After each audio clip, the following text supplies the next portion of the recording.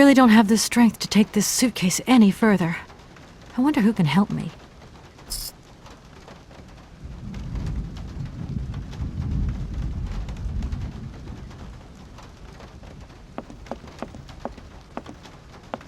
I'll wait for the storm to end before I step outside.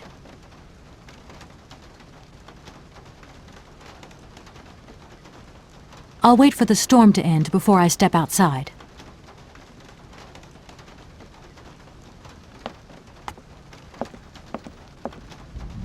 I shouldn't leave my luggage here.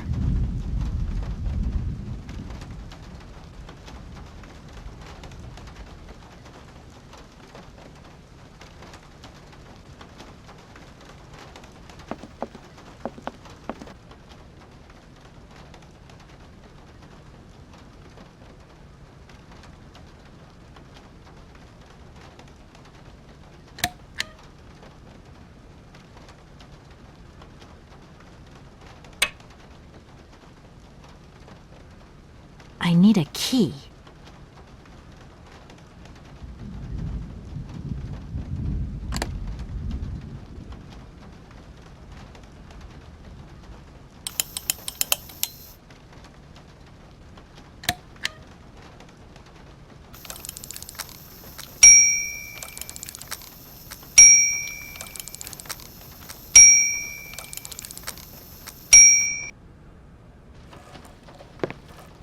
Okay, I'm coming.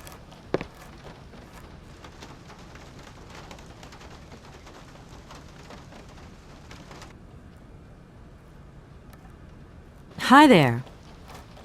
Hello there, ma'am. I would like a room. My company should have made a reservation in the name of Walker. The company is Marson and Lormont Associates. The name is Kate Walker. Of course, Miss Walker. You are in room 6 on the next floor up. Thank you.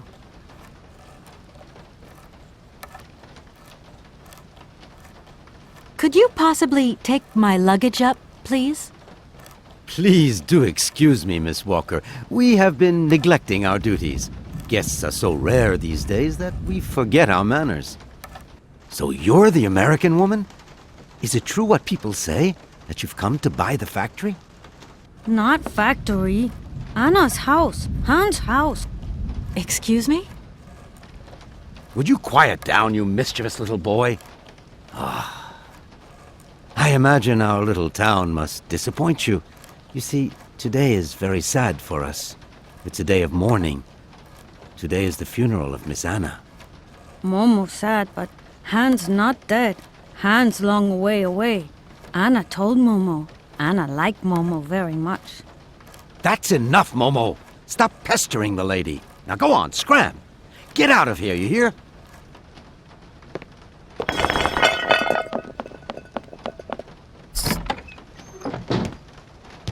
What was I saying? Oh, yes, Miss Anna.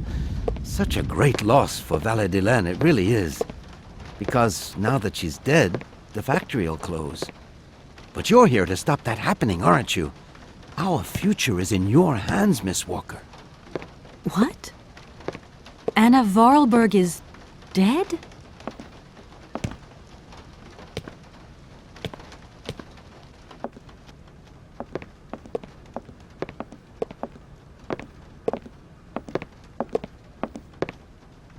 Here's your room. I hope you like it, Miss Walker.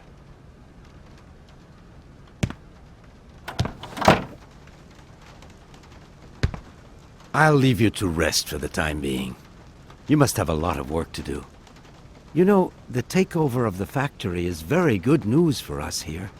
It would make us very happy to see life return to our valley. If only you had seen Valadilene before. It was delightful. People came from all over the world to buy Vorarlberg automatons. Ah, somebody has left you some mail, I see. Remember, if you need anything at all, we're not far away, Miss Walker.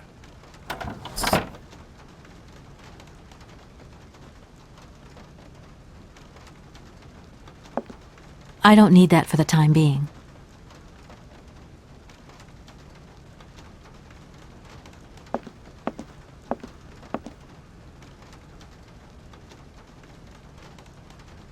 No need to go down there.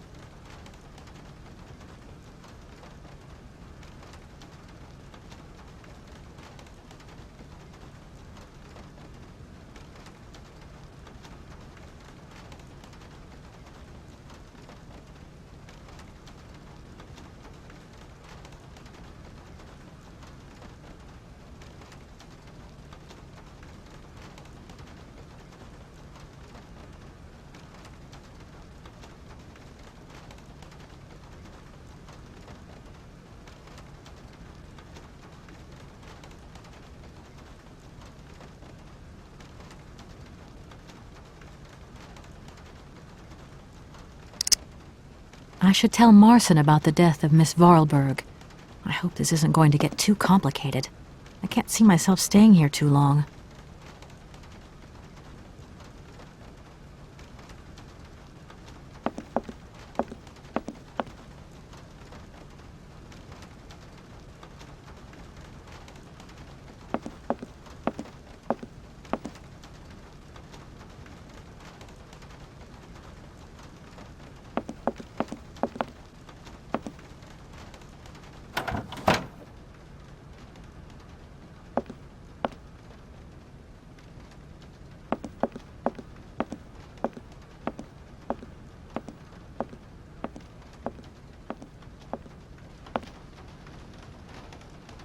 No need to go down there.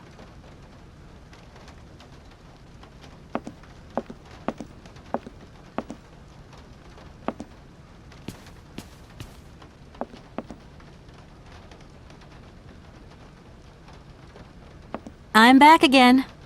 Miss Walker? Hello, my name is Kate Walker and... Of course. Walker, room 6, next floor up. I think I'm going to need your help again. Are you leaving already, Miss Walker? Should we bring down your luggage? No, I'm not leaving yet. It's just that... We would love to help, but just think what would happen if the telephone rang, or if a fax arrived, or if a customer came through the door. We don't have 5 minutes rest here. I'm sorry. It's okay, no biggie. The young boy who was here earlier talked about, Hans? Who is Hans? Momo was talking about Hans Vorarlberg, Anna's younger brother. But he died a long time ago. Nobody here even met him. Who is the boy who was drawing here earlier? Is he your son? Heaven forbid! No, not at all.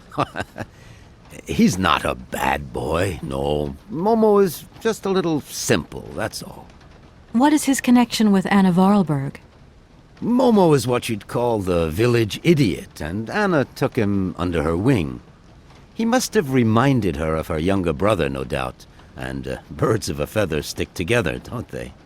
You're implying that Anna Vorarlberg was a little bit slow as well? Heaven forbid! No, not at all. She was a real loner. She kept to herself, that's all. I just love all these little mechanical robots. I've noticed there are tons of them here in Valladolid. Be careful what you say. Vorarlberg automatons are not robots. If you want people to like you here, never ever pronounce the word robot. Okay. What is the difference between an automaton and a robot, then? Well, to tell you the truth, no one really knows. Did you know Anna Vorarlberg yourself? Oh, why, of course I did. I mean, well, not really. She was a very great lady. We loved her very much. May she rest in peace. I would like to see my room now. Why, certainly, of course.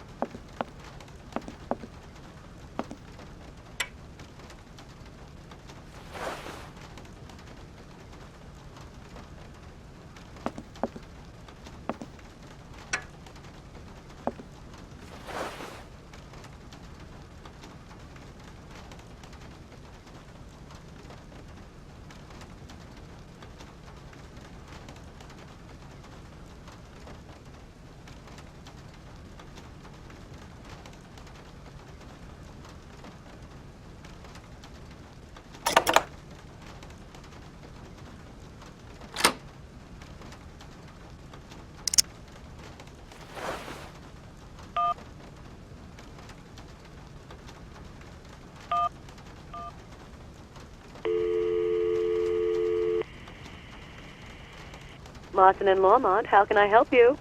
Can you put me through to Mr. Marson, please? It's Kate Walker. Hold the line, please.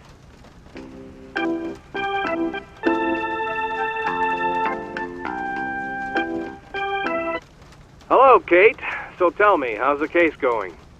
I've just got to Valley-de-Len, and there's a slight problem, Mr. Marson, I'm afraid. Mrs. Vorarlberg is dead. That's most unfortunate. But I seem to remember we made provisions for just such a sad eventuality, and we know that there was no heir. Yes, that's right, but... So where's the problem, Kate? Contact the notary right away. I'll get my secretary to fax you his address and an introduction letter from the firm. Very good, Mr. Marson. Right, I gotta go, Kate. Keep me up to date, okay? I just...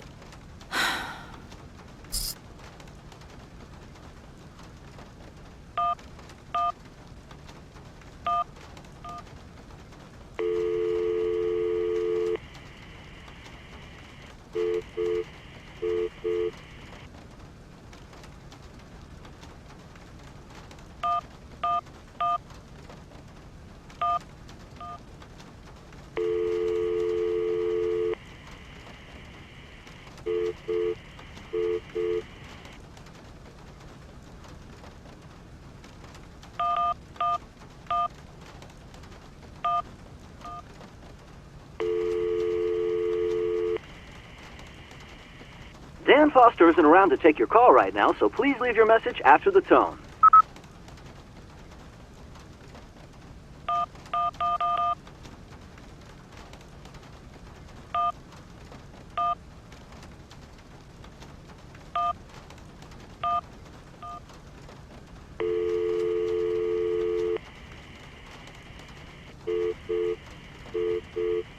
Darn it!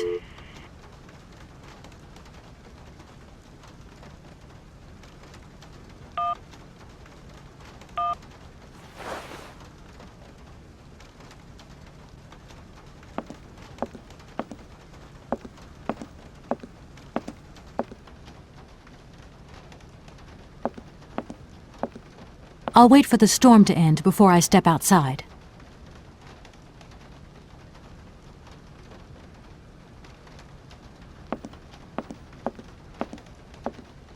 I'm back again.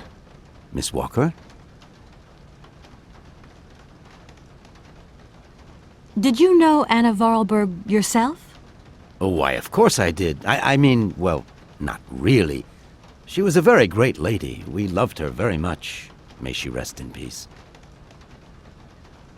I would like to see my room now. Why, certainly, of course.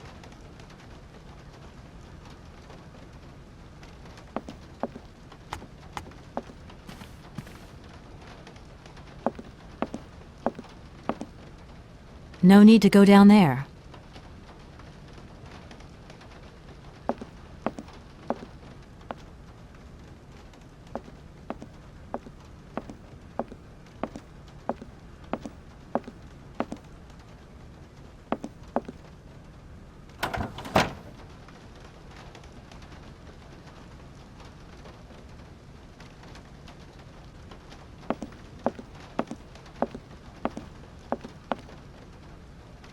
No need to go down there.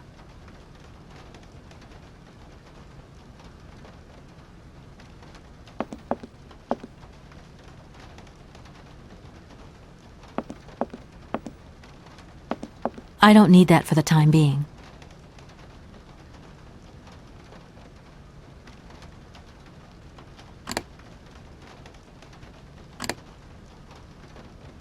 I don't need that for the time being.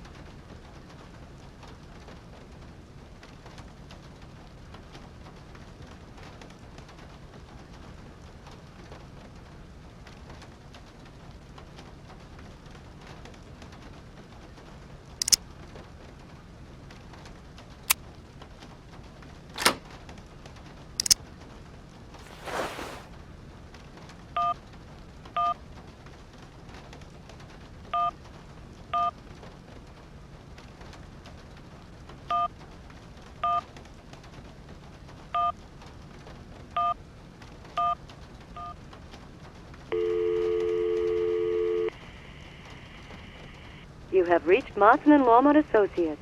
We're sorry, but all our lines are busy. Please call back later.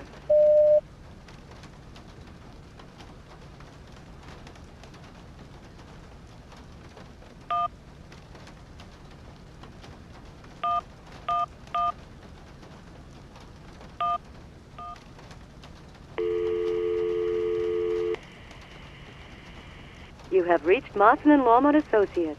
We're sorry, but all our lines are busy. Please call back later.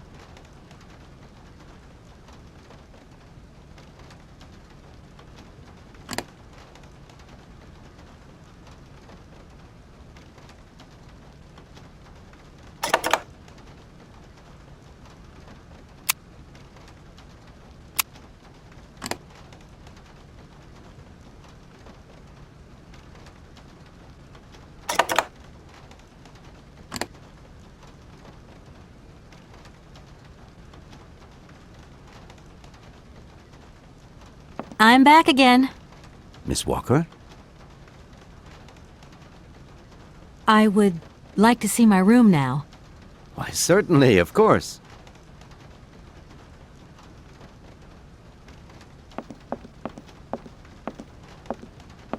I'll wait for the storm to end before I step outside.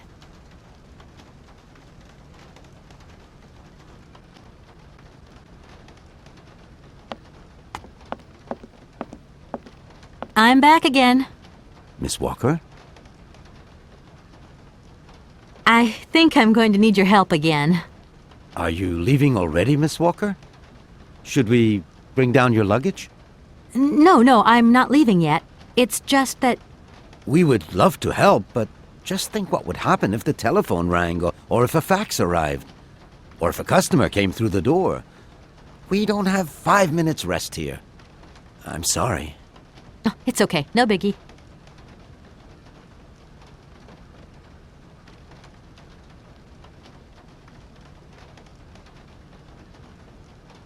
A fax didn't arrive for me, did it? Maybe. I thought I heard the phone ring. Do you think you might want to go and check? Certainly, ma'am. Immediately. Thank you very much.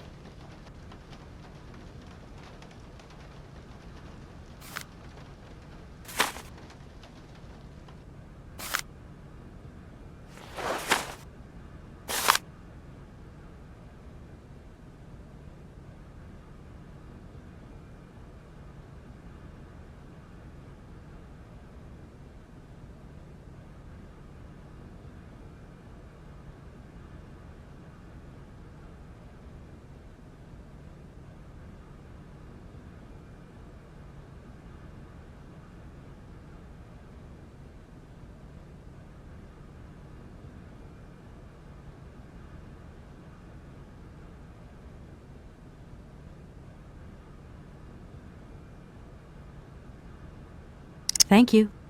At your service.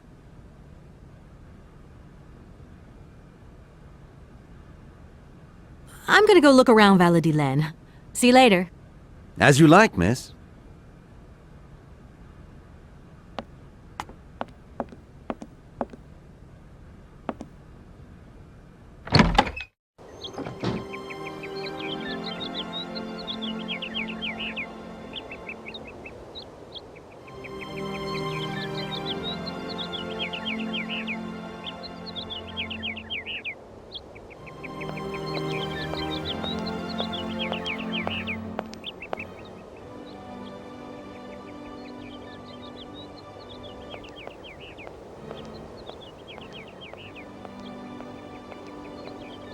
No need to go down there.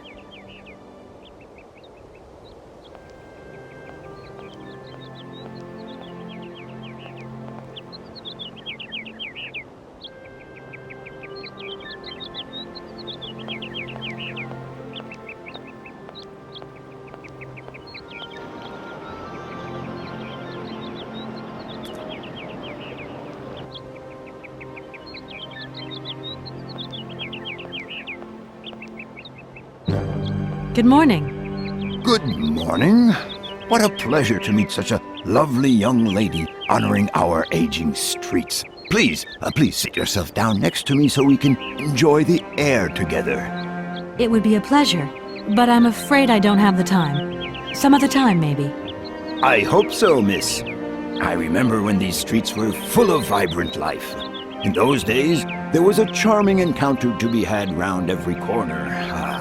Our good little town of Valladolid is not what it used to be. It looks like things have changed a bit around here. Our children have all left the valley. They need to earn a living, don't they? Can't really blame them. You have to move with the times, don't you? And it's not at the Vorarlberg factory that they'll find jobs. Being excluded from the world is not an easy burden to bear, believe you me, miss. But it's such a pretty little village. I can tell you're not from these parts. I hope you enjoy the pleasures that we still have to offer. Good day to you.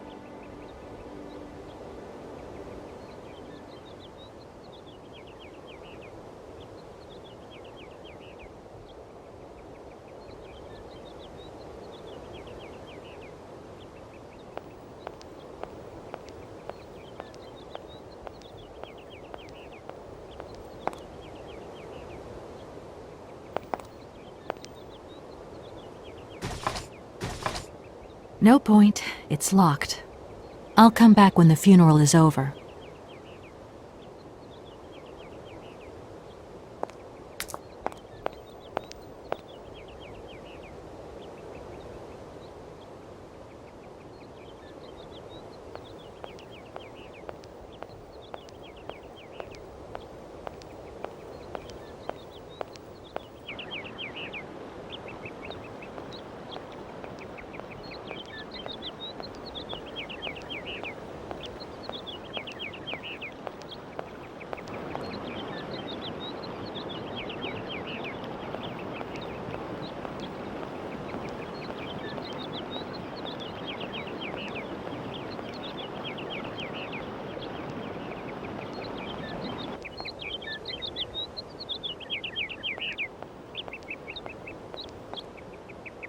Hello again. If you have 5 minutes to sit and talk, I could tell you a thing or two about the olden days. I am sorry. I really am in a hurry. Tis a pity.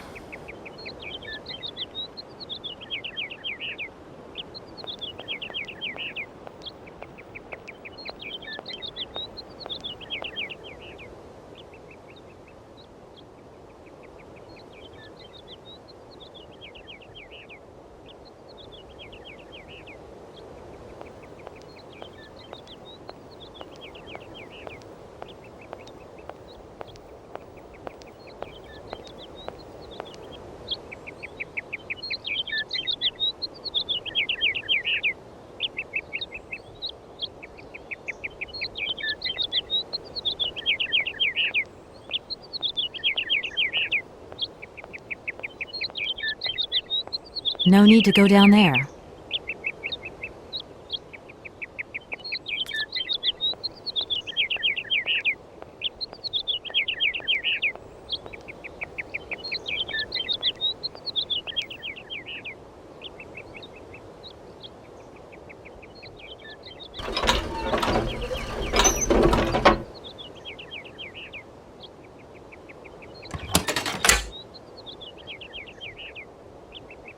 If that's going to work, it looks like something's missing.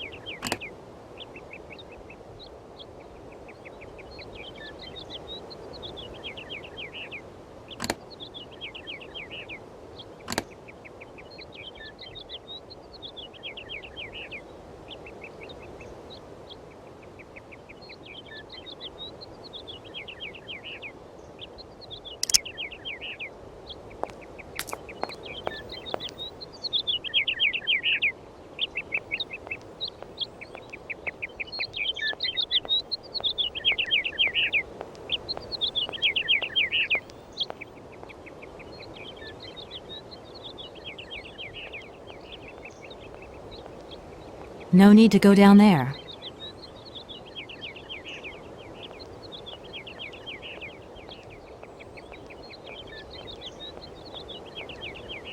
Good morning. Are you open? Can I buy something from your bakery? No, afraid not. Not possible. We're closed. I can wait a while. You can wait, but we're closed all day. Day of mourning. I'm sorry. Please accept my condolences. Don't worry about it. Because of Madame Vorarlberg's death, all the shops are closed. Mayor's decision. Try tomorrow. Tomorrow I won't be here. That's a pity. We're closed. Try tomorrow.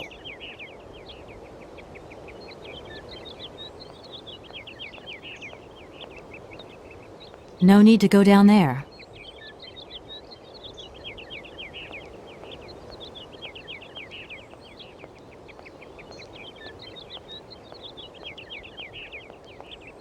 No need to go down there.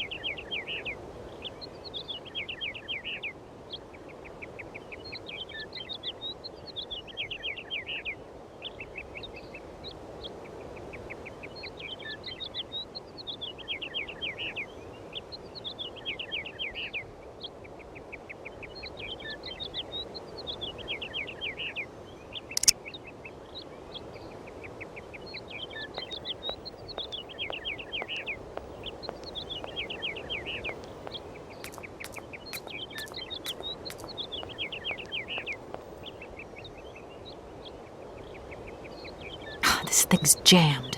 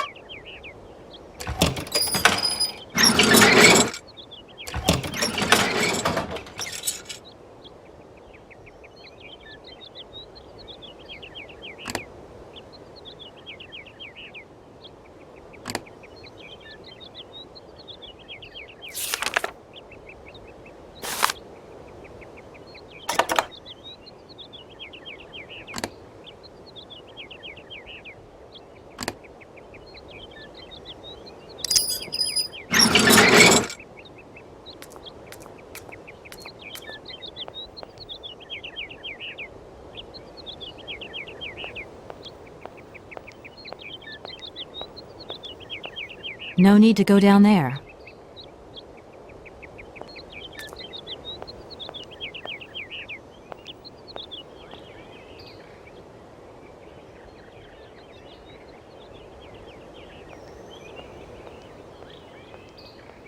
No need to go down there.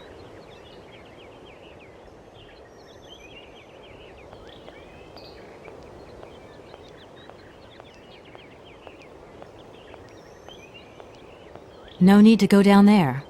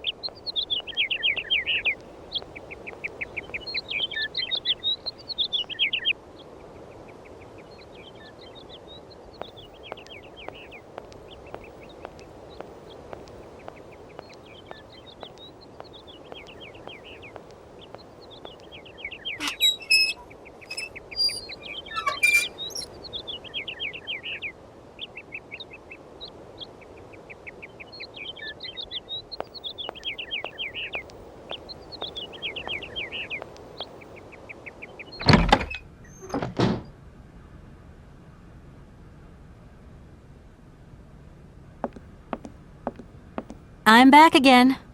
Miss Walker? Could you tell me where I can find a notary here in Valladolid by the name of Alfolter? We only have one notary here, and his house is easy to recognize. You can't miss it. Could you tell me where I can find a notary here in Valladolid by the name of Alfolter? We only have one notary here, and his house is easy to recognize. You can't miss it. I'm gonna go look around Valladolid. See you later. As you like, miss.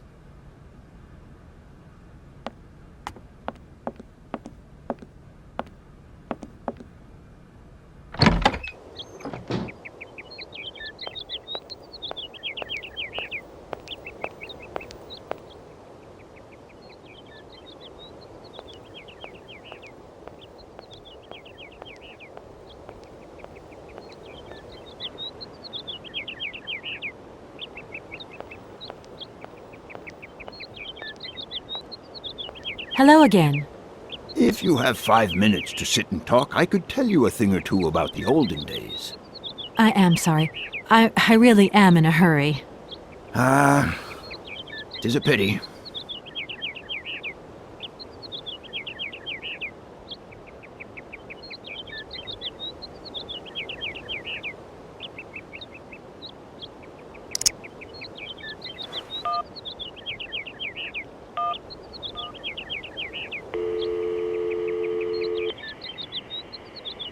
You have reached Martin and Lormont Associates. We're sorry, but all our lines are busy. Please call back later.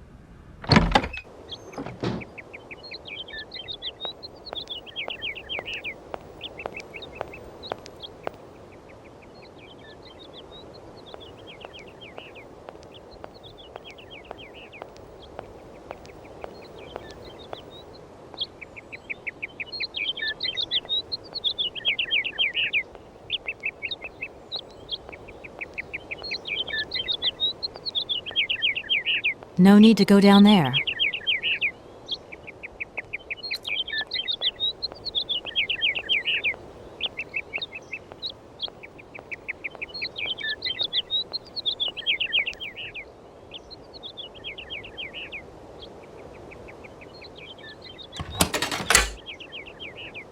If that's going to work, it looks like something's missing.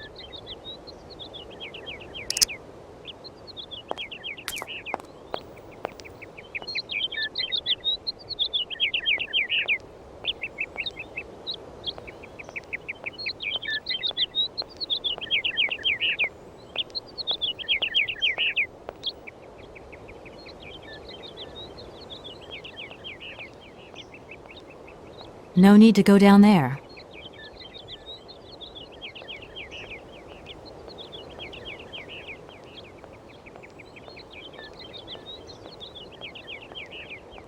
No need to go down there.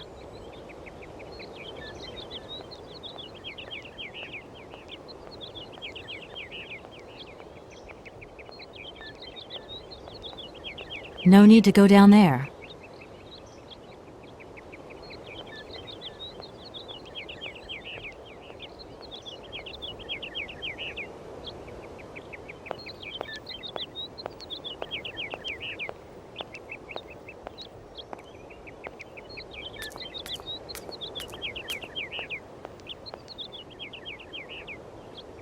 This thing's jammed.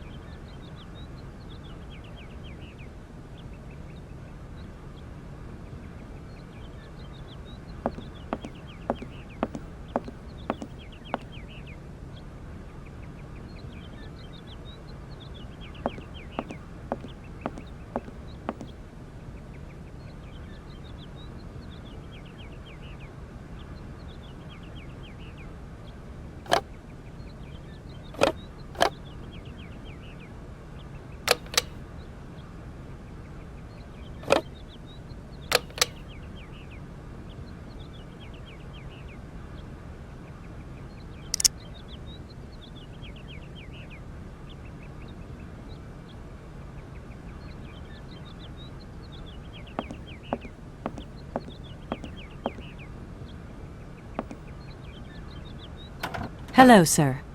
Miss Walker, I presume. Have you had a good journey? Everything went very smoothly. Thank you. Do take a seat, Miss Walker, please.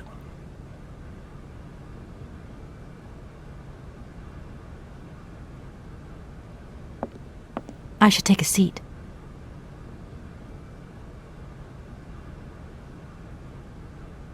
I imagine you are aware of the business that brings me here. Of course, I was waiting for you. I am the legal representative for the Universal Toy Company. I'm responsible for... So I understood, Miss Walker.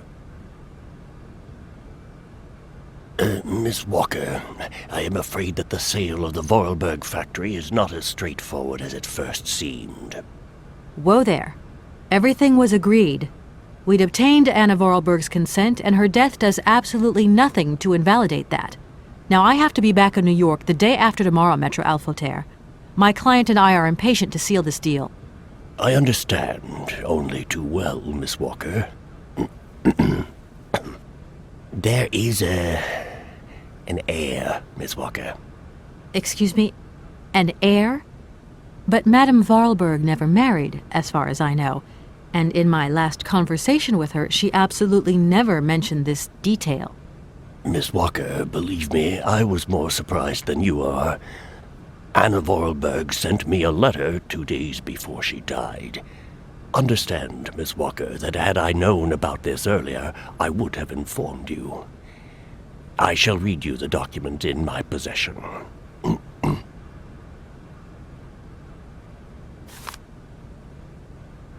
I am so very old.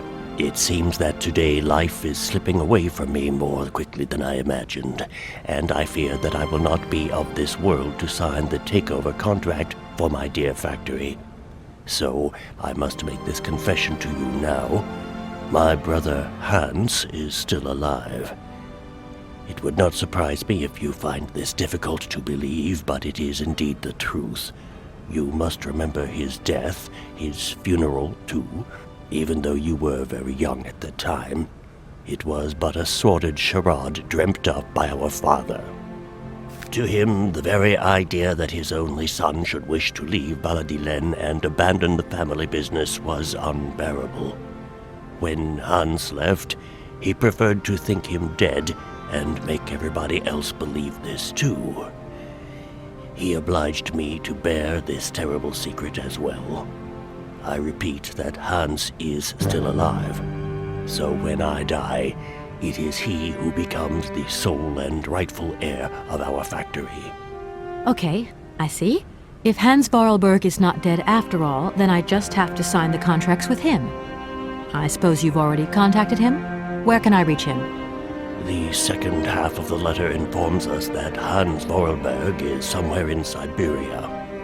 I will leave the document in your hands to read at your leisure.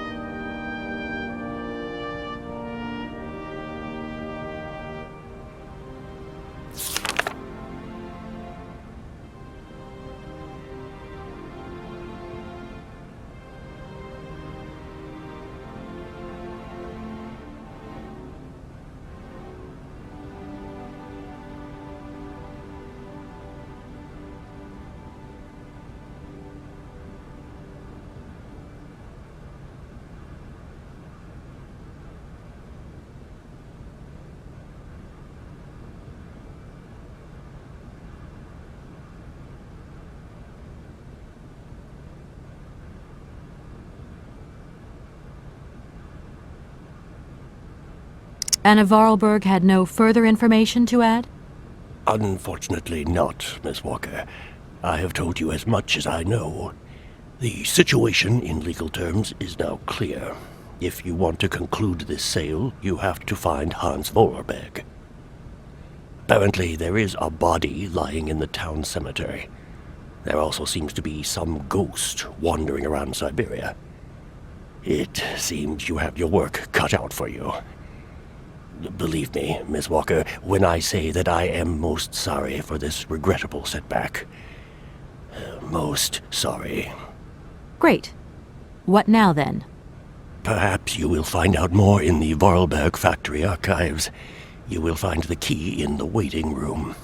My role in this affair finishes here with the reading of this letter. And now, if you'll excuse me, I must rest. You see, my health is not excellent at the moment, and my doctor forbids me from working for too long. I will not detain you for any longer, Miss Walker. Do not forget to close the door as you go out. Goodbye, sir.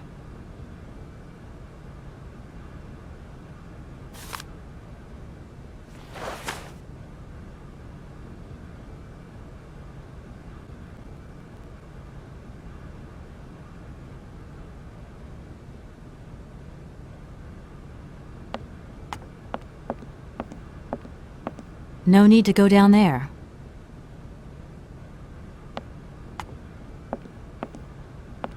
Oh no, I forgot the notary will be resting.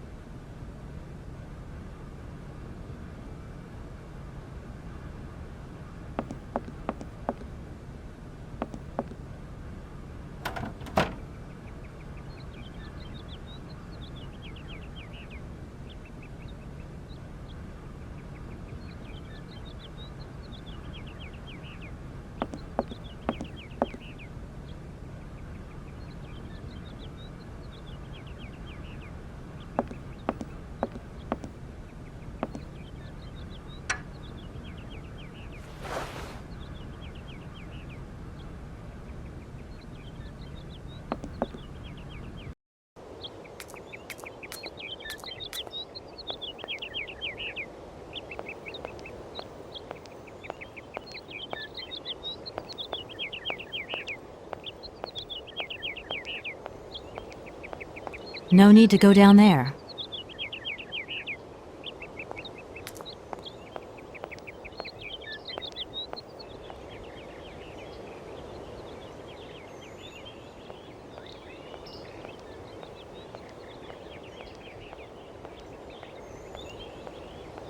No need to go down there.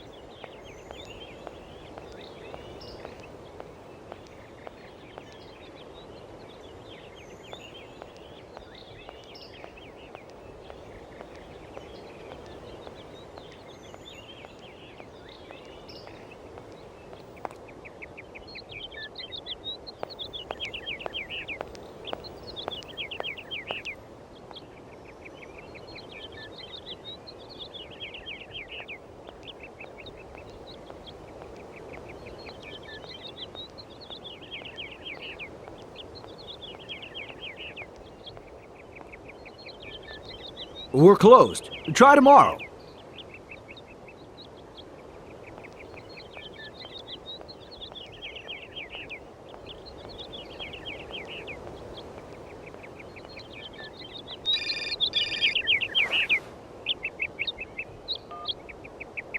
Hello? Kate? Dan, I'm so pleased to hear your voice. How are you, honey? Did you have a good journey? Have you settled in? It was long, tiring, damp especially, but I'm okay. Especially when you... Everything going as planned? Yeah, I mean, well, not really. It's not exactly what I thought it would be. You know, everything's so different here. Actually, while we're on the subject, I managed to free myself up tomorrow lunchtime. I'll come and meet you at the airport. I hope the flight from Paris won't be delayed. We're expected at the Goldbergs about 8 o'clock. I hope you have the time to take a shower and change, my poor honey bun. Dan, I don't think the Goldbergs tomorrow night is really on. Don't worry, Kate. You'll be as perfect as ever. Anyway, you never have to wear much to look really great. Dan, I'm going to have to extend my stay here. There's 1 or 2 complications. You understand? Kate, honey, what are you talking about? It's only a measly toy factory. The sale isn't going through as expected. I've got to stay a bit longer. Dan, you don't mind, do you? But Katie, you can't do this to me. I mean, it's the Goldberg contract. There's millions of dollars on the line here. I know, I'm sorry. You go ahead. Don't worry about me. I'll get back as soon as I can. I promise. Okay, I've got to go. I'll call you back soon. Love you, honey.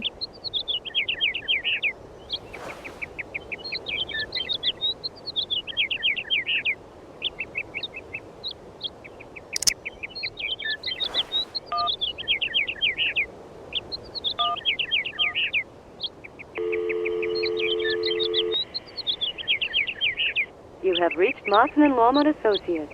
We're sorry, but all our lines are busy. Please call back later.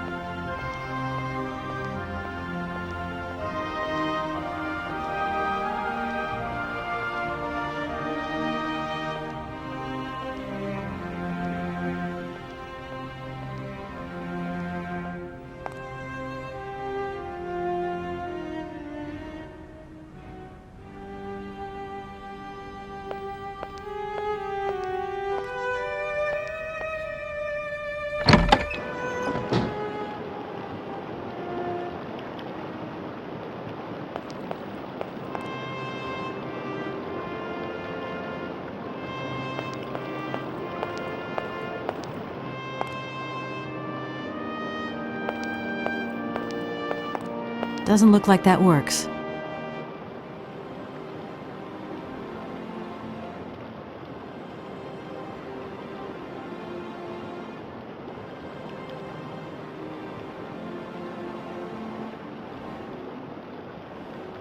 Doesn't look like that works.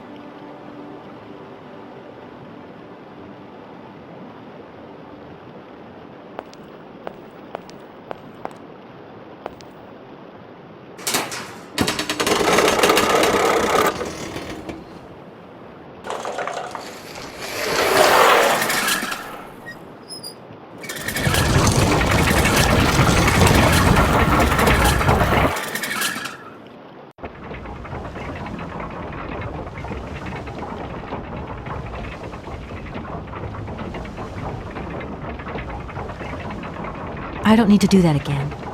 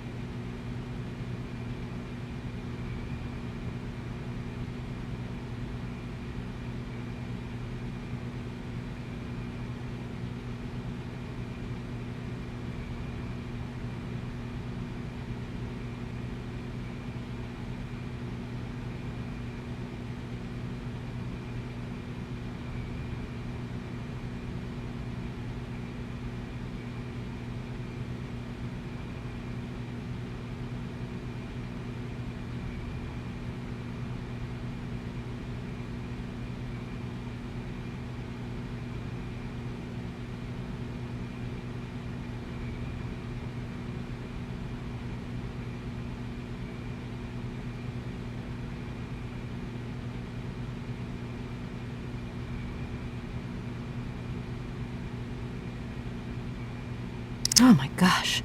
Invoices, invoices, more invoices. I never knew the factory was in such a bad way financially. These last 2 years must have been very hard for Anna Vorarlberg.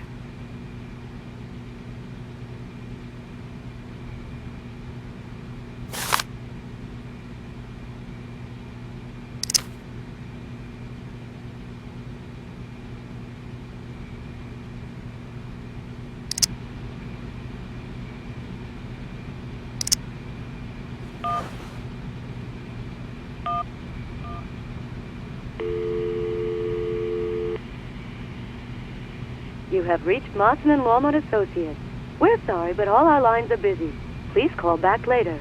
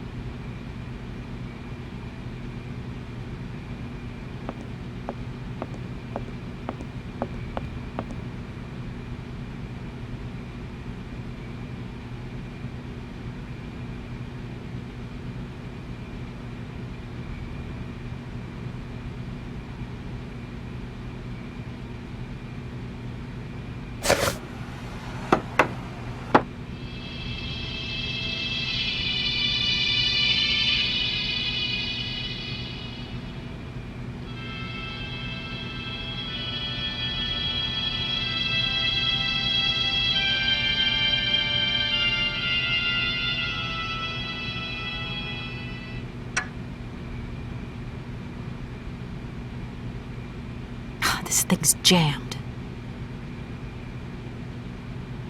This thing's jammed. If that's going to work, it looks like something's missing.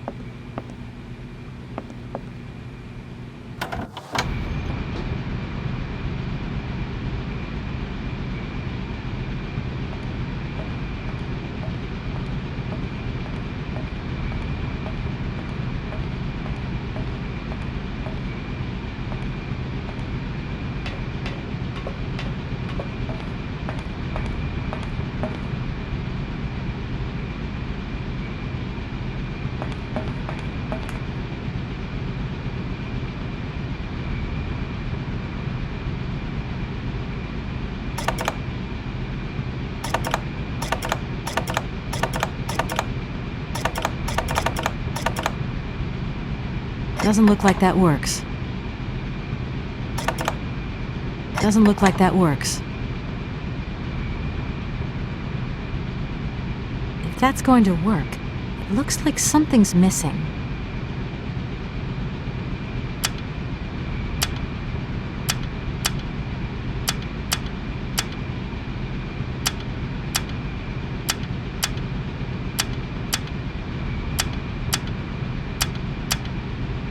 Doesn't look like that works.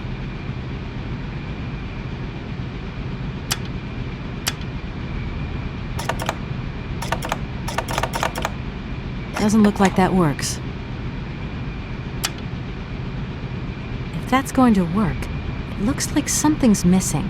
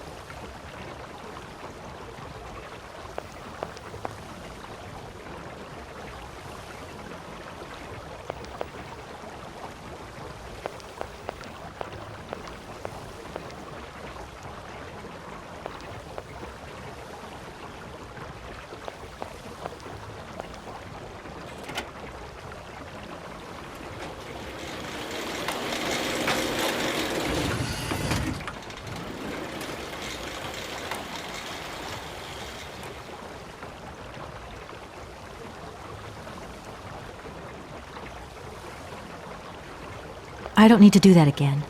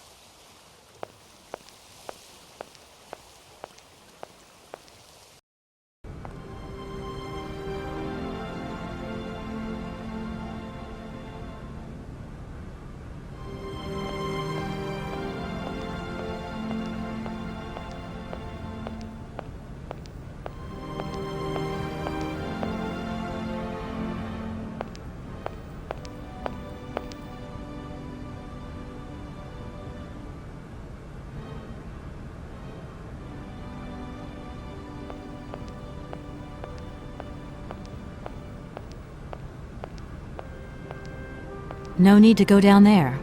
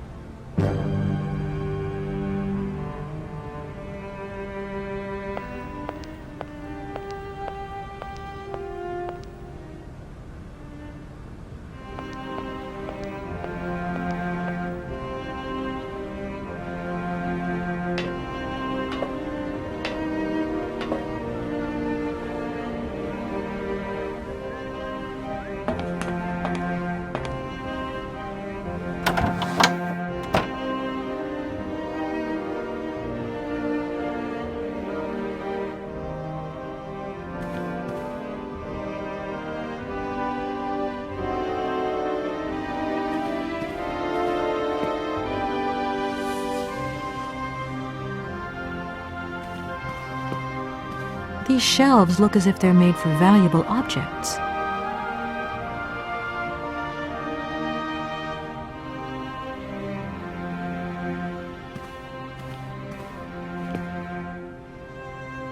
These shelves look as if they're made for valuable objects.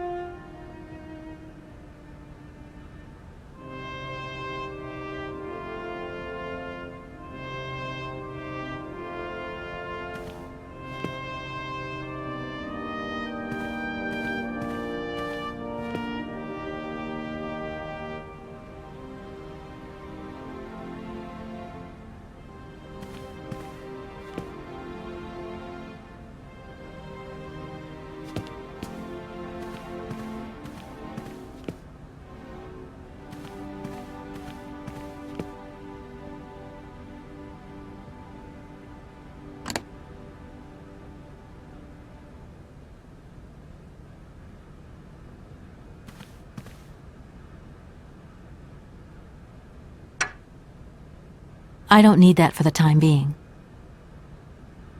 I don't need that for the time being.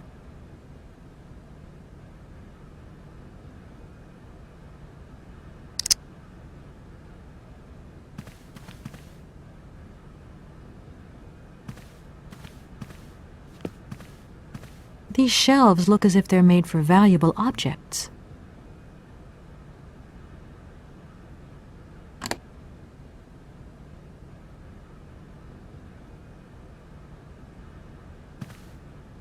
These shelves look as if they're made for valuable objects.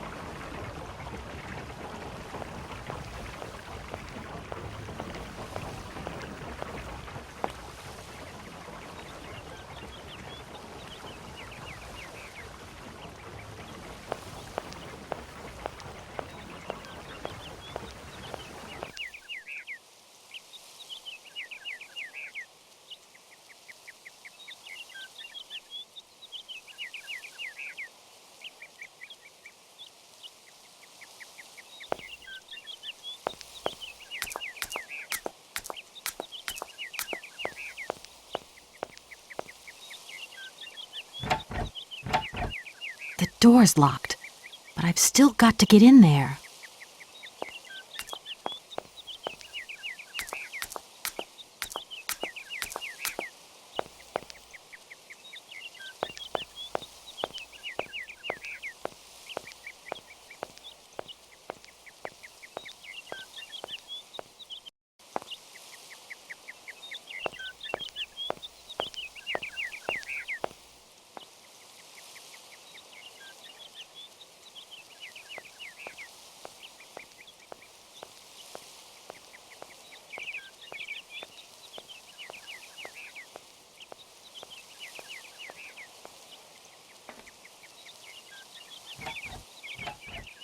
The door's locked, but I've still got to get in there.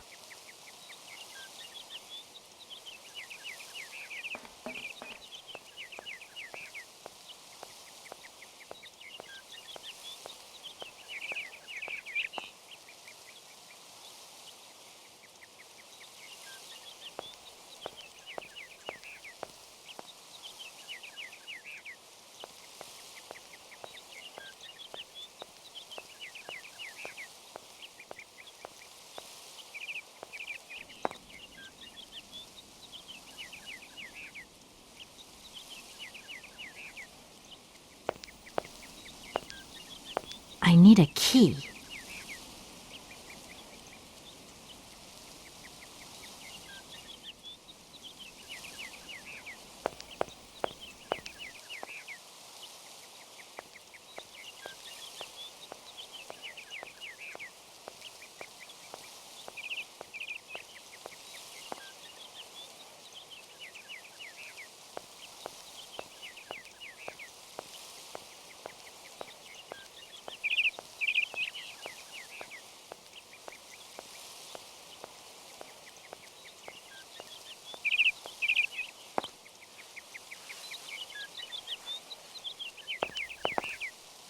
Good morning. You've got a magnificent garden here.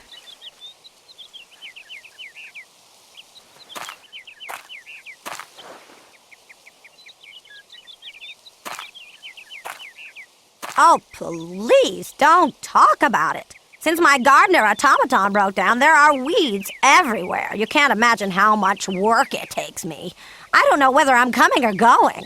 We're not used to doing without our robot help here in Veladiland. But everybody says that we're going to have to get used to it.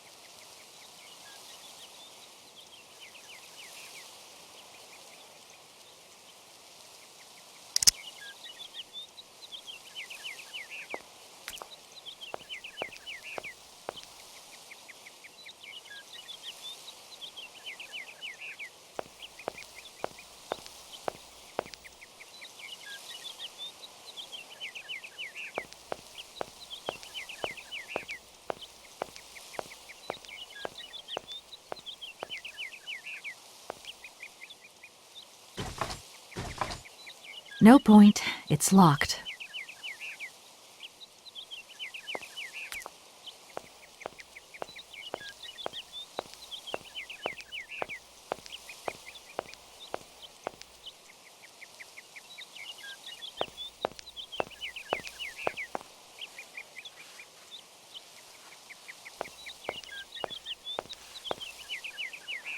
Good morning. You've got a magnificent garden here.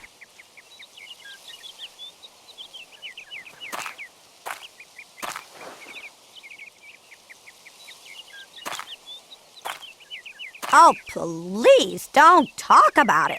Since my gardener automaton broke down, there are weeds everywhere. You can't imagine how much work it takes me. I don't know whether I'm coming or going. We're not used to doing without our robot help here in Veladiland. But everybody says that we're going to have to get used to it.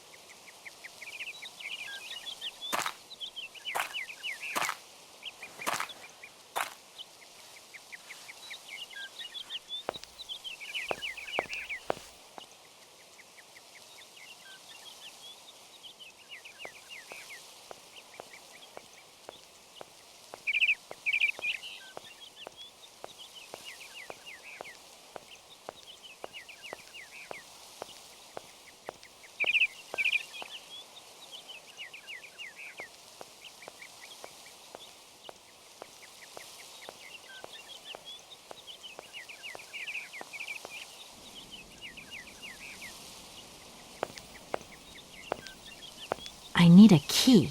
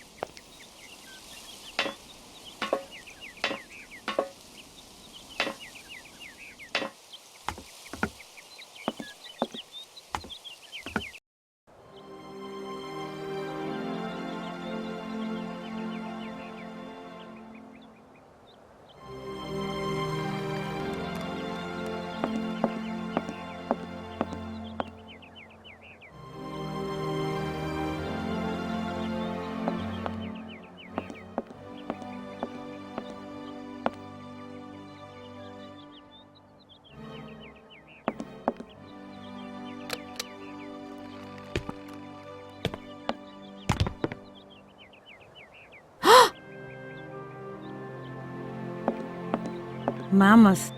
You draw mamas for Momo? Ah, Momo, it's you. You scared me.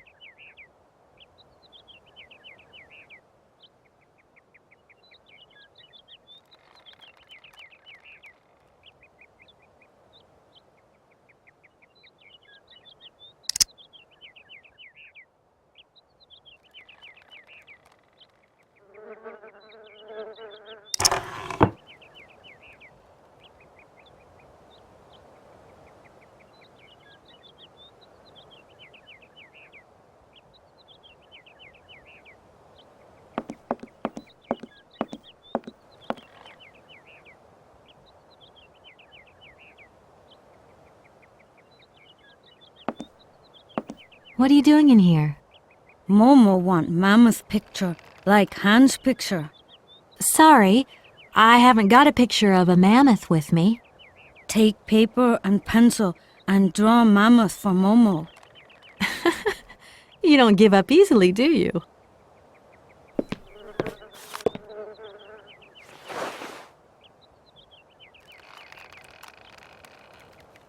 You remember me, don't you? I'm Kate. Draw mammoth for Momo, please.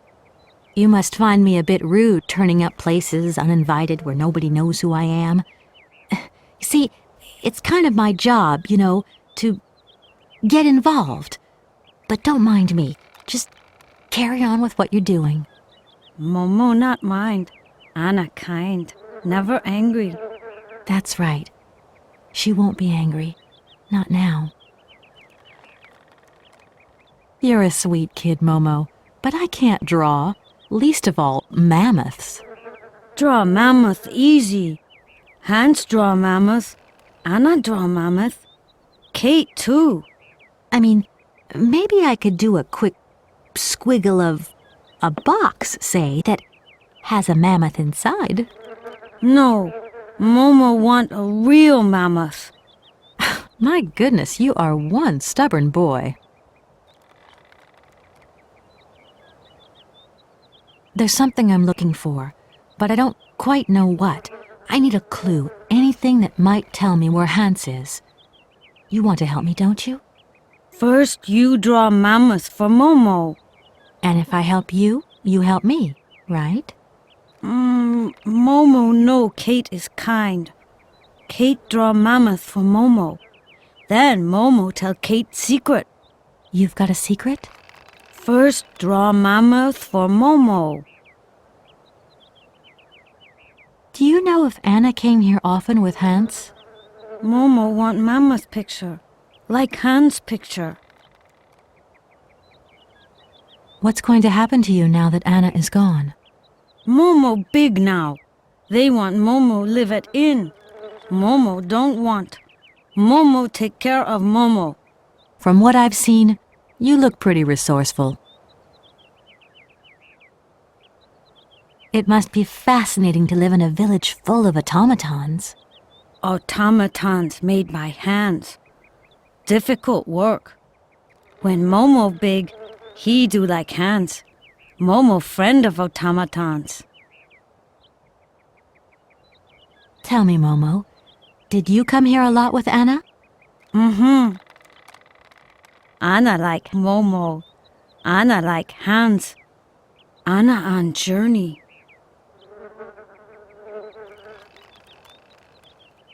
Momo, I've got to go now. But see you later, maybe.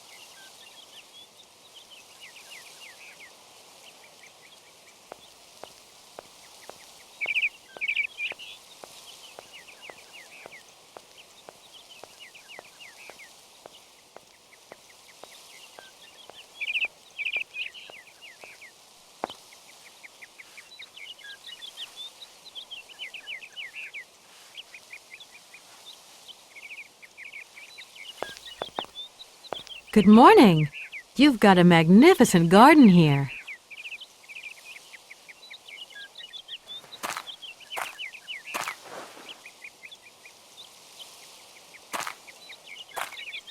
Oh, please don't talk about it. Since my gardener automaton broke down, there are weeds everywhere. You can't imagine how much work it takes me. I don't know whether I'm coming or going. We're not used to doing without our robot help here in Veladiland. But everybody says that we're going to have to get used to it.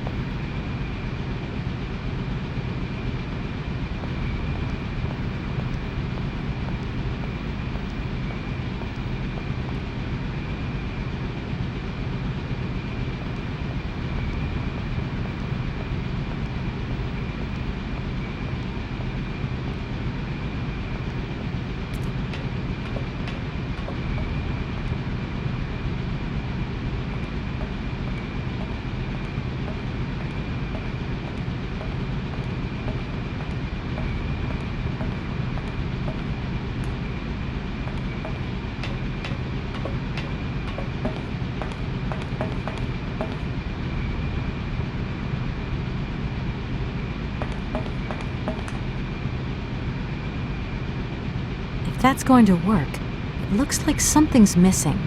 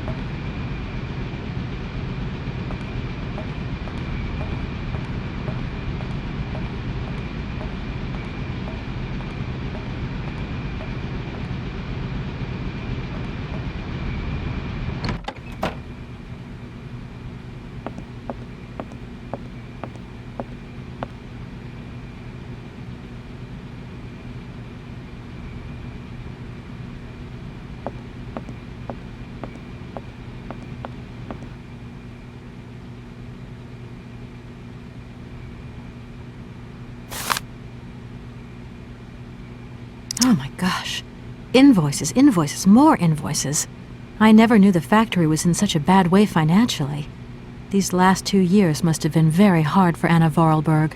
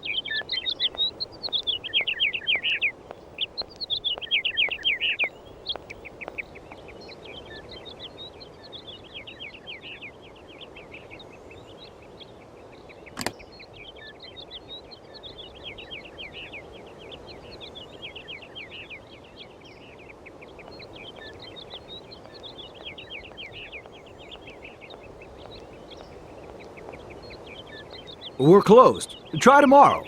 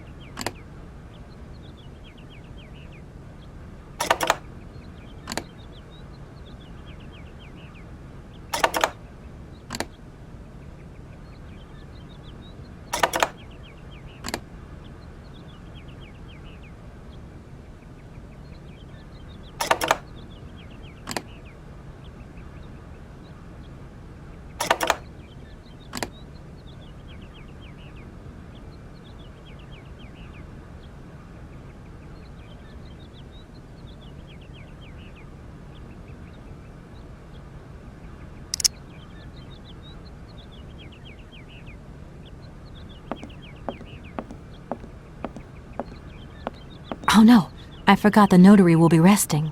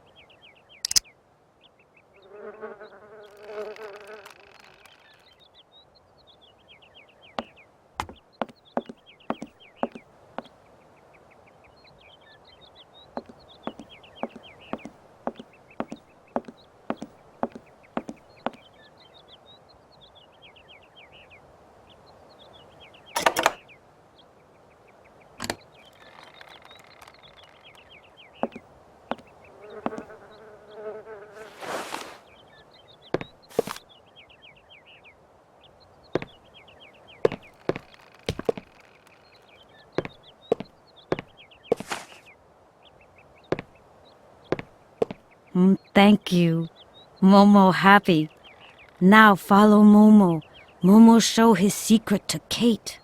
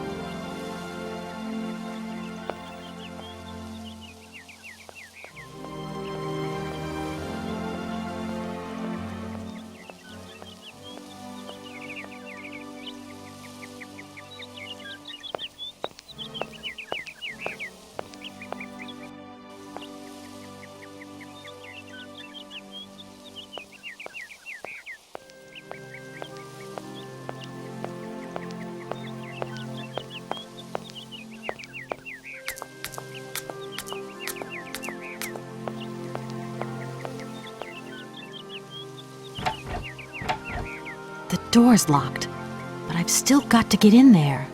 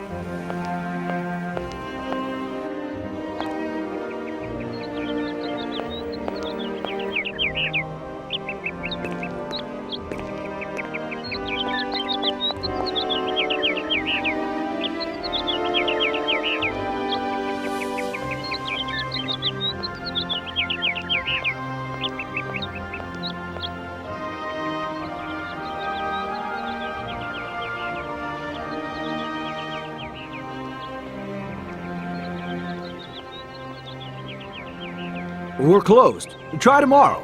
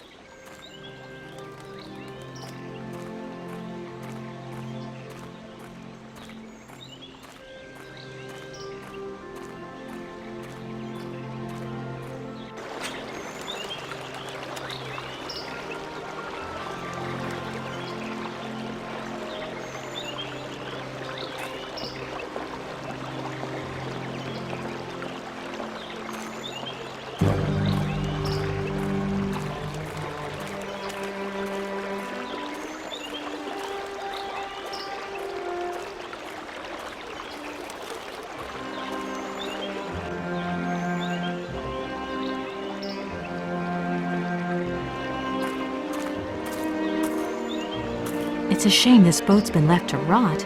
Now it's full of holes.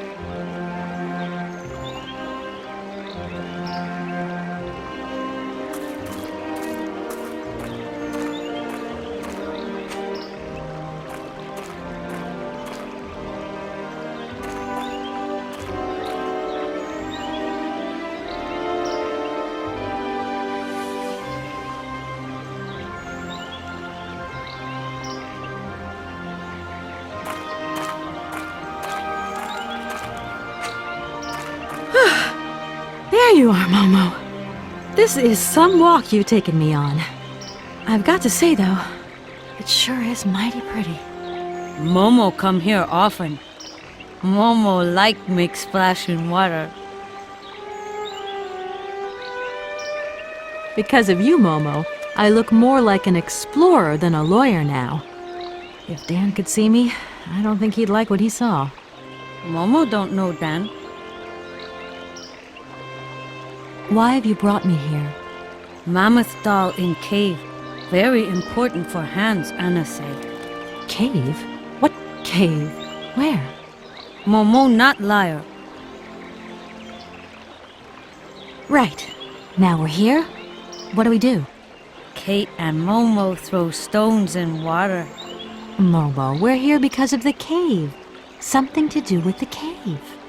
Momo and Kate, friends. Tell me, Momo, do you really think that after all these years, Anna's brother is still alive? Anna always say Hans go away, but Hans come back maybe.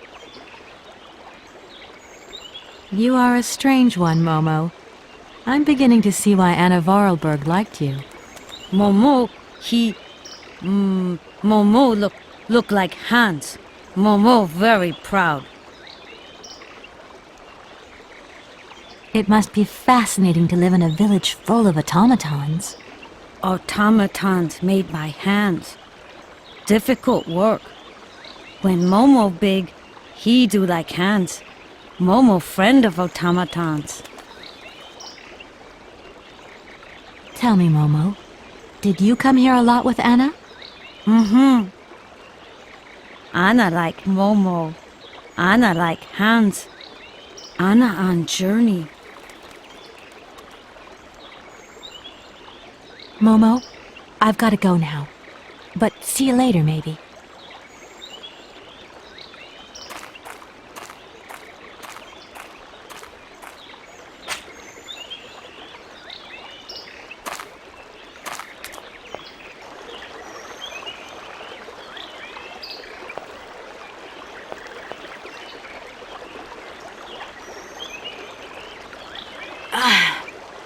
It must be broken. I've got to get a helping hand here. It must be broken. I've got to get a helping hand here. It must be broken. I've got to get a helping hand here.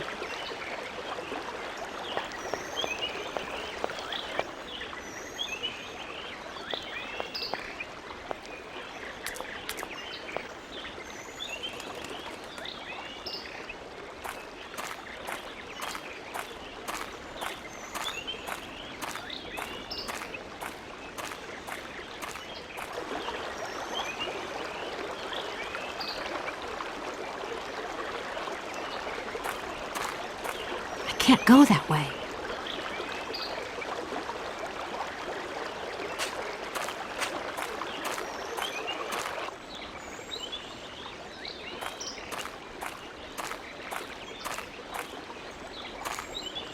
Momo, I've got something else I want to ask you. Momo listening. Because of you, Momo, I look more like an explorer than a lawyer now. If Dan could see me, I don't think he'd like what he saw. Momo don't know Dan. Can you help me, please? What do? Help me open the dam. Momo's strong.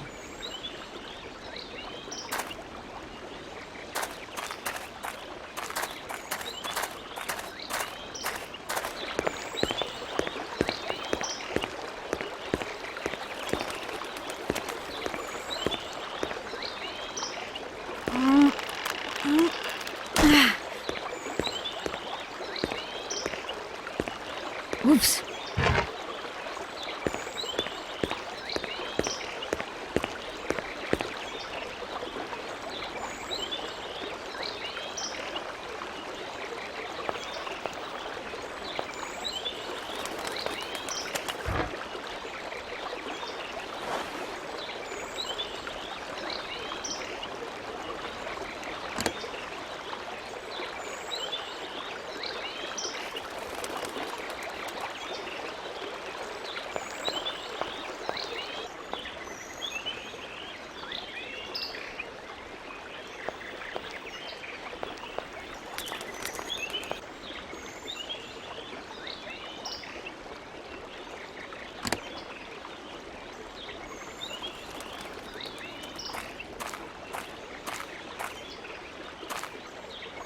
Momo, I've got something else I want to ask you.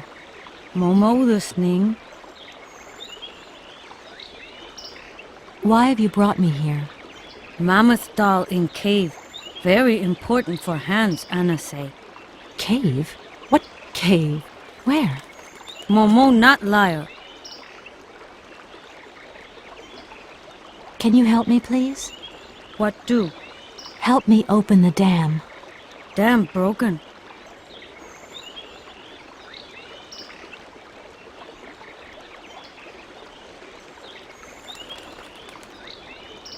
Momo, I've got to go now. But see you later, maybe.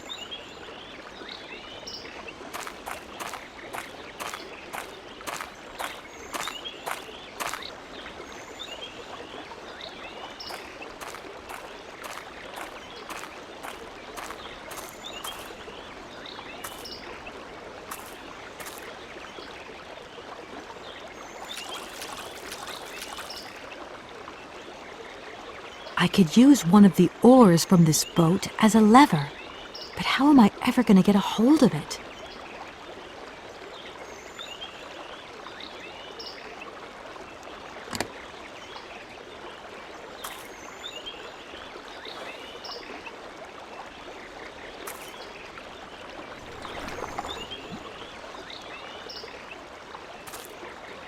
Ugh, that oar is all dirty and wet. Ugh, that oar is all dirty and wet.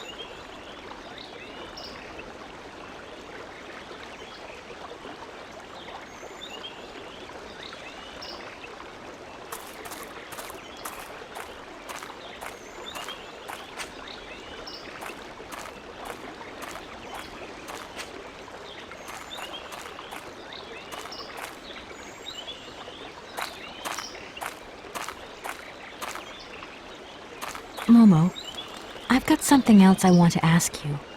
Momo listening. I've moved the oar nearer. Be a good boy and carry it for me? Momo say yes.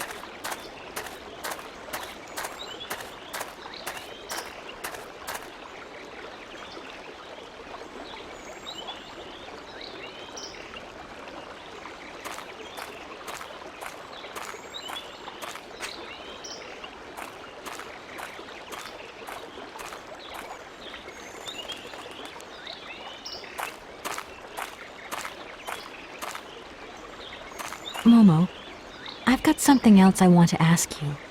Momo listening. Can you help me, please? What do? I need a hand opening the dam. Momo say yes. Momo strong.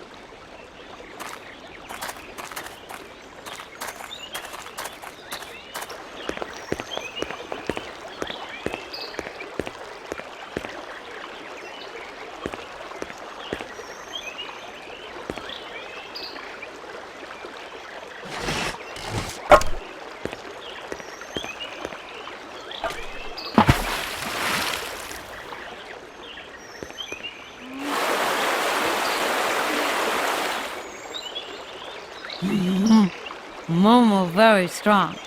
Thank you, Momo.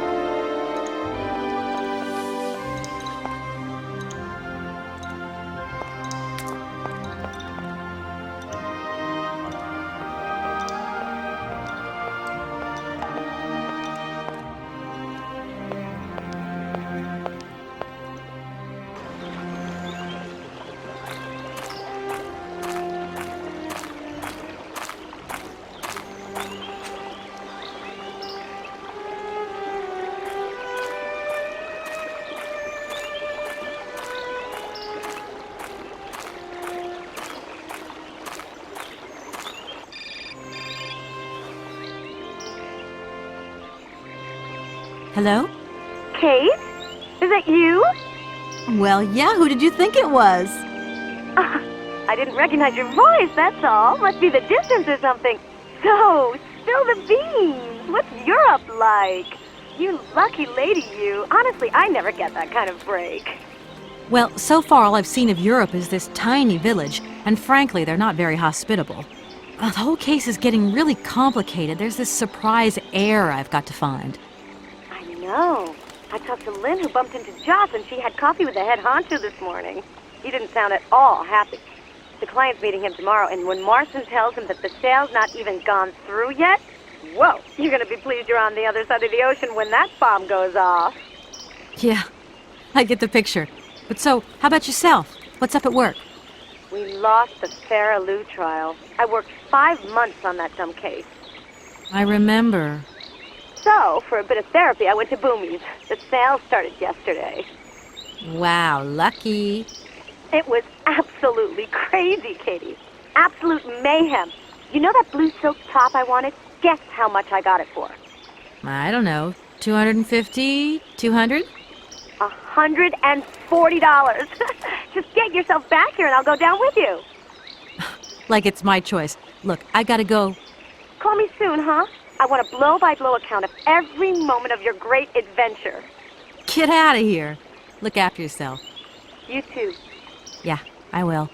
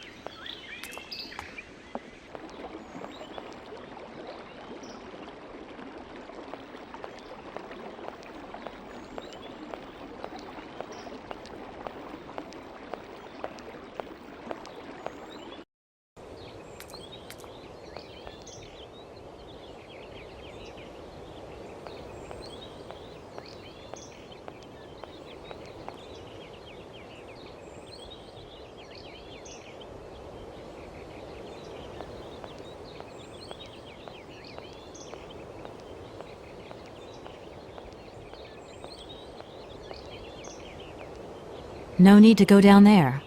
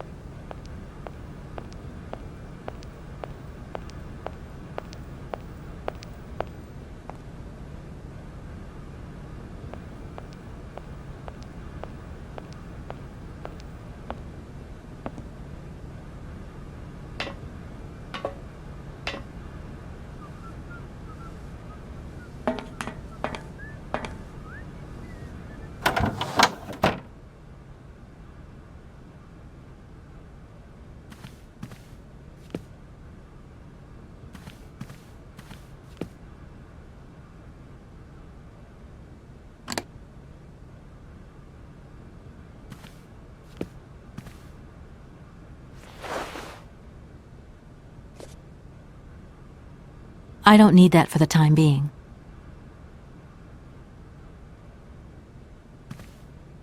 These shelves look as if they're made for valuable objects.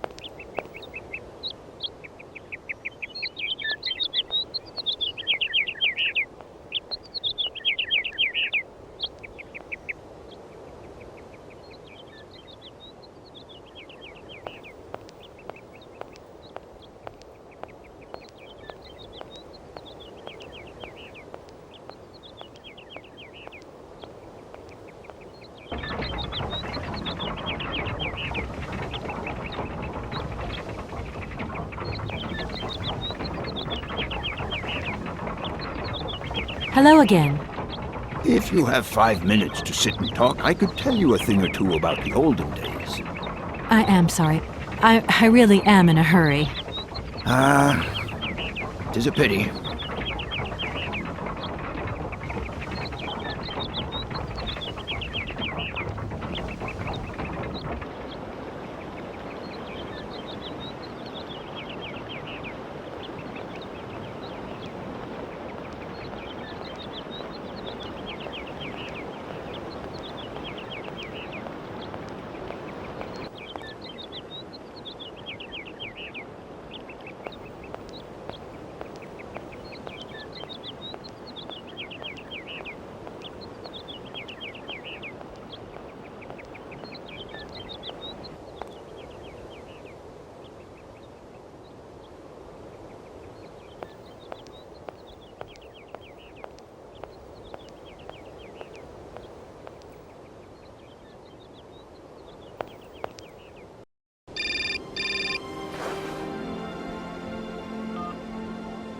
Hello.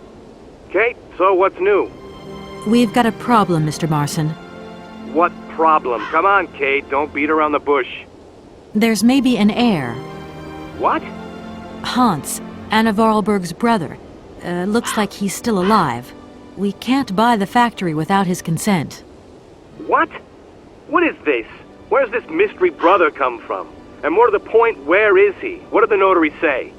Nothing. I mean, nothing else. You know, sir, it's an odd town here. Everything's odd. The people, things. The situation's not straightforward. I have a small bit of research to do. Listen to me, Kate. Universal Toys is one of our biggest clients, and I don't care how weird that town is.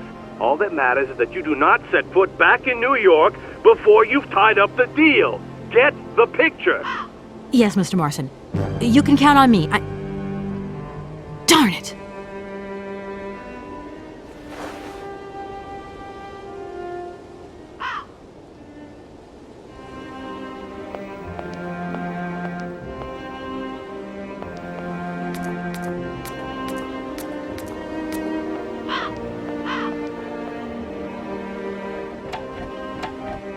No point. It's locked.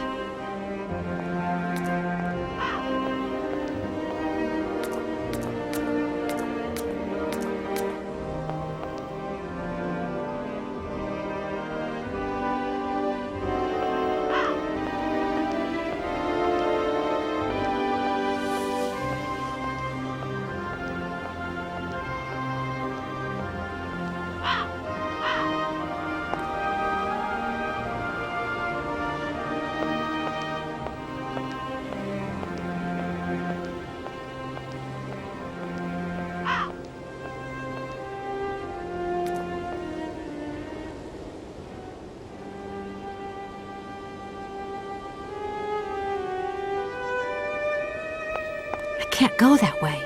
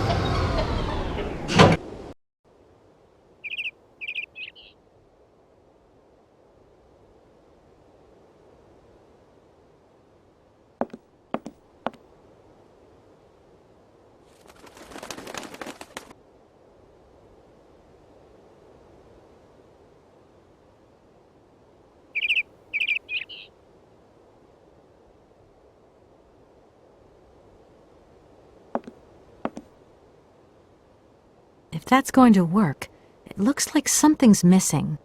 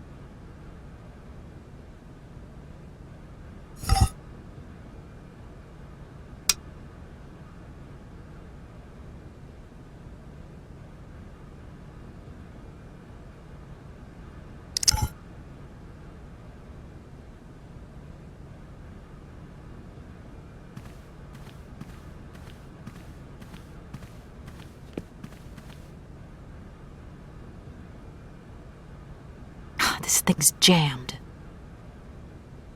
I need a key.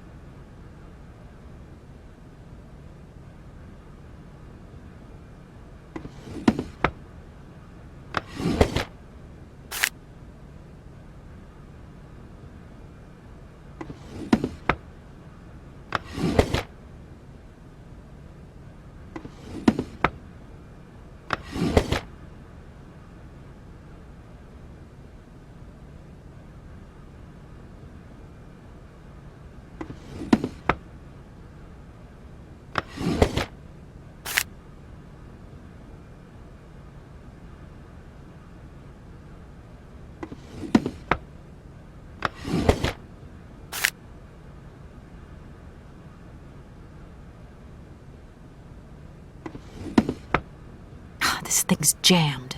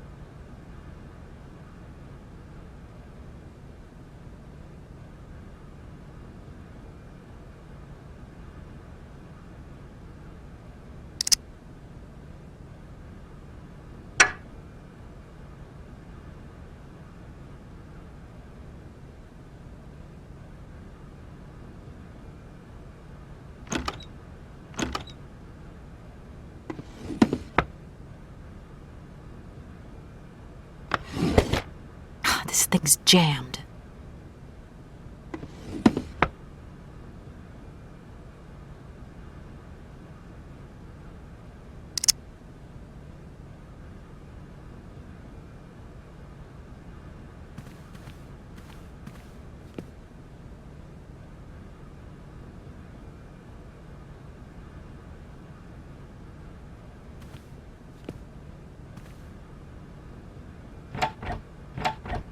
No point. It's locked.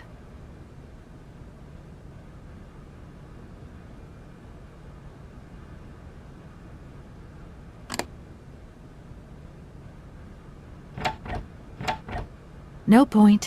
It's locked.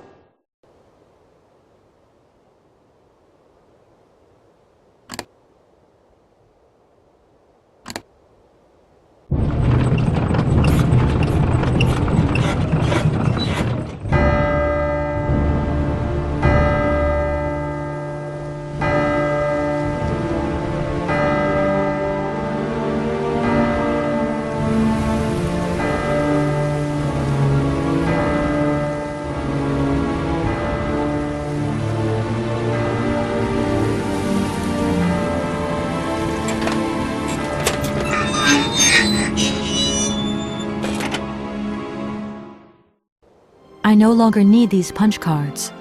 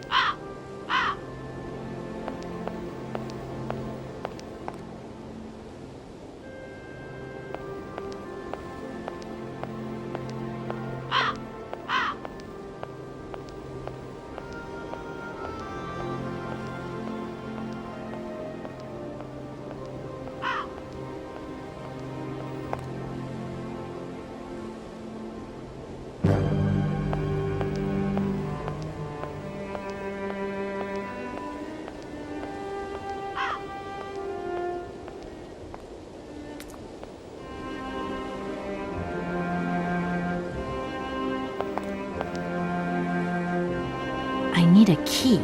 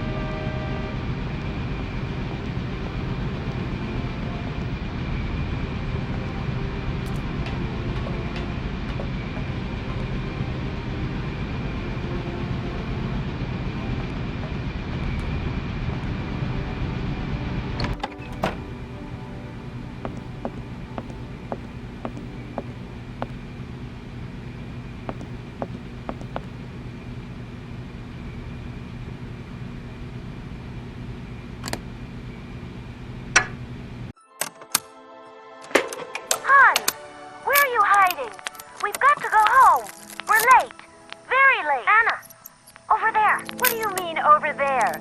Please, Hans, we've got to go. It's a secret. You've got to swear. Okay.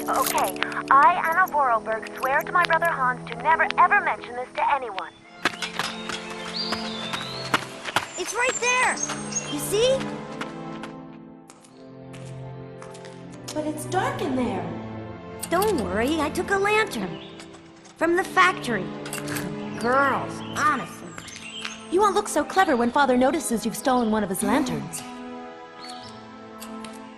Oh, I'm all covered in mud because of you. Look, Anna. Look. I've seen paintings like this in a library book.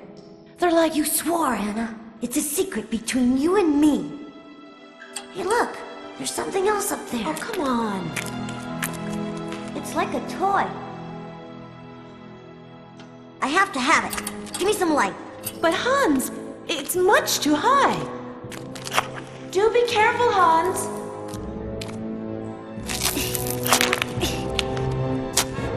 Hans, be careful.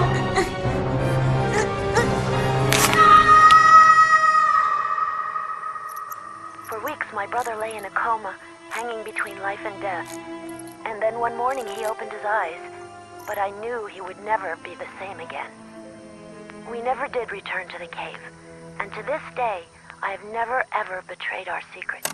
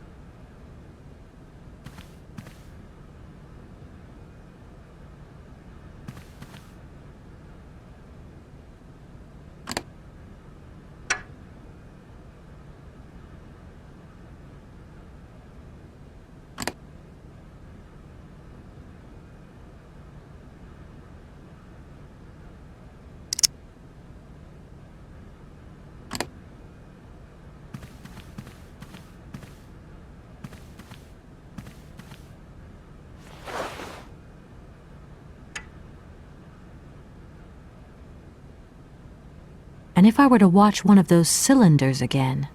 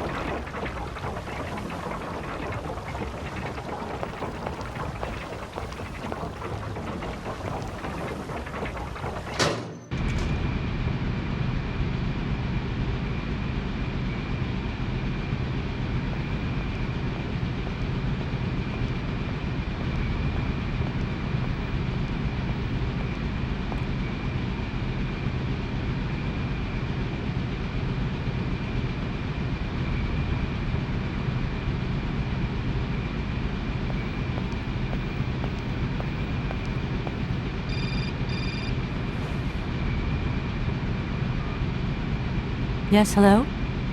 Kate, what happened to you, my poor munchkin? I've been trying to contact you for hours. I'm in Europe, Ma. Job thing. What? Europe? My God.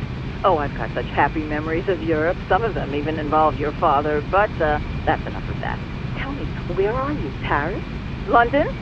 Venice? Valladolid. Yeah, I know. It's a bit out in the boonies. What in the world are you doing out there? You know, business. I've got to see through the takeover of some old family business that's got a few debts. It's a really charming place, but there's one or two weird things going on here. I can't go into it now. Oh, well, that's right. Your old mother's too dumb to understand it. You really do take after your father sometimes. Mother. Kate, you'll never guess who I saw yesterday? Ma, I haven't got a lot of time, you know. Frank! Ma, please. I've got to go. Frank! Frank Malkovich, the Russian opera singer. Well, maybe you don't remember him. He was quite a star in his day. Listen, Ma, I really don't have the time. I'll call you back. He is as charming as he always was. We spent the... Mom, I really have to go. I'll call you back, I promise. Lots of love. Kate!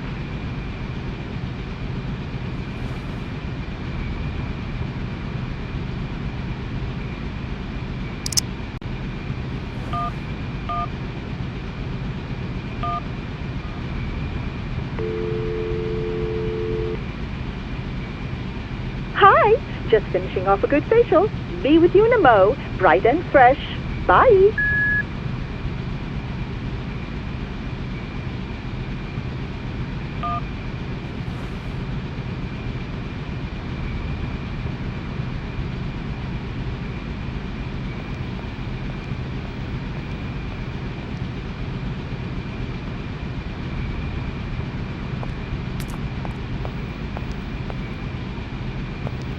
It's really heavy. I've got to get some help.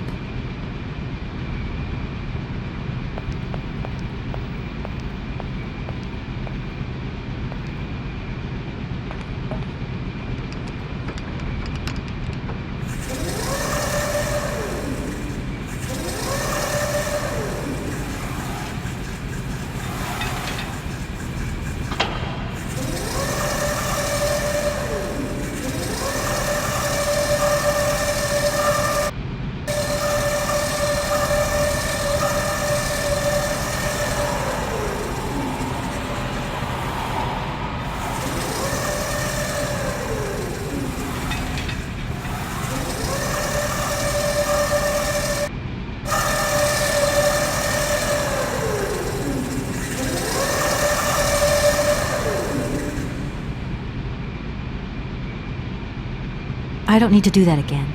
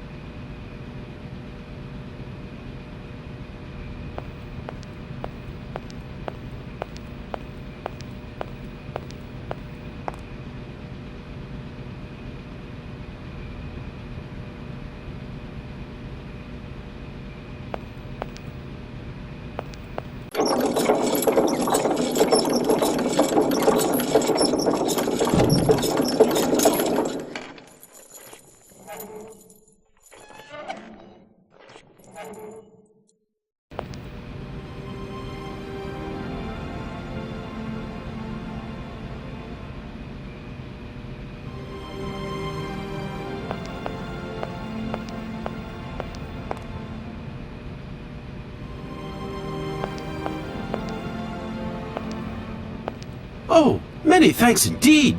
I am most embarrassed for you to see me like this. I lack a certain completion. You see, nobody here found the time to polish off the finishing touches. Honestly, these days, we really have lost the art of good workmanship. Yeah, maybe. With whom do I have the honor of speaking? Could you please state your identity, articulating clearly? My name is Kate. Kate Walker. Allow me to introduce myself. I am Model XZ2000. My common name is Oscar. I represent the technological zenith of this factory's production. I have been designed to drive a locomotive. A touch messy, but an essential task. Have you logged my first and last name? Perfectly. Kate Walker. Pleased to meet you. Me too, Model XZ2000. Please, all my friends call me Oscar. This fad for cryptic names is such a bore. Could you imagine being called by your passport number? I suppose not, Mr. Oscar. Sir. Do you know where I could find the factory paperwork? I cannot reply to this question with precision. Try Anna Vorarlberg's office above the machine floor.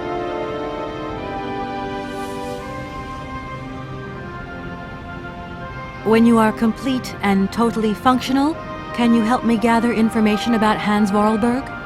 I'm afraid I can't, Kate Walker. Duty calls. Once I've recovered my feet, I have to see to my post on the train. It's waiting for its engineer. Does the name Hans Vorarlberg mean something to you?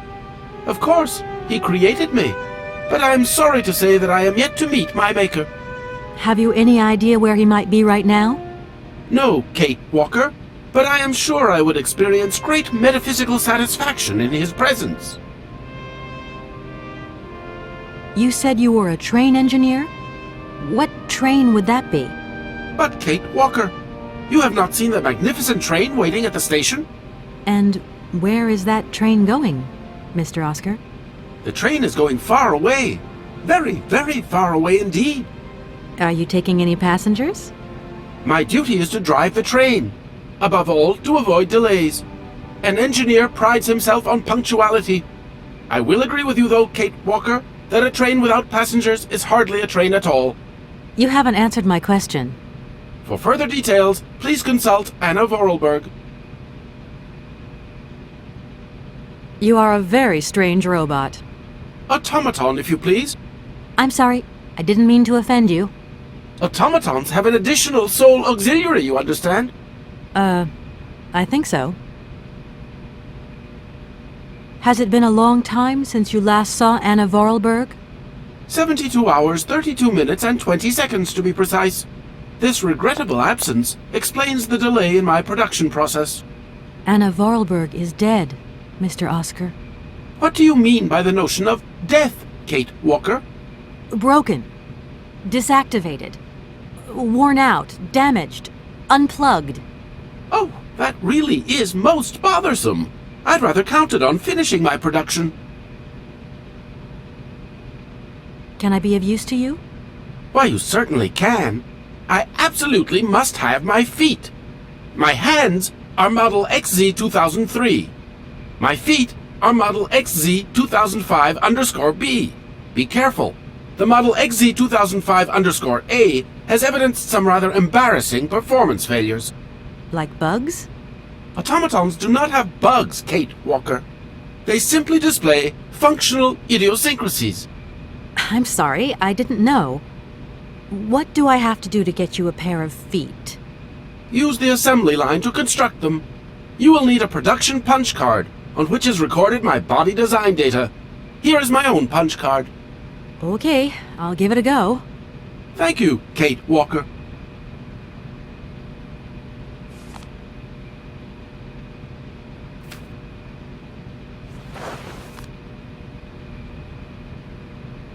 Oscar, I am delighted to have met you. See you again soon, I hope. Yes, Kate Walker.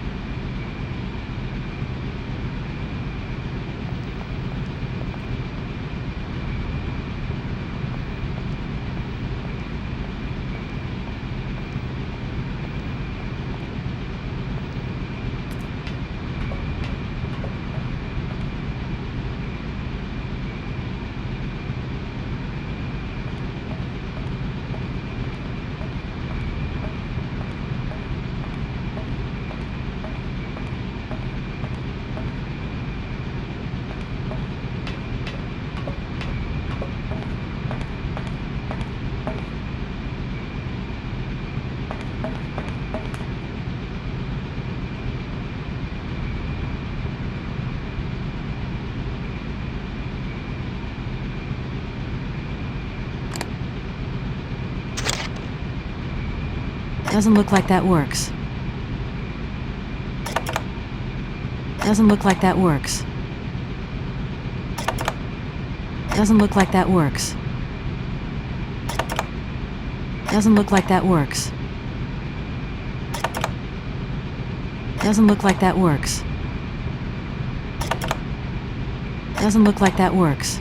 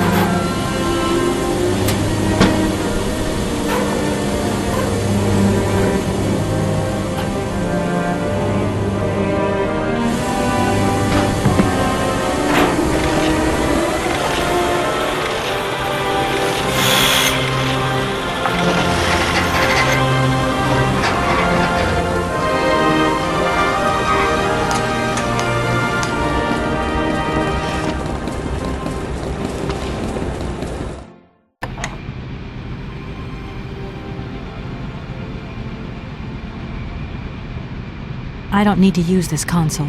Not yet.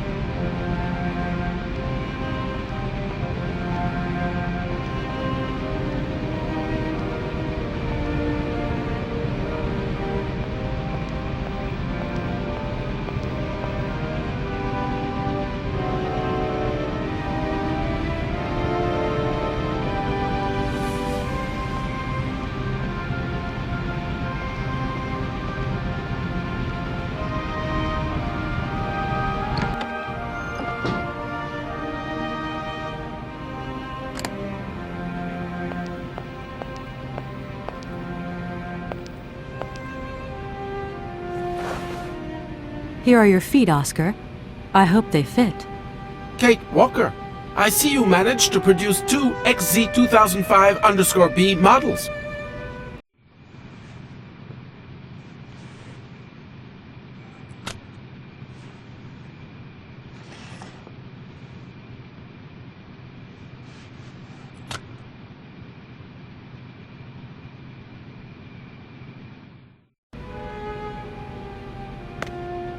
Allow me to express a real feeling of joy, Kate Walker. They really suit you. Comfy? Very. You are very kind, Kate Walker. I am sorry to have to leave you. Where are you going? I must find my train. Its departure is imminent.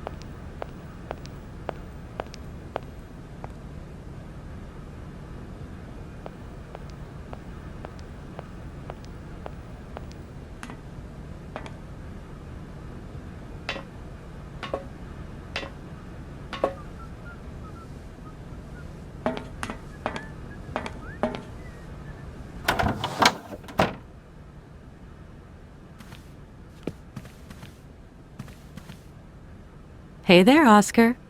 My functions do not permit me familiarity, Kate Walker. Even if you are my first and only passenger. Me? Your passenger? Yes, you, Kate Walker. Is it not for that reason you completed my production process? If you say so. Oscar, you know you could just call me Kate. It would be so much nicer, especially as we're going on such a long journey together. I am sorry, Kate Walker, but I have already logged your name. I cannot modify this data, and my functions do not permit me familiarity, Kate Walker. Well, I hope your functions permit you to learn the difference between being familiar and quite simply nice. I have decided to come along for the ride, Oscar. Ready when you are. Your ticket, please? My ticket? What are you talking about? The rules clearly state, Kate Walker, every passenger of this train must possess a ticket. Okay. And where do I get hold of a ticket? Only the ticket vendor may issue tickets. You are in luck. The ticket office must be open now. You should go there immediately.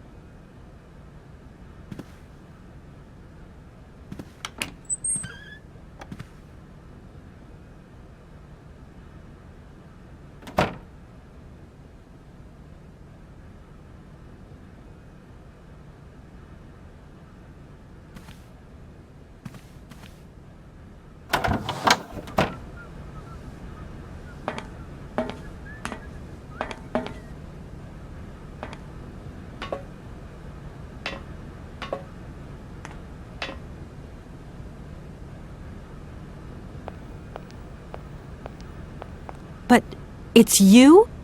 What can I do for you, madam? But Oscar, it's me, Kate Walker. Correct. Your name is indeed Kate Walker.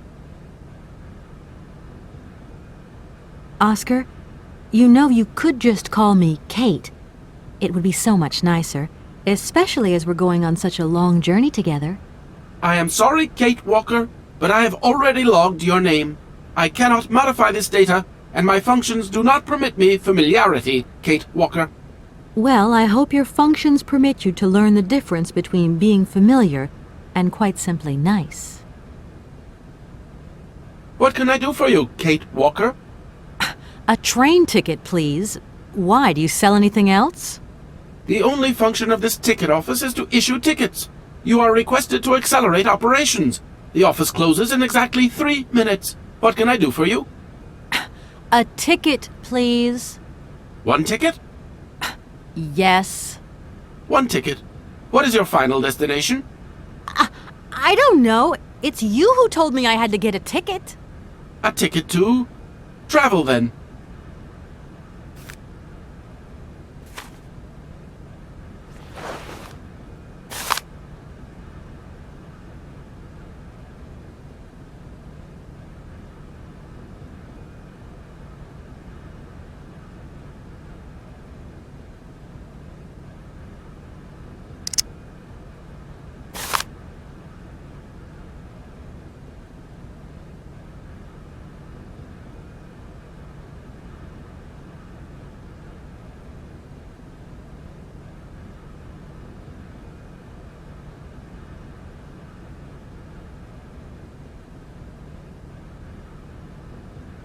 There you are.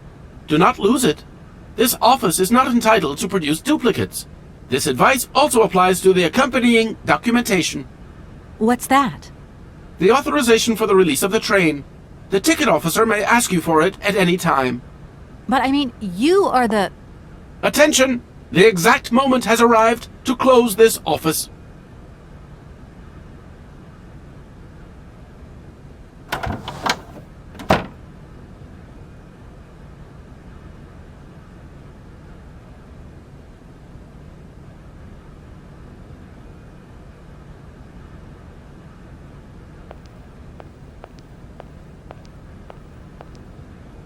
No need to go down there.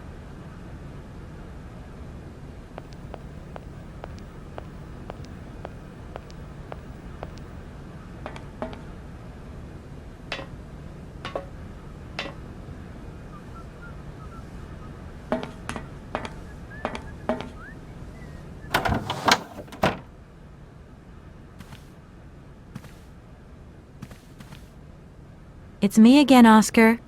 Hello, Kate Walker. Why aren't we setting off, Oscar? I must abide by regulations. Your ticket, please, Kate Walker. Oscar, if you were in my shoes right now, what would you do? My reasoning mechanism does not permit me to manage problems outside the mandate of my own functioning. I can't wait to meet Hans Vorarlberg. What about you? I would find the experience inordinately gratifying. And I won't forget to congratulate him on the success of his incredible automaton. Why, thank you, Kate Walker. This train is amazing. I'm going to travel like a princess. I am happy that you like it, Kate Walker. This train has been designed to optimize passenger comfort.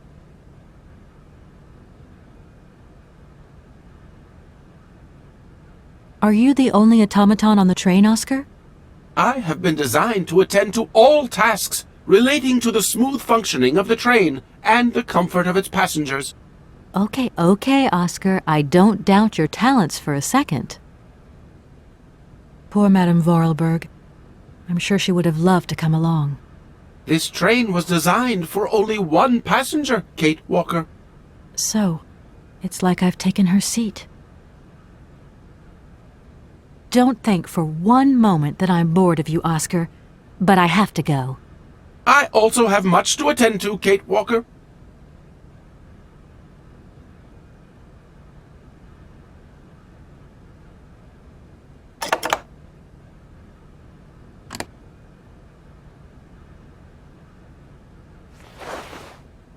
There you are, Oscar. Does this mean we can leave now? I cannot accept this ticket for the moment, Kate Walker. Keep it. Why don't you want to take my ticket? I must abide by regulations, Kate Walker. Not all departure conditions have been fulfilled. I must confirm your departure release. You can be a real stickler for the rules, Oscar, my old fellow.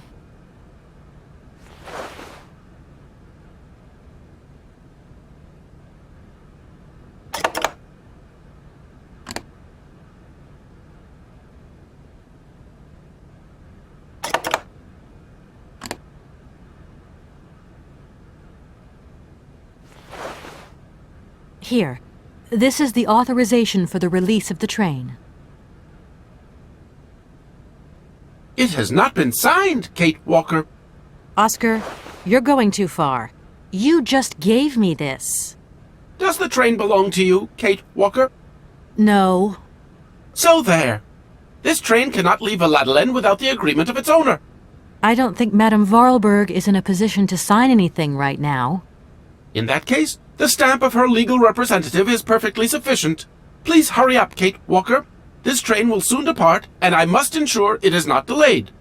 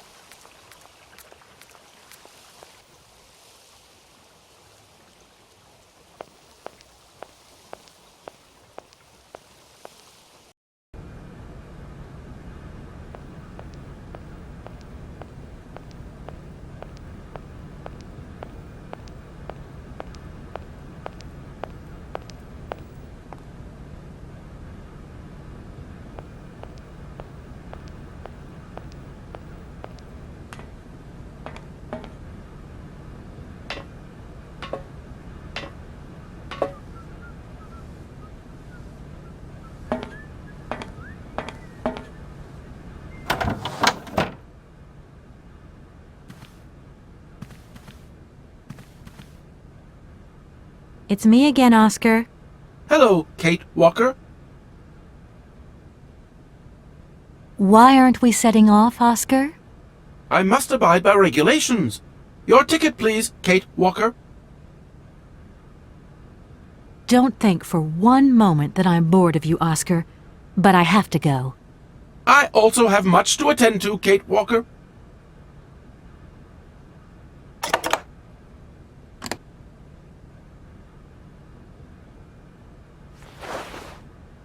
There you are, Oscar.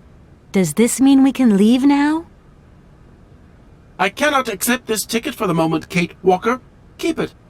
Why don't you want to take my ticket? I must abide by regulations, Kate Walker. Not all departure conditions have been fulfilled. I must confirm your departure release. You can be a real stickler for the rules, Oscar, my old fellow.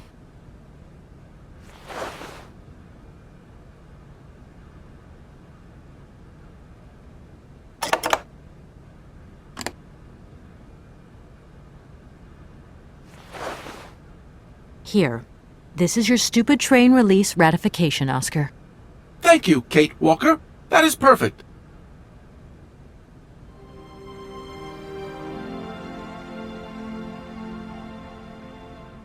It's me again, Oscar. Hello, Kate Walker. Don't think for one moment that I'm bored of you, Oscar, but I have to go. I also have much to attend to, Kate Walker.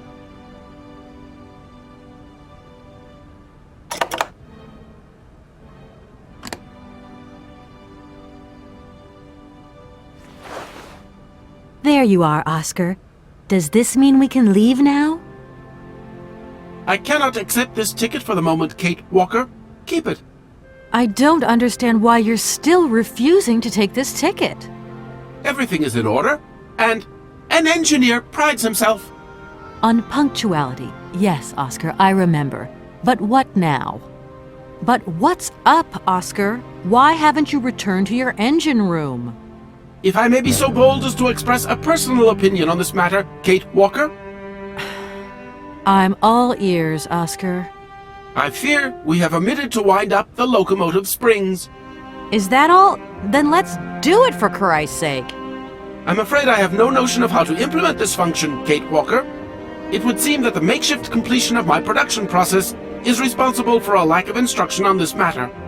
Okay, right. I'll see to that myself then. I mean, a wind-up train can't be that complicated. You wait there. I won't be long. Thank you, Kate Walker.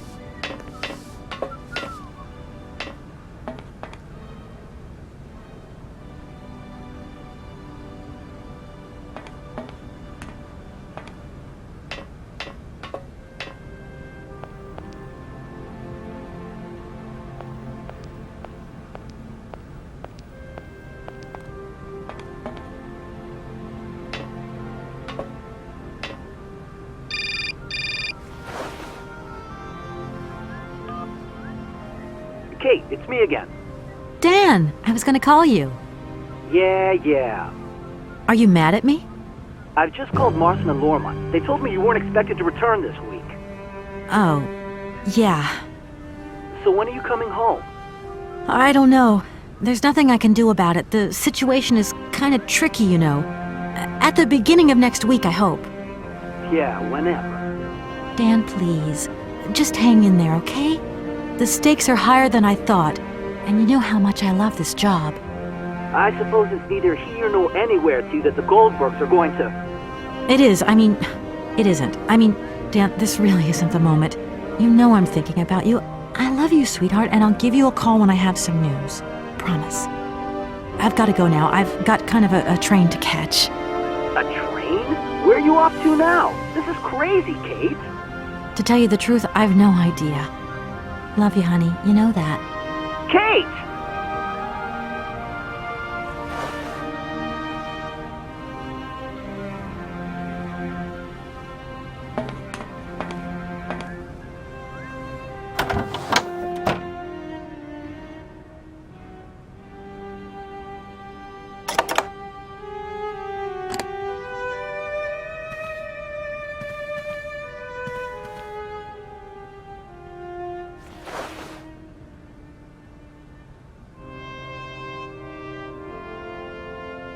Right, everything is in order then. The train is finally ready to leave. I am most terribly embarrassed. Such ignorance on my part is inadmissible. I hope you still have confidence in my abilities, Kate Walker. Please return to your seat and we can leave. Finally.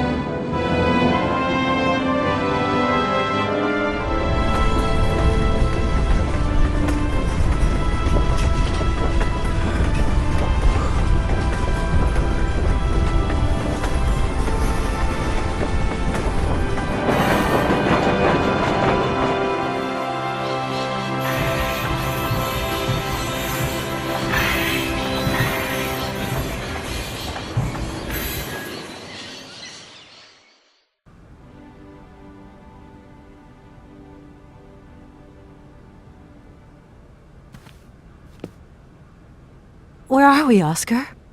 At the halls of residence of Barockstadt University. And do we really have to stop here?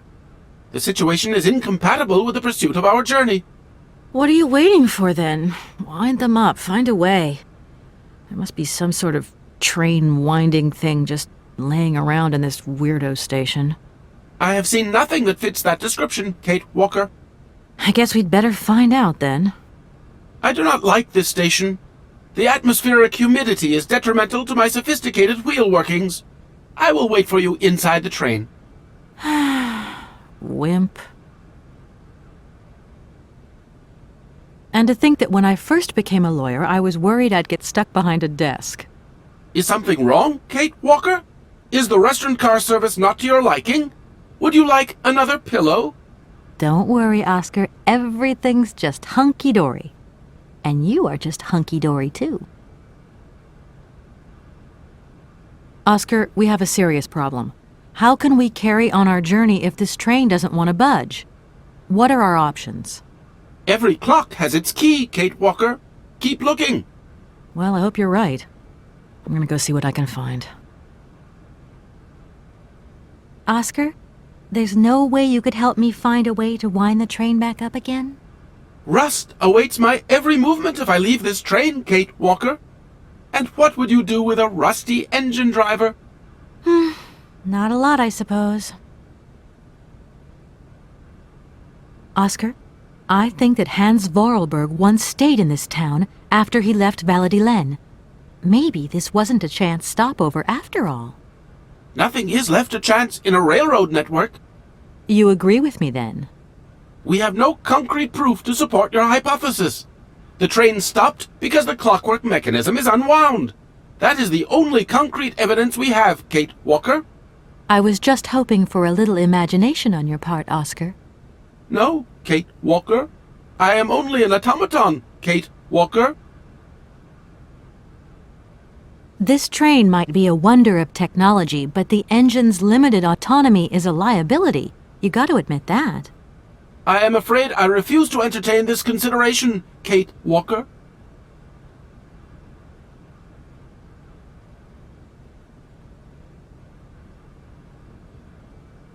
Oscar, see you later, alligator. In a while, Kate Walker.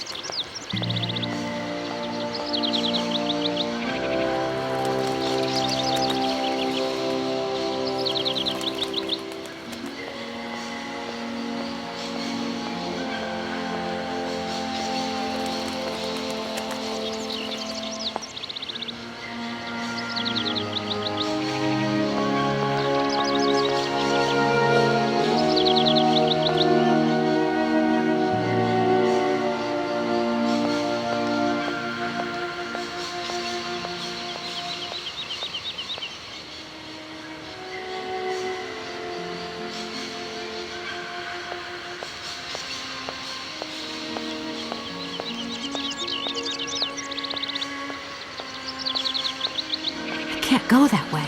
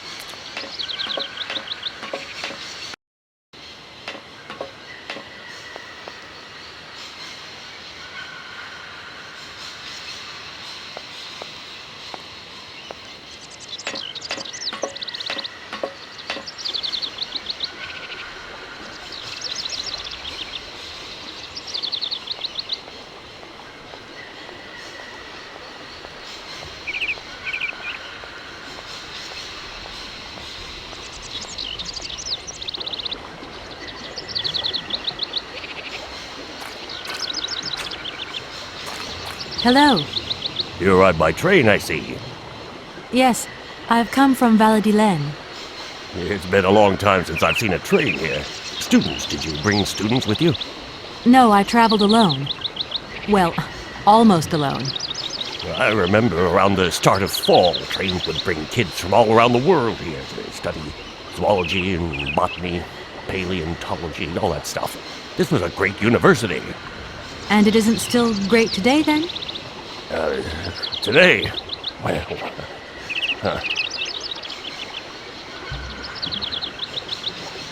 Have you been the station master of Barukstadt for a long time? I've never had another job.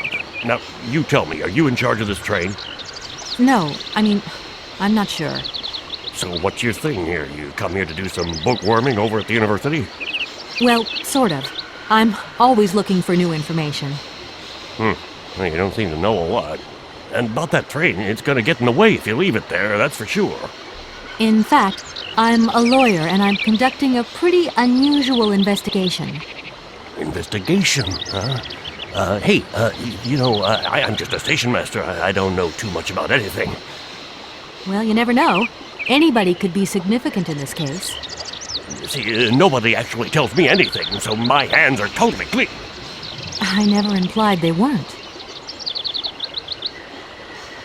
You don't know where I might find equipment to wind up my train springs, do you? Not in this station, that's for sure. And I would know. You might want to try near the wall. So, thinking of staying for long, miss? No. I don't know, actually. 1 or 2 days tops. You see, I've got to wind my train back up so that I can continue my journey. It's just, if you stay here too long, I might get in trouble. The train should stop and leave again. That's the rule. Besides, your machine's disturbing the birds. Maybe you could take me up to this wall? If there were 2 of us, we could find what I need to wind up my train even quicker. Miss, forgive me, I gotta stick by the rules. You know, I have to man the station. I don't want to get into trouble with my superiors at the university. You understand? I feel like I've lost my way a little here. I could really do with your help. Hey, anything I can do, miss, you just let me know. The name Hans Vorarlberg doesn't mean anything to you by chance, does it? Oh, do you really think I'd remember one little name from the thousands that pass through this station? I'm sorry to junk up your station like this, but the spring mechanism on my train needs winding.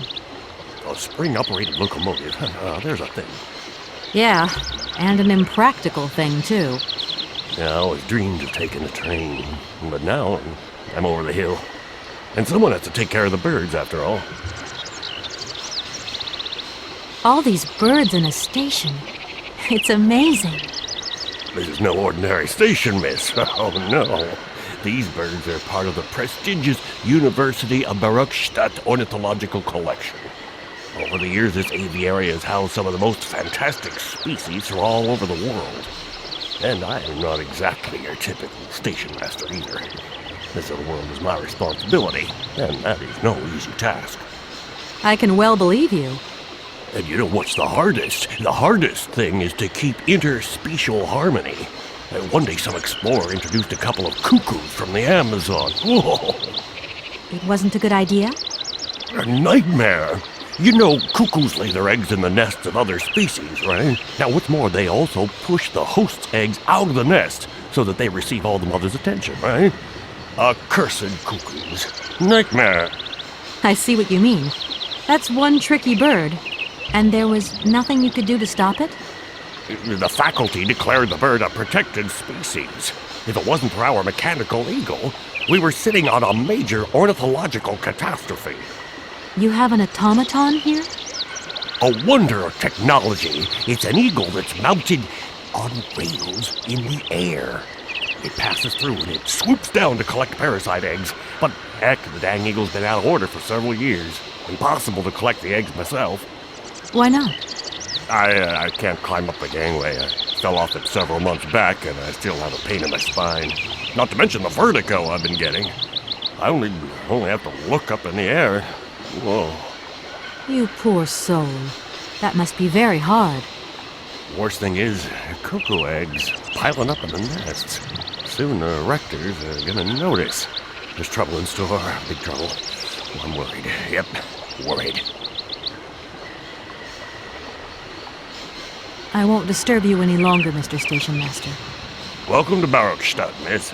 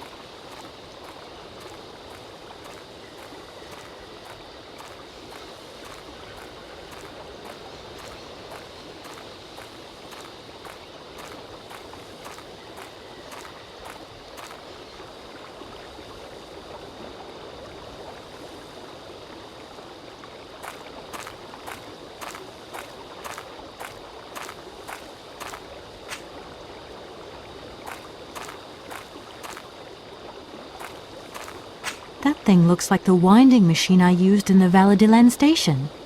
I've got to find a way of getting the train up here.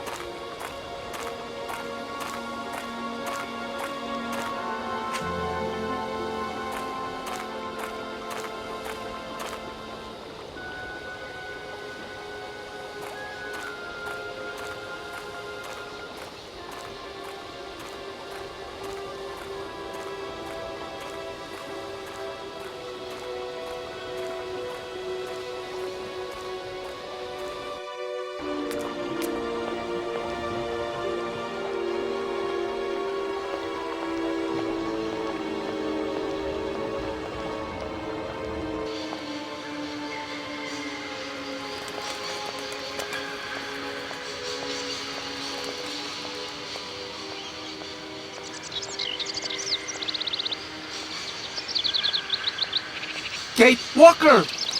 Kate Walker! Come over here, please! I have something to say to you!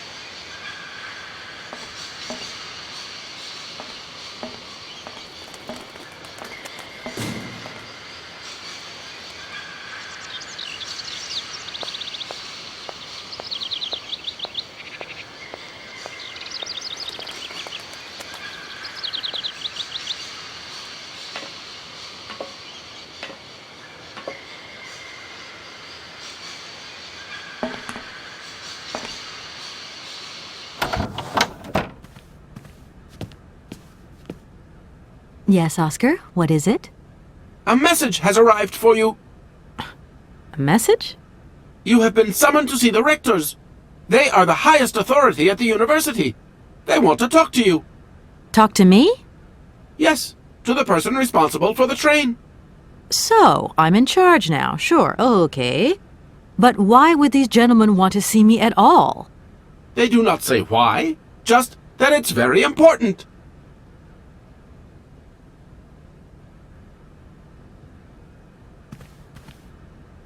Everything okay, Oscar? Yes, Kate Walker.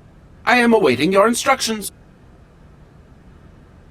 And to think that when I first became a lawyer, I was worried I'd get stuck behind a desk. Is something wrong, Kate Walker? Is the restaurant car service not to your liking? Would you like another pillow? Don't worry, Oscar. Everything's just hunky-dory. And you are just hunky-dory, too. You should take a look around the station, Oscar. It's amazing. Greenhouses that are all lit up, exotic trees, and thousands of birds of all different colors. I am obliged to avoid exposing my wheelwork to corrosive bird excreta. I shall remain inside to monitor the locomotive. Of course. Well, too bad for you. Oscar, see you later, alligator. In a while, Kate Walker.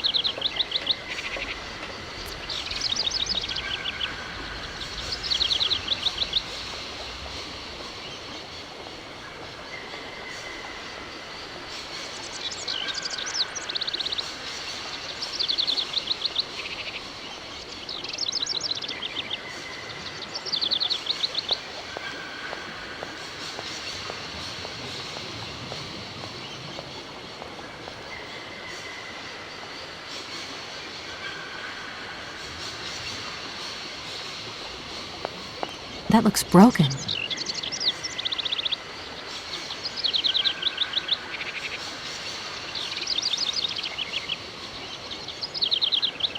I need a key.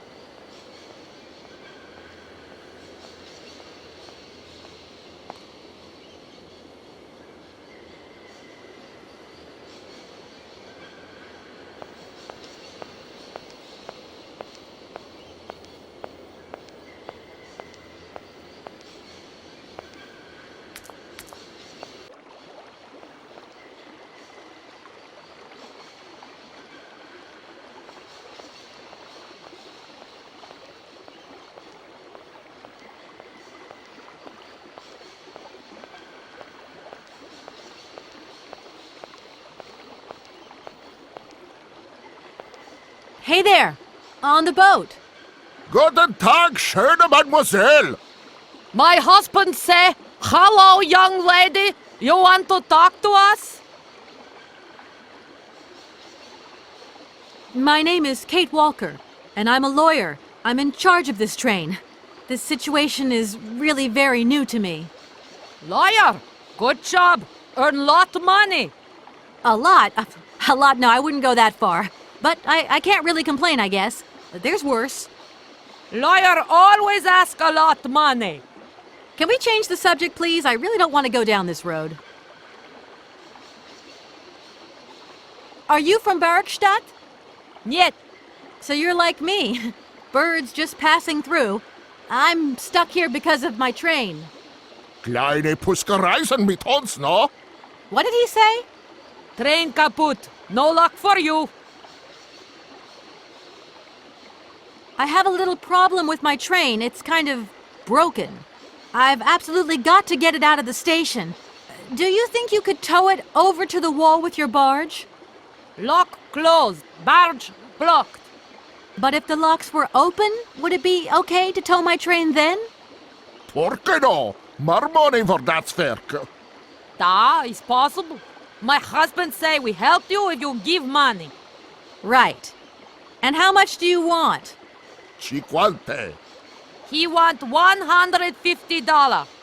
$150? I don't have that much. No money, no barge. Let me offer you $75. Nay, $125. Out of the question. $100 and not a dime more. Correct. You have barge for $100. Great. Now, don't move. I'll be back as quick as possible with the money. You must really get to see the countryside. Do you know New York at all? We not understand. I'm looking for a funny little man who is supposed to live in Syberia. Can you imagine that? Syberia. I expect you've already been there. Sie vragen komme to Syberia? Syberia? No. Too cold. Barge no break ice. I hope my train isn't too big for your barge. Tis okay. Motorboat erste Klasse. My husband say correct. Powerful motor. I mean, we're not exactly very far from the winding machine, are we? It's dumb, isn't it, all this effort to go a few yards? Put train in barge? Nay, not possible. Have you gone down to take a look around the station yet? It's amazing. You know, it's full of exotic birds. Me to my girl? Ja. Ja, met plezier. We no leave boat. Husband is land sick. It's not very polite of you to take advantage of my predicament. We could have done favors for each other, for free, out of solidarity. Father, Allah speak not full. Money, ja, break full. Excuse me? My husband say need money for leave. $100 not lot for fancy lady like you. How would you know a fancy lady like me, really? I'll leave you to it. I won't disturb you again. До свидания.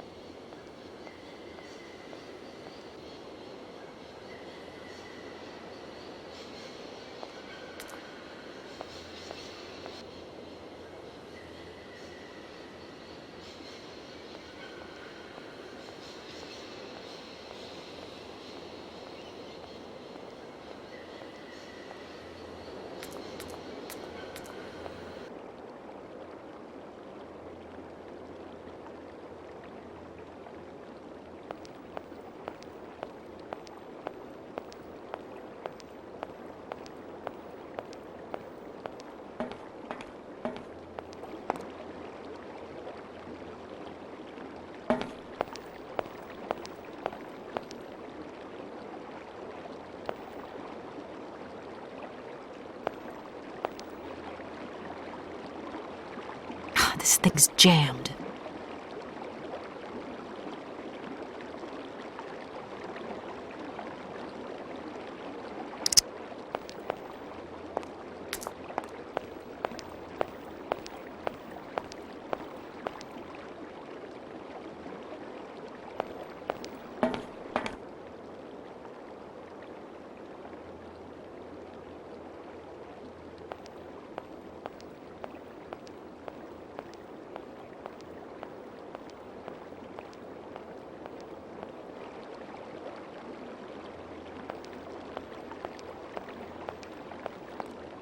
Hello.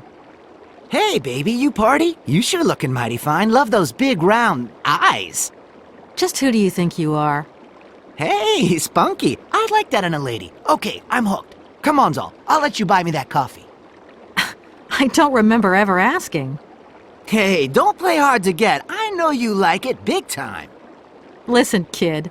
Go back home and play with your toy cars and forget you ever saw me. Hello. Hey, baby, you party? You sure looking mighty fine. Love those big, round eyes. Just who do you think you are? Hey, spunky. I'd like that in a lady. Okay, I'm hooked. Come on, Zol. I'll let you buy me that coffee. I don't remember ever asking. Hey, don't play hard to get. I know you like it big time. Listen, kid. Go back home and play with your toy cars and forget you ever saw me.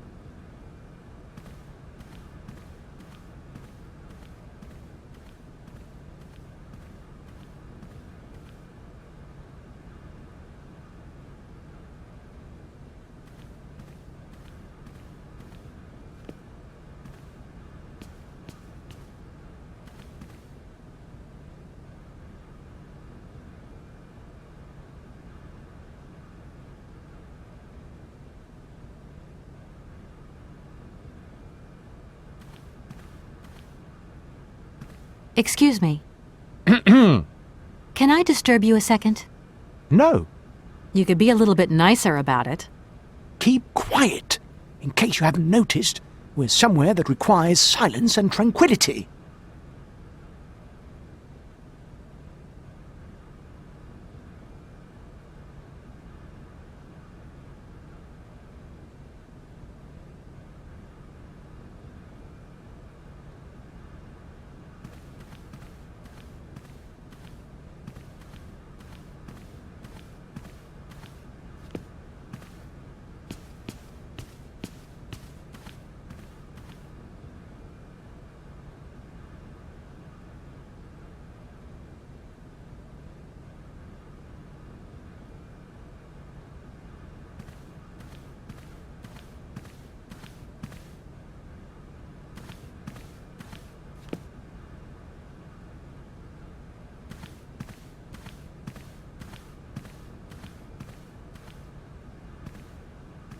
Hello. Shh! Don't talk so loud. I'm sorry, but I was wondering if you could help me. Can't you see I'm very busy? What are you looking for? None of your business. Now, if you don't mind, I am trying to concentrate. I haven't got a lot of time left before Professor Pons's next tutorial. Professor Pons, you say? Would you mind working elsewhere, please?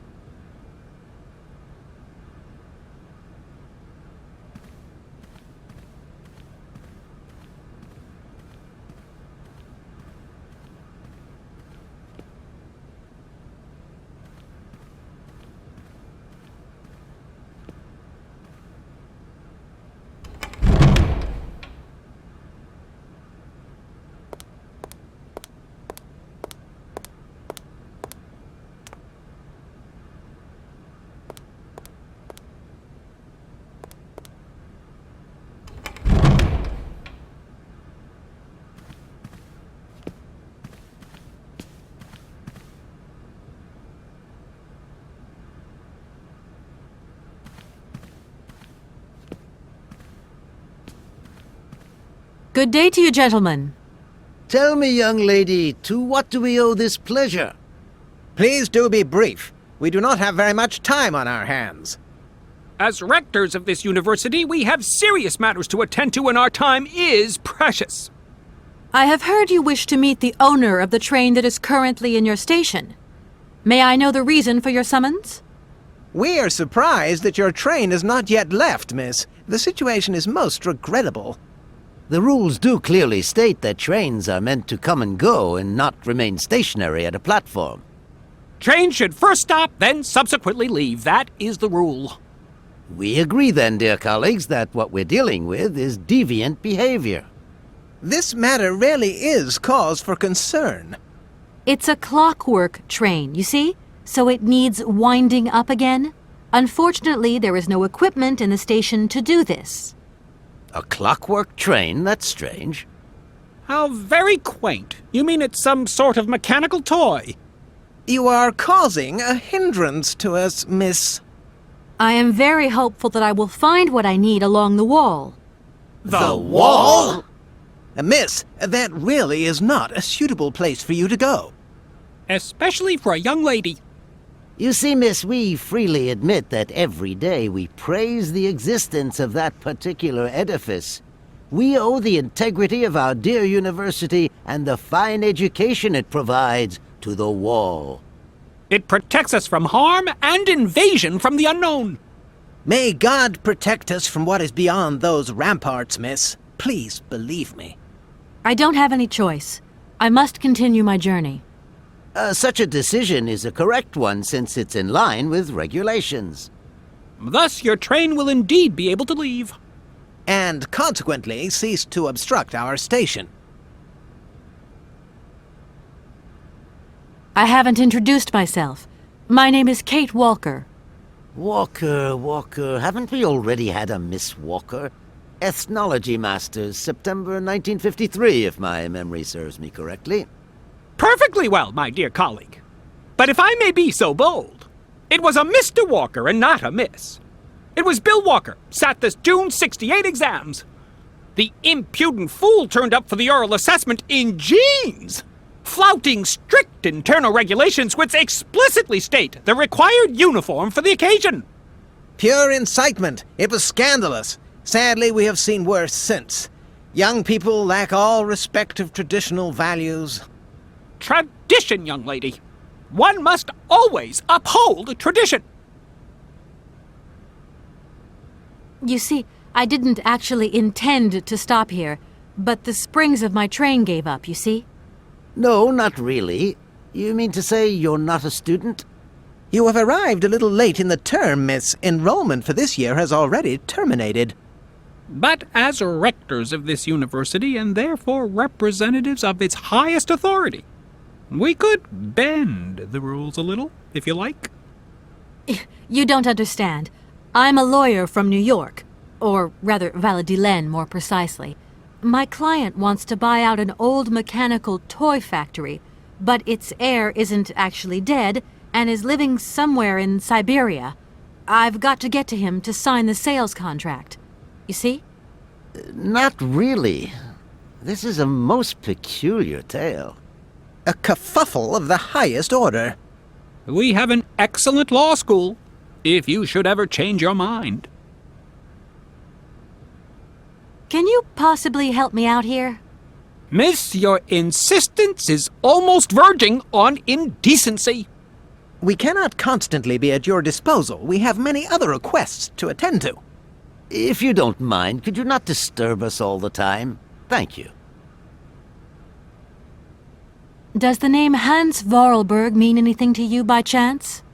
Ah, one of the brightest, most idealistic intellects to have graced our university. Hans Vorarlberg. I remember speaking to him once. I was still a student at the time. He just stared at me, lost in thought for a while. He scarcely ever said a word.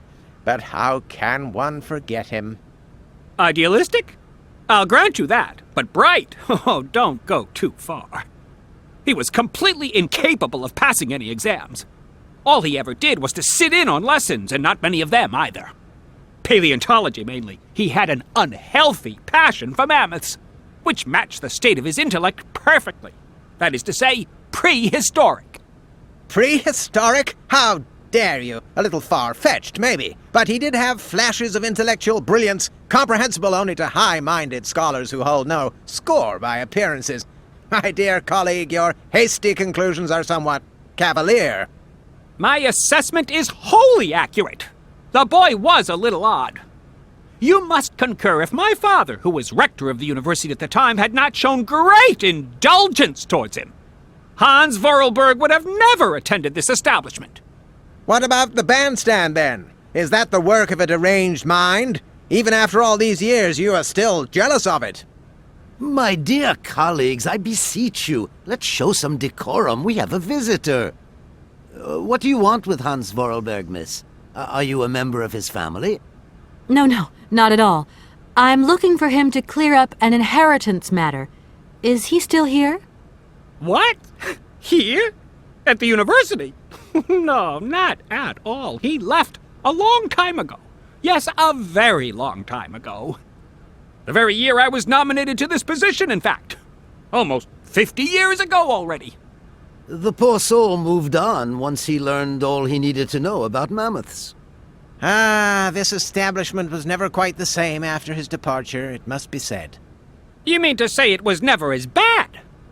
All that oddball brought to this university was his misplaced fantasies. Gentlemen, let's try to retain the calm and level-headedness that befits our position. Excuse me.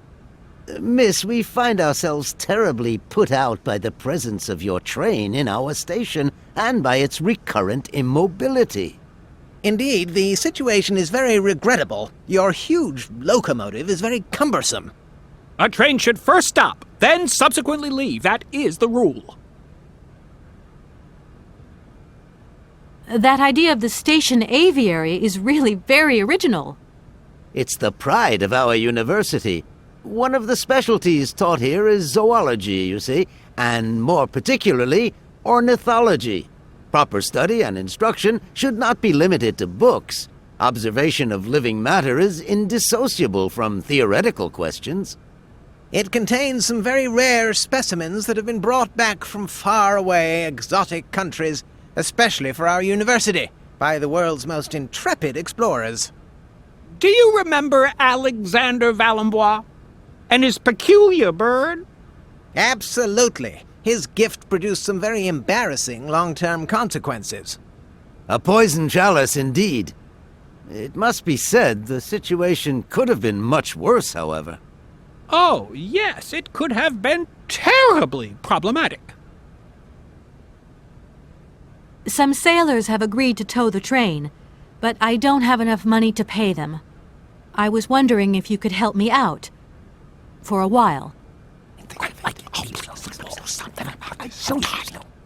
I could work for the money. Please wait, miss. We have certain confibulations to attend to. That is right. We must confibulate between ourselves. A collegiate decision must be taken. I hope that we are not indisposing you in any way. Why not? If it helps us get rid of that train. My word, that is a fine idea. What do you have in mind, gentlemen? When you arrived here, you must have noticed a splendid bandstand which honors the main university courtyard. A unique piece of mechanical craftsmanship which no longer works, alas. Why, yes, we have very moving memories of its melodies. We're prepared to offer you a financial reward if you can set it working again. With pleasure. What do I have to do? Unfortunately, my dear, time and rust have taken their toll on this university, and our automatons no longer have a spring in their step. You are going to have to be resourceful. To tell you the truth, there are a number of complex mechanisms here in Barakstadt, and it would appear that we have unfortunately lost their operating instructions. Your train, however, is an extremely ingenious invention, so you should be no stranger to complex mechanisms, should you? We are therefore counting on your ingenuity, miss. I hope that I can show myself worthy of your faith in me, gentlemen. Well, my dear colleagues, one more university matter nicely tied up. Here we are, busy chatting, and look at the clock. It's tea time. Already? My word, doesn't time fly by? Thank you for a charming visit, miss. And thank you, gentlemen.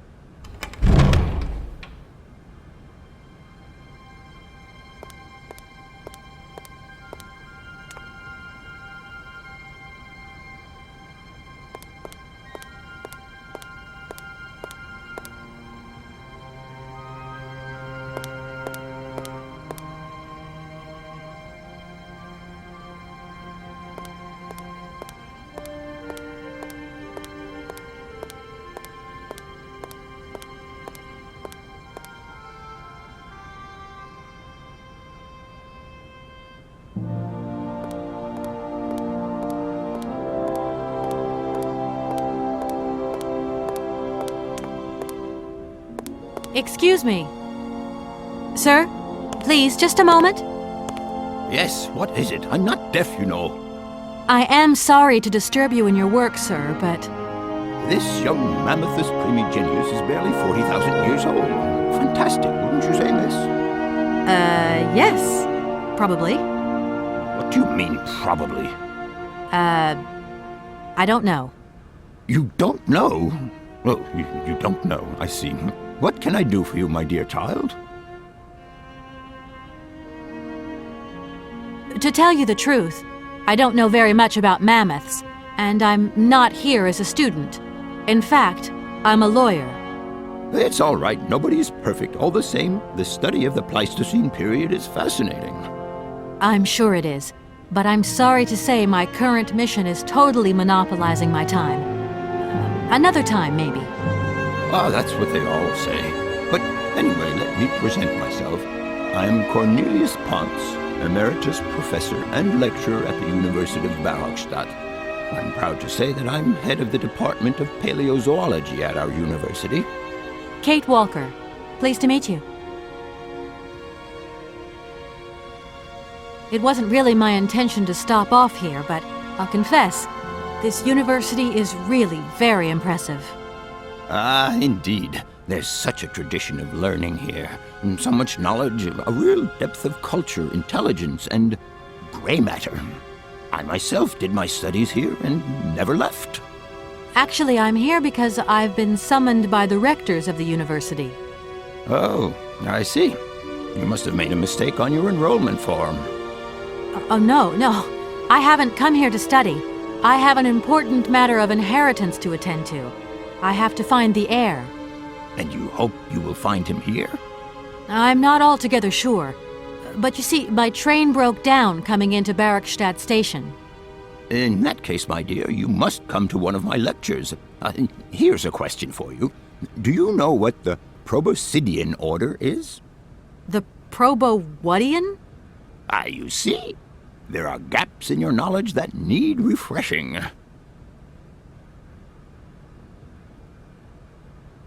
I feel I've lost my way a little here. I could really do with your help. Oh, my dear child, you've chosen your moment. I absolutely must finish off my lecture for this afternoon. It's a lecture about mammoths? Oh, yes and no. More specifically, it is about their migration. Do excuse me, I need to concentrate. To tell you the truth, I'm looking for Mr. Hans Vorarlberg. He's the sole heir of a very unusual factory. My company is in charge of negotiations for the takeover of this factory. At last word, he was living in Syberia. So, as soon as my train is ready, I'll be continuing my journey eastwards. Syberia. Ah, Syberia. But what was it you said again? Said what? You mentioned a name. The person you are looking for. Vorarlberg. Hans Vorarlberg. Do you know him? Hans Vorarlberg. How could I forget him? Such an extraordinary fellow. So inventive. We shared a passion for mammoths, you know, and we bonded over this passion. Without it, I confess, I would have had little to do with an odd, ageless retard like Hans. At the time, we were both students. Well, sort of. Put it this way. Hans had special permission to attend paleontology lectures. You see, he didn't really have the necessary qualifications. In exchange, Hans did a few odd jobs around the university. Your Hans Vorarlberg sounds uncannily like the one I'm looking for. I'm not sure, my dear. Hans was above all questions of money and business. Just to imagine him running a factory, perish the thought. Can you tell me a little bit more about him? He was always a mystery to me. He never said very much, and never quite seemed to grasp what you said to him. He expressed himself instead through his incredible mechanical contraptions. His inventions, I admit, have been much appreciated by the university. The few times we really did talk, it was about his strange interest for mammoths and a doll. Some sort of doll that obsessed him. A doll, you say? Yes. He kept talking about it. One day he described it to me. A sort of children's toy. A miniature mammoth mounted by a maut. It appears he found it in a cave not far from his home. The event all sounds very dramatic. His account was slightly confused, but it awoke a great interest in me. What do you mean? To my knowledge, there was only one tribe who made figurines featuring a maut, and that tribe is the Yukols. They live in the farthest reaches of Syberia, and for them, the dolls constituted a sacred object, illustrating one of their central legends. How such a doll made the journey from the frozen Siberian north to a cave in the French Alps is a mystery to me. Even today, it is beyond my comprehension. Have you considered that Hans Vorarlberg was maybe making it up? You said yourself he didn't seem to have all his mental facilities intact. No, that's impossible. Hans couldn't invent the story like that. The doll is a sacred part of the Syberia legend. He described it to me in exact detail. Syberia itself is a chimera that paleontologists of the world are very fond of pursuing. Arriving in Barrackstadt is an amazing experience. I've never seen such a station. You came by train? Yes, in a kind of clockwork train with a spring mechanism that winds down regularly. You mean you drive a train? Young ladies of today never cease to amaze me. Oh, no, I'm not the engineer. The train's engineer is actually an automaton. I am sorry, all this probably sounds very strange. A clockwork train, driven by an automaton. I once knew a man long ago who could have invented such a train. It was he who designed the bandstand in the main square. To think that he was even capable of creating such a gadget. He was astounding, a true genius. But oddly, at the same time, he was also almost a child. It was as if his mental and physical evolution had definitively halted at the age of 10. Can you believe that? Yes. I think I can believe that. At least I'm beginning to. My train stopped in a peculiar aviary. It's very odd. A lot of bird species seem to seek harbor there. Ornithology is far from being my favorite subject, but I must concede that the station is the pride of the university. It was initially intended for teaching purposes, but then birds started arriving from all around the world. It seems that there are still rare species breeding there and flourishing. Are there? Can you give me an example? I have been told about a kind of bird with peculiar habits. Let's see now, the Amazon cuckoo, that's right. But, I'm so foolish, I can't remember what was so special about it. Just that its behavior is very peculiar. The Amazon? Where's the Amazon? What is the Amazon? I'm sorry, my dear, but one cannot learn everything in a lifetime. Specialization is the key to real knowledge. Why don't you pay a visit to our library? Thank you very much. Professor, how do I say this? You see, I didn't think I'd need a lot of money when I set out. And it turns out I need money after all. It's a delicate matter, I know, but I was wondering if you could help me out. My dear, it would be a pleasure, but you see, I barely have enough myself to cover my meager expenditure on what I'm paid by the university. Sorry, I didn't mean to offend or... However, if we look at the example of Hans, it is true that our university always rewards people who perform some service for it. This is our dear rector's jurisdiction, however.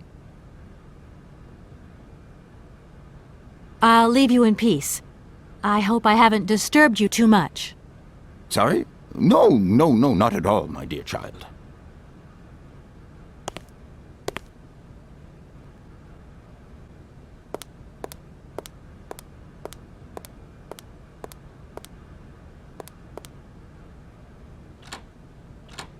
No point. It's locked.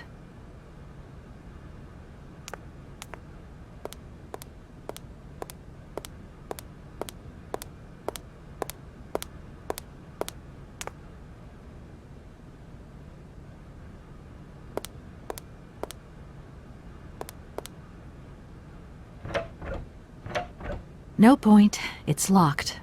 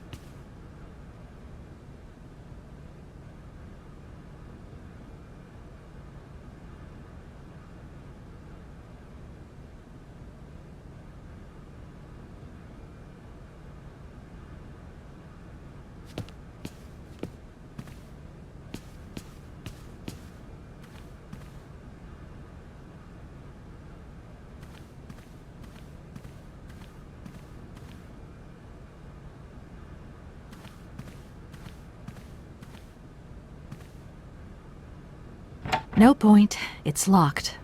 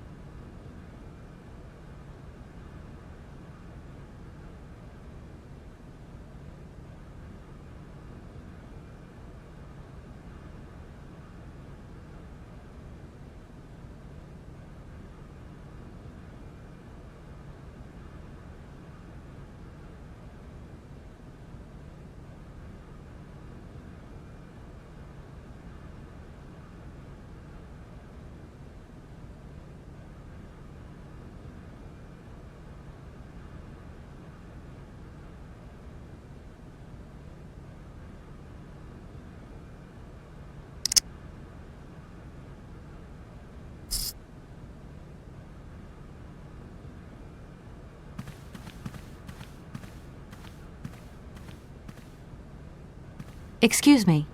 Can I disturb you a second? No. You could be a little bit nicer about it. Keep quiet. In case you haven't noticed, we're somewhere that requires silence and tranquility.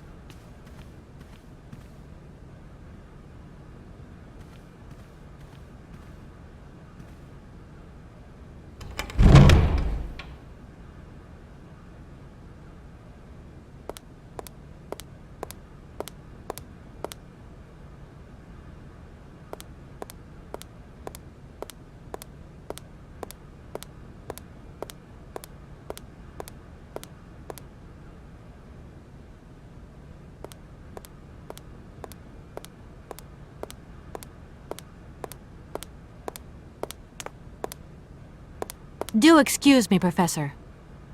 Professor, sorry to disturb you again. What is it you want to know, miss? If I were to say Forest Sauvignon to you, what would you say? Oh, let's see. Sauvignon. Sauvignon? I would say it's some kind of tropical shrub, don't you think? We are talking about the same plant, then. It is a very rare shrub with small, juicy fruits. I found a book about the Amazon, and it says that there are even Sauvignon plants growing right here in Barkstadt. You wouldn't know where, would you? Amazon Sauvignon plants here? No. No, I don't think there are any. Highly implausible. But you should ask the station master. He is keeper of the greenhouse at our university, so he could tell you more than me. Thanks very much. I'll leave you in peace. I hope I haven't disturbed you too much. Sorry? No, not at all, my dear child.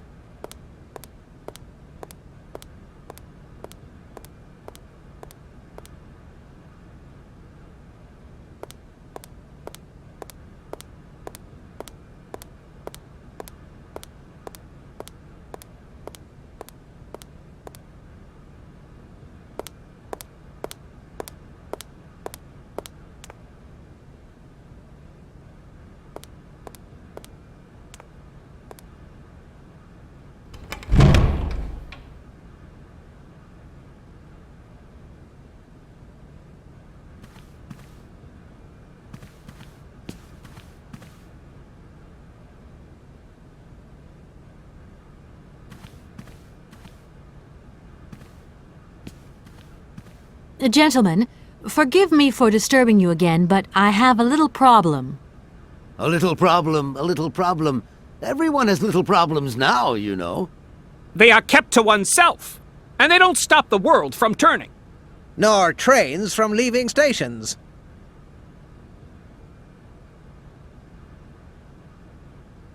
You wouldn't know if there is any Forest Sauvignon here in Barkstadt, would you? Absolutely. When he says absolutely, he means, of course, absolutely none.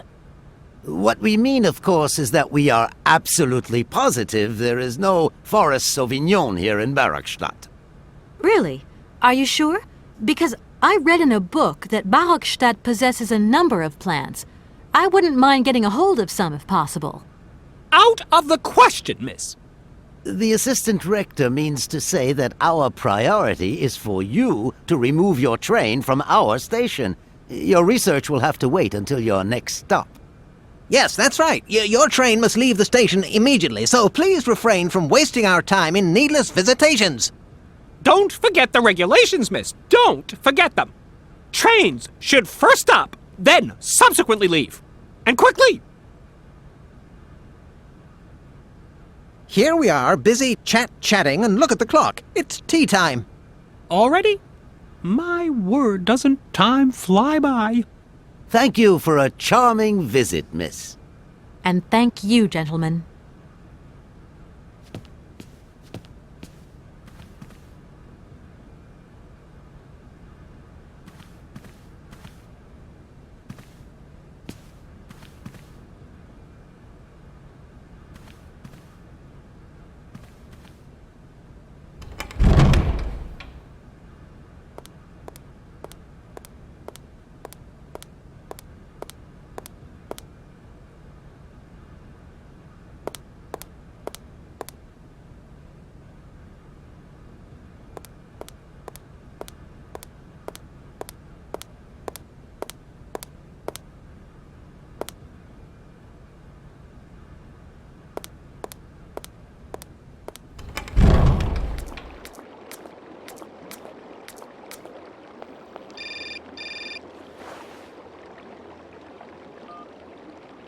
Hello?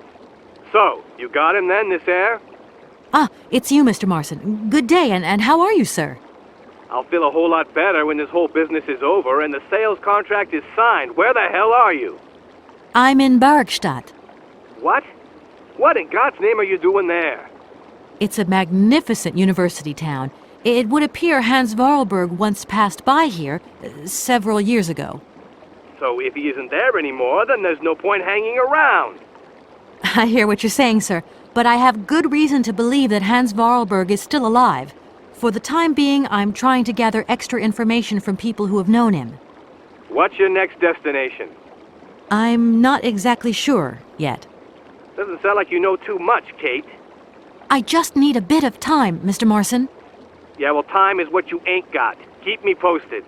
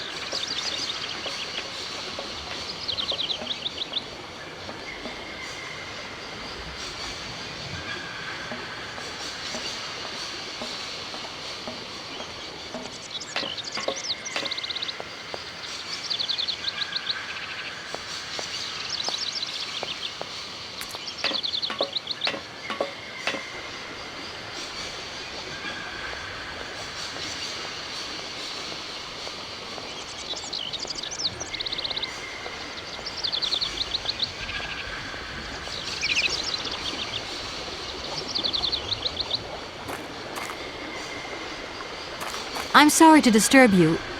What can I do for you, miss? Where might I find some forest Sauvignon plants, please? No place around here, that's for sure. I don't know what you're talking about. That stuff's from the Amazon. You know, for someone who knows nothing about the plant, you seem pretty well informed about which mysterious faraway country it comes from. Oh, Amazon, Peru, Papua New Guinea, it's all the same to me. Gotta go. Gotta work. Wait, don't go. You know what? I don't think he was being totally straight with me.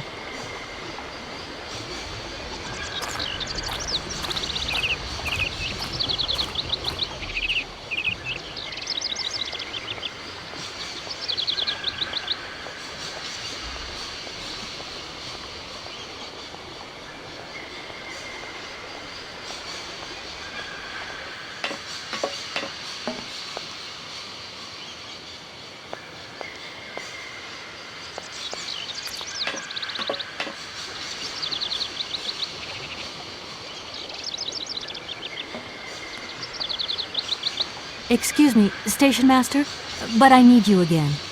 Can't you see I am very, very busy? No. Well, I am. Very busy indeed. But, okay, I think I can give you a minute of my time. The sailors on the barge reckon they could help me tow my train out of here, but they're asking for money. You couldn't possibly help me out with a few dollars, could you? I would be very grateful. Miss, really, I'm surprised at you. Asking for money from a total stranger, oh. Right. I need cash. I need it to get my train out of your station, because my train is getting in your way, disturbing your birds, and upsetting your bosses. Look, lady, I'm only a station master. I got my problems, and you got yours.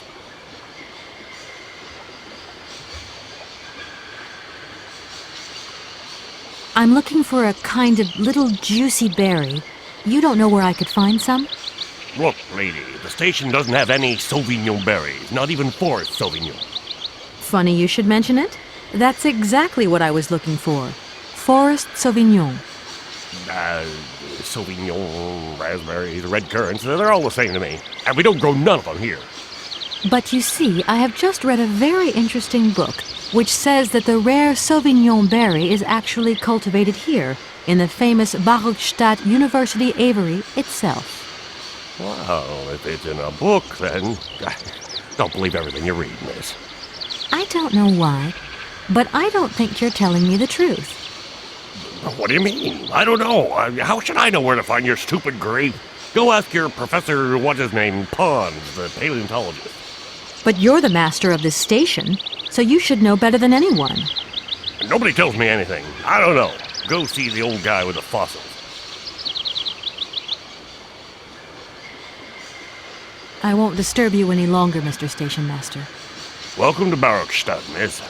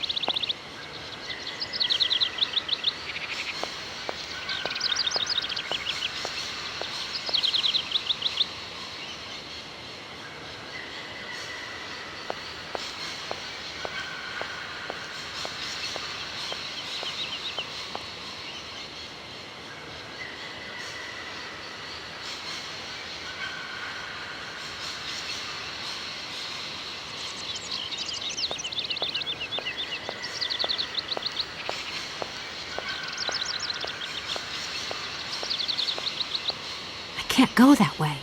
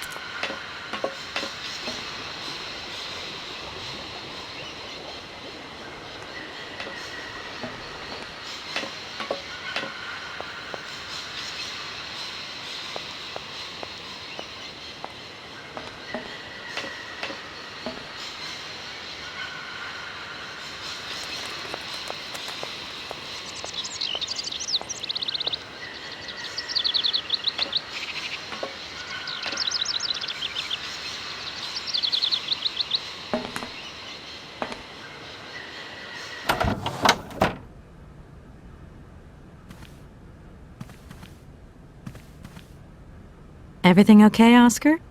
Yes, Kate Walker. I am awaiting your instructions. You don't know where I might find any Amazon forest Sauvignon, do you?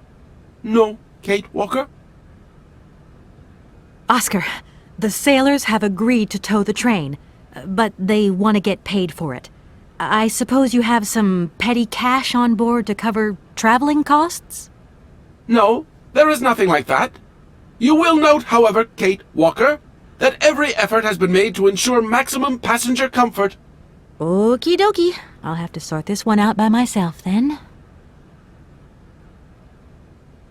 Oscar, see you later, alligator. In a while, Kate Walker.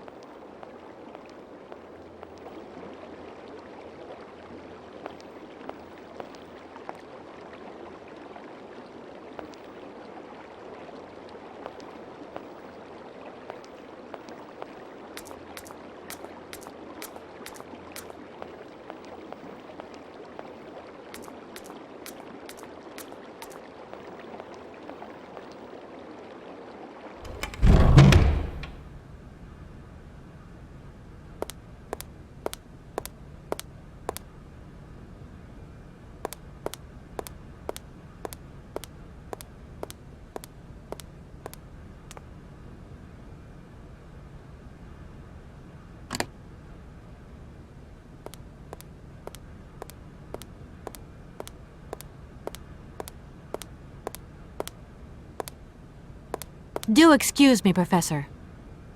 Professor, sorry to disturb you again. Professor, I have brought you something that should be of interest to you. Look. What have you got there, then? Let's see. An effigy of a mammoth. But this is Hans' doll, is it not? Yes, of course it is. How on earth did you... Oh, my God. It's in my hands. It exists. It really exists. Please do excuse me. I'm deeply, deeply moved. You see? Your Hans and my Vorarlberg heir are one and the same. This is incredible. After all these years, how can I ever thank you, my dear? Oh, I must waste no time. I'm off to my laboratory. I must study this carefully. May I borrow your treasure a moment? Well, actually, Don't worry, miss. I will take the greatest care of it. But I need to study it. You see, it has such importance to me that this very afternoon I shall deliver an impromptu lecture to my students about this very object. If you are interested in Hans Vorarlberg, then it is essential that you attend. Do you think so? Obviously. Give me your telephone number and I will call you the moment my lecture begins. I will return you your doll at the end. You have my word.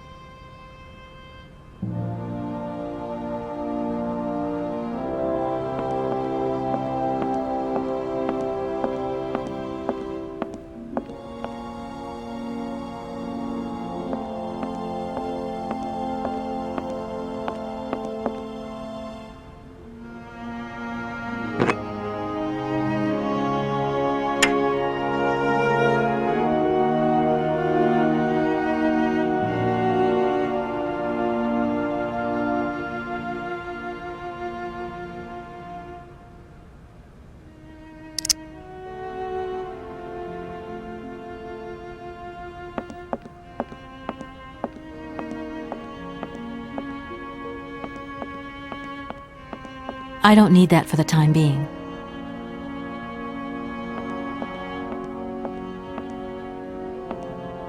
What is it you want to know, miss?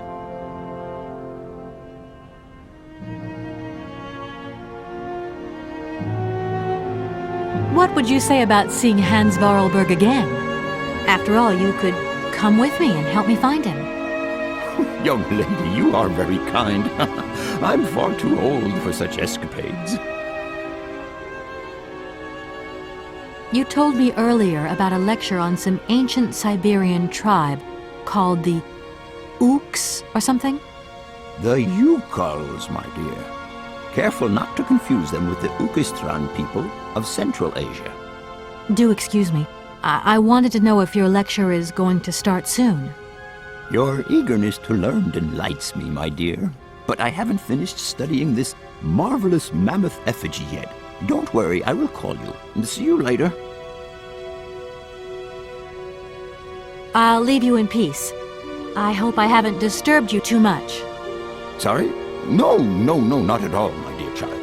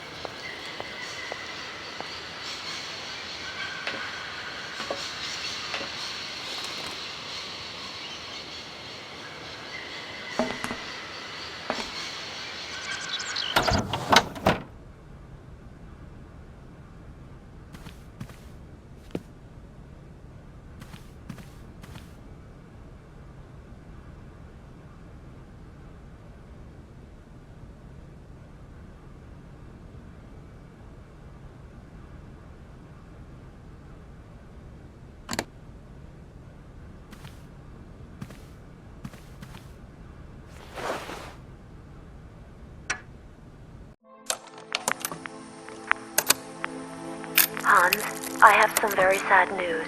Our father is dead. He passed away peacefully last Sunday in his sleep. I feel so lonely now. Father had been but a shadow of himself since your departure. I had to take care of everything for him. Housework, factory paperwork, the workforce, clients, everything. And now, today, well, I really don't know who or what I'm fighting for. Times are so hard, and this terrible war is destroying everything. Nobody cares for our automatons anymore. I just think about you returning. And when you do return, I will have turned this factory into a palace worthy of your genius. Please take care of yourself. I love you so much, Anna.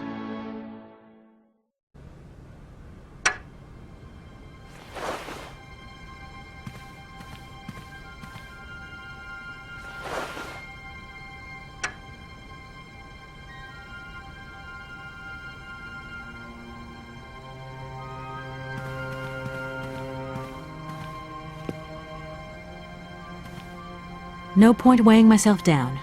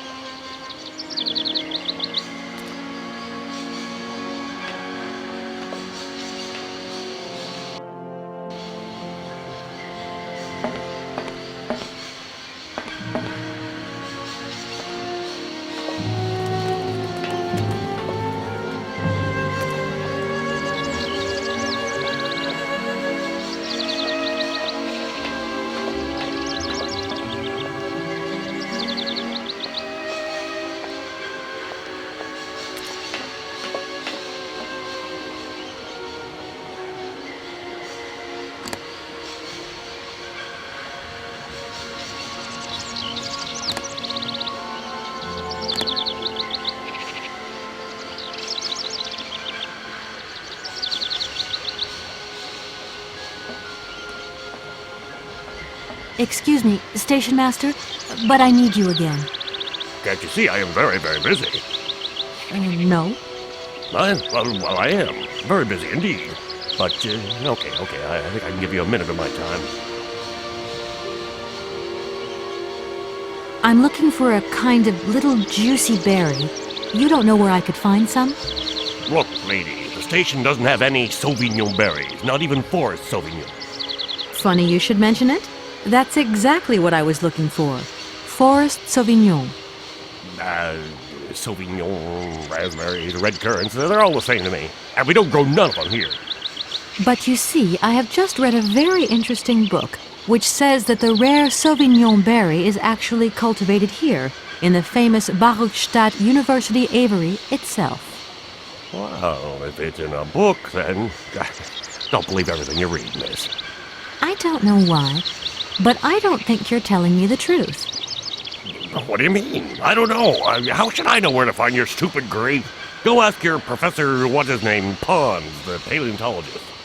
But you're the master of this station, so you should know better than anyone. Nobody tells me anything. I don't know. Go see the old guy with the fossils.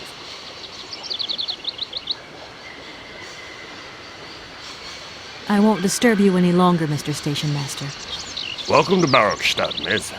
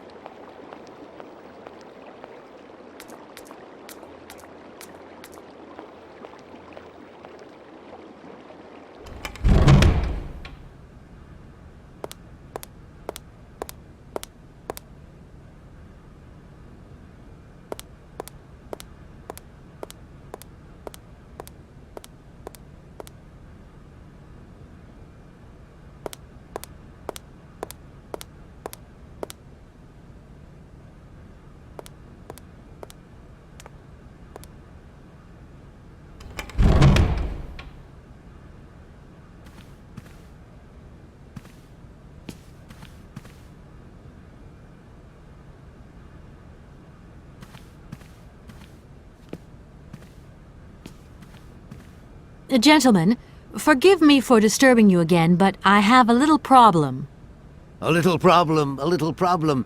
Everyone has little problems now, you know. They are kept to oneself, and they don't stop the world from turning. Nor trains from leaving stations. You wouldn't know if there is any Forest Sauvignon here in Barakstadt, would you? Absolutely. When he says absolutely, he means, of course, absolutely none. What we mean, of course, is that we are absolutely positive there is no Forest Sauvignon here in Barakstadt. Really? Are you sure? Because I read in a book that Barakstadt possesses a number of plants. I wouldn't mind getting a hold of some if possible. Out of the question, miss. The assistant rector means to say that our priority is for you to remove your train from our station. Your research will have to wait until your next stop. Yes, that's right. Your train must leave the station immediately, so please refrain from wasting our time in needless visitations. Don't forget the regulations, miss. Don't forget them. Trains should first stop, then subsequently leave. And quickly! Here we are, busy chatting, and look at the clock. It's tea time. Already? My word, doesn't time fly by? Thank you for a charming visit, miss. And thank you, gentlemen.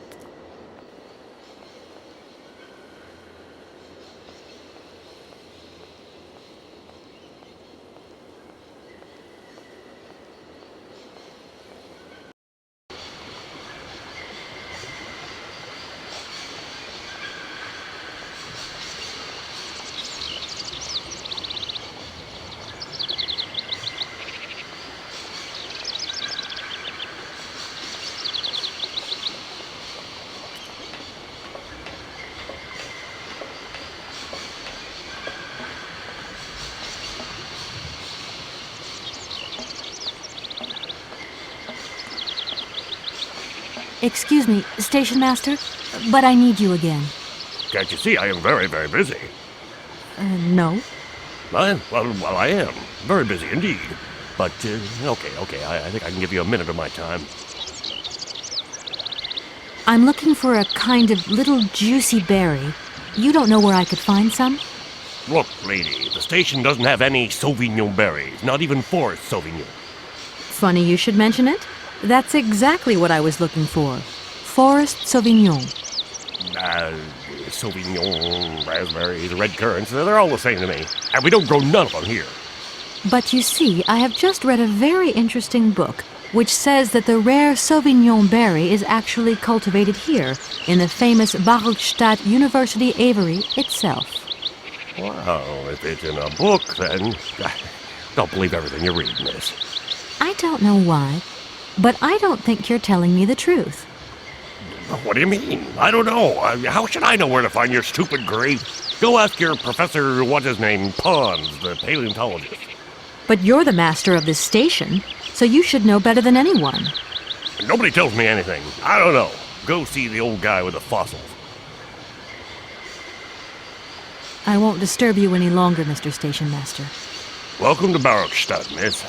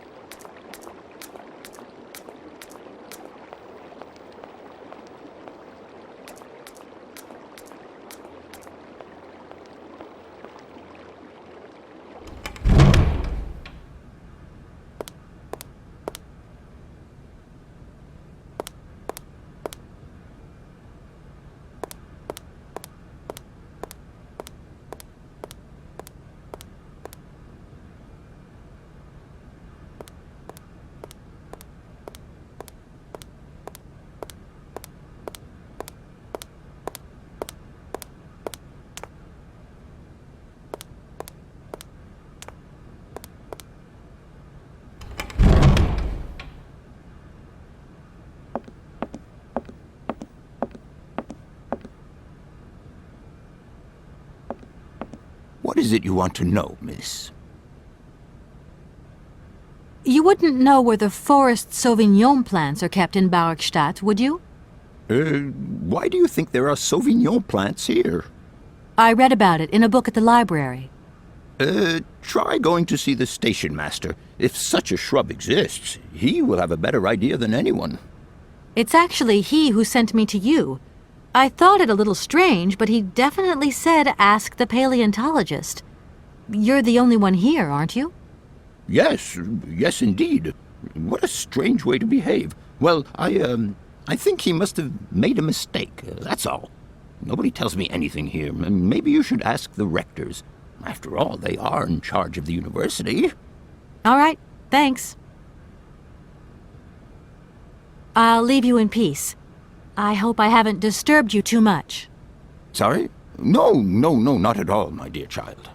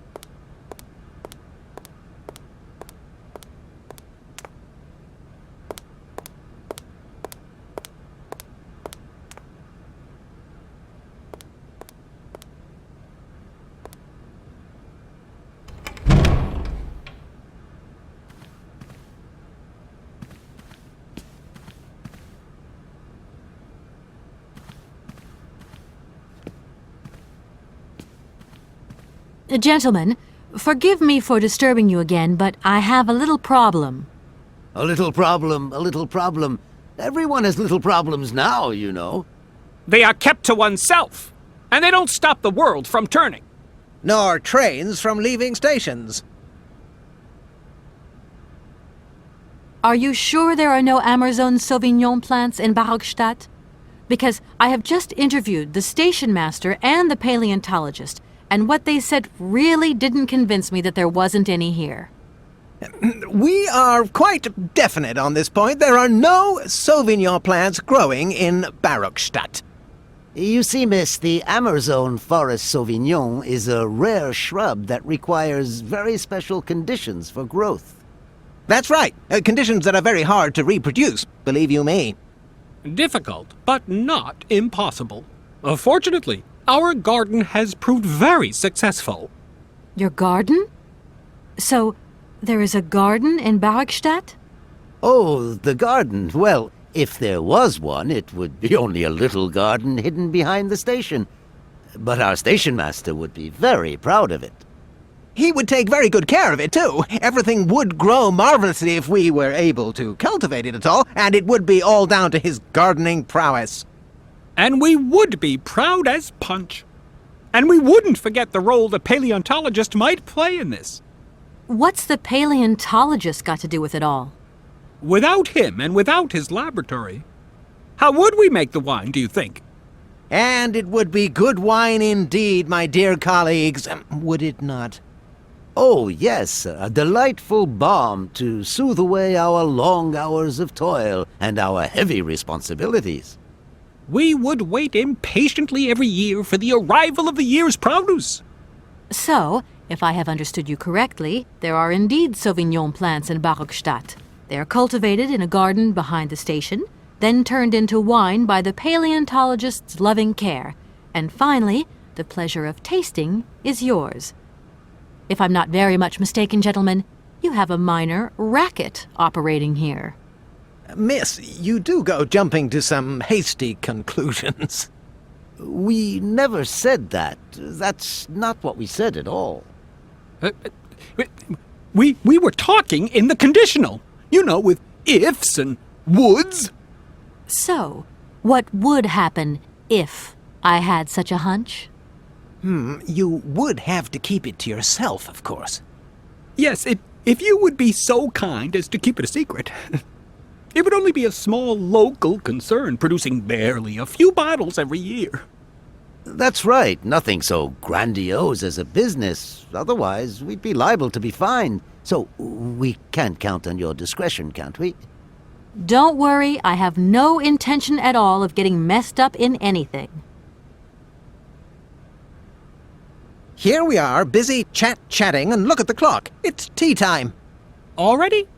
My word, doesn't time fly by? Thank you for a charming visit, miss. And thank you, gentlemen.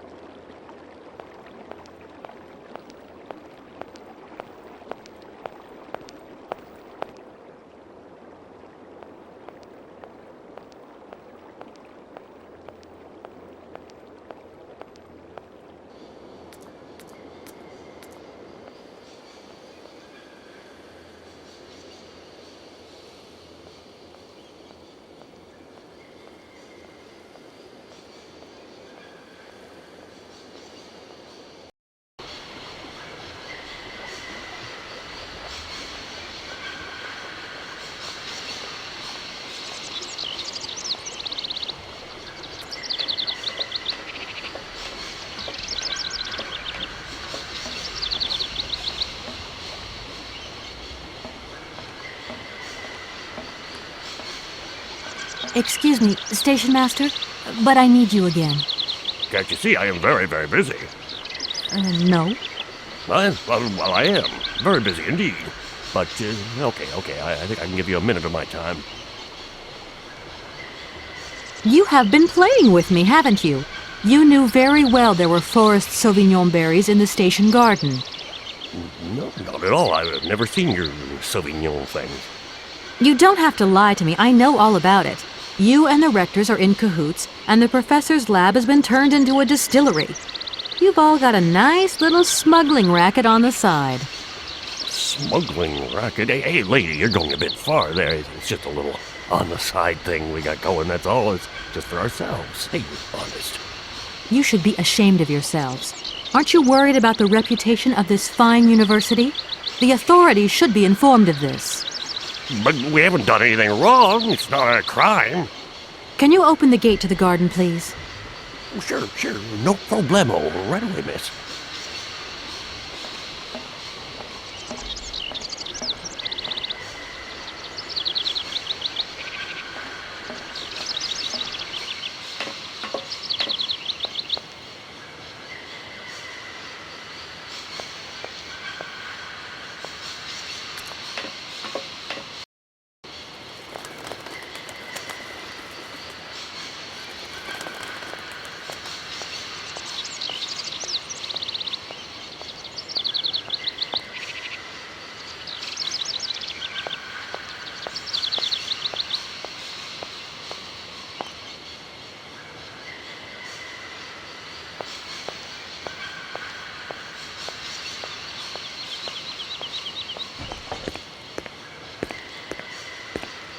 There you are. Please feel free to visit the garden at your leisure. And there was just one thing. I'm not a liar. Not really. Just mum's the word. There is the reputation of the university to think about, and I have superiors, and I have to do what I can.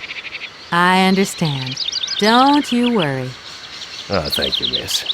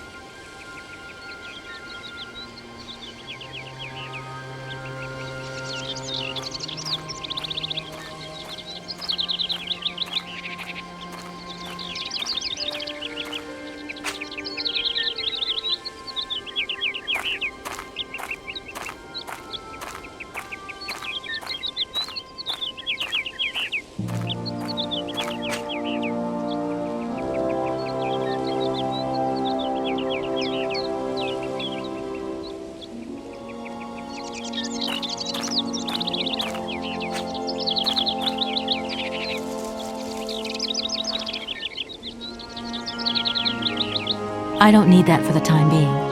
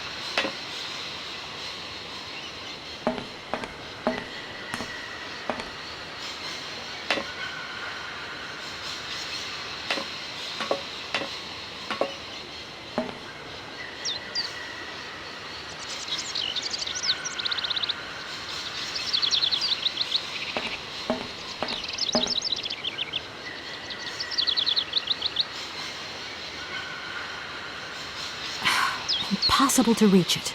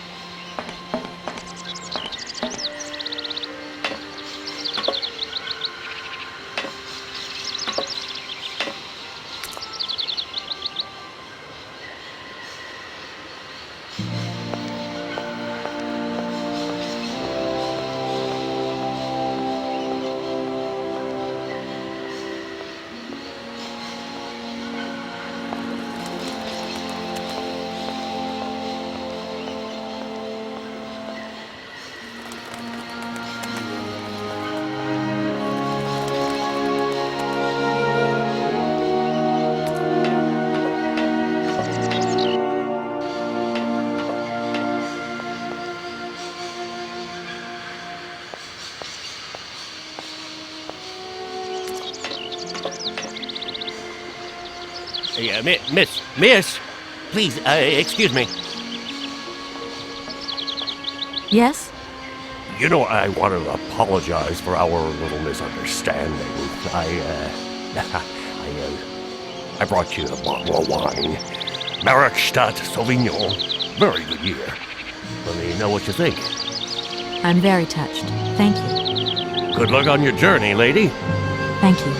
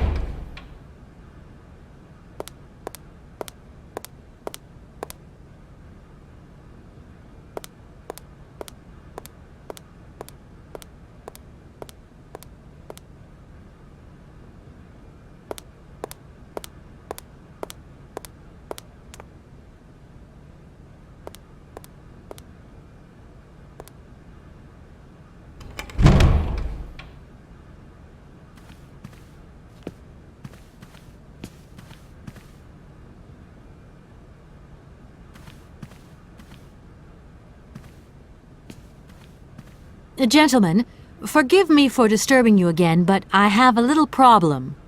A little problem, a little problem. Everyone has little problems now, you know. They are kept to oneself, and they don't stop the world from turning. Nor trains from leaving stations.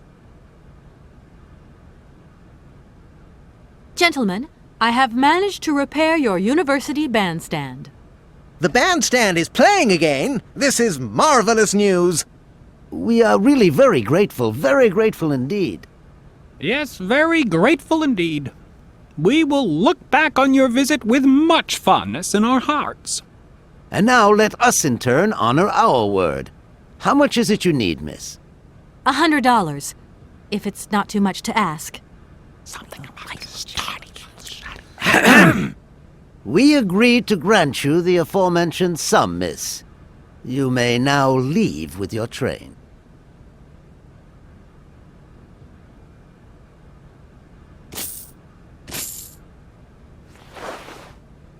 And while we're on the subject, when will you be leaving?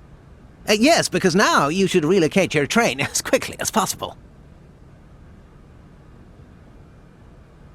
Here we are, busy chatting, and look at the clock. It's tea time. Already? My word, doesn't time fly by? Thank you for a charming visit, miss. And thank you, gentlemen.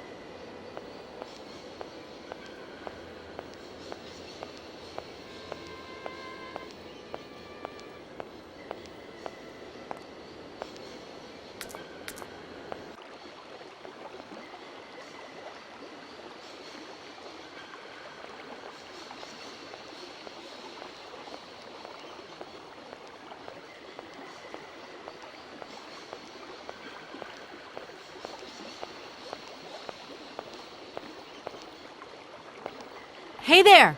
On the boat! Guten Tag, schöne Mademoiselle! My husband say, hello, young lady. You want to talk to us? It's not very polite of you to take advantage of my predicament. We could have done favors for each other, for free, out of solidarity. Father, Allah speak not full. Money, ja, break full. Excuse me?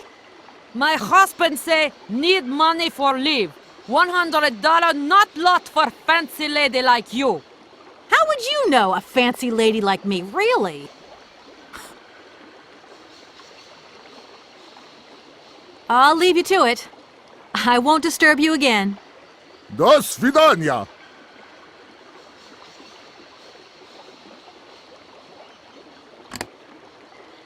There you go. Here's your money. I've checked it. It's all there.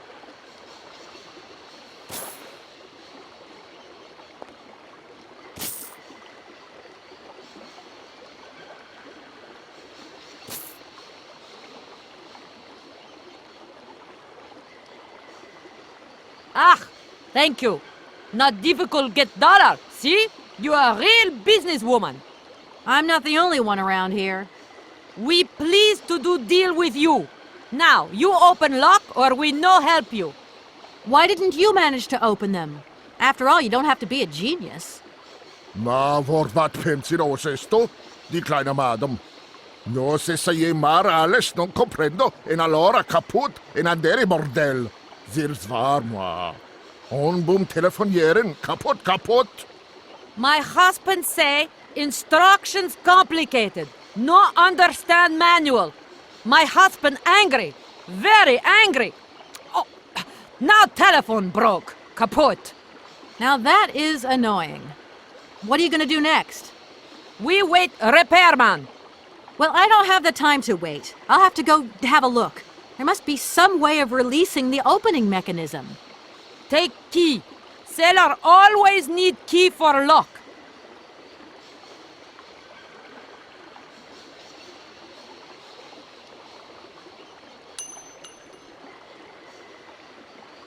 Okay, thanks.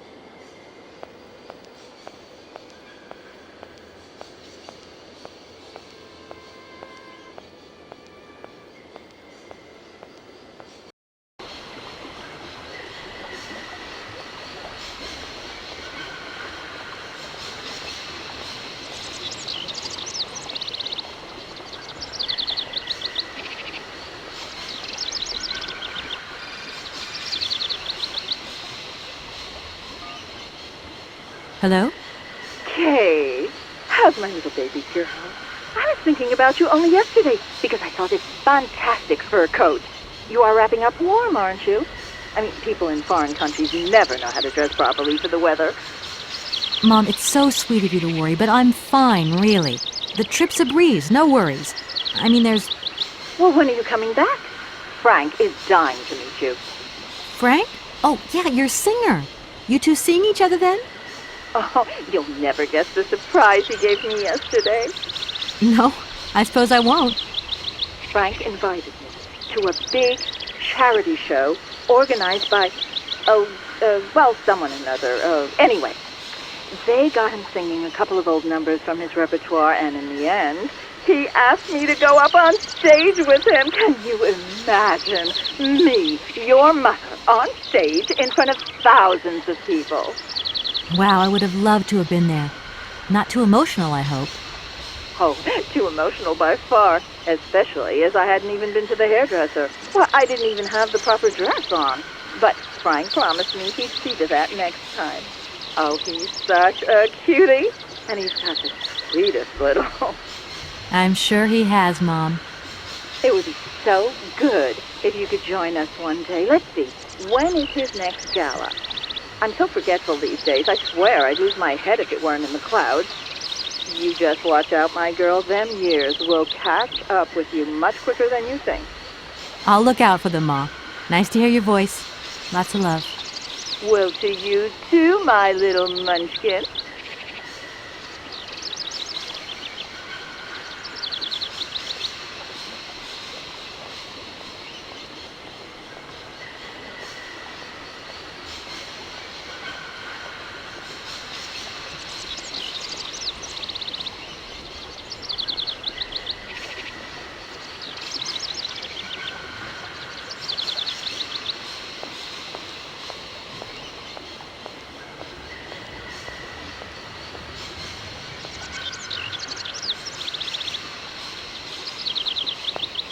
That looks broken.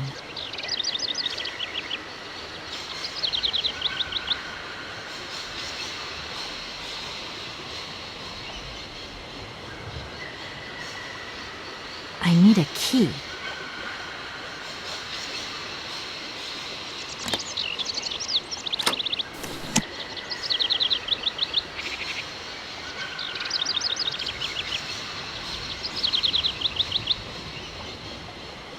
The instructions are written in a language I don't recognize. The instructions are written in a language I don't recognize.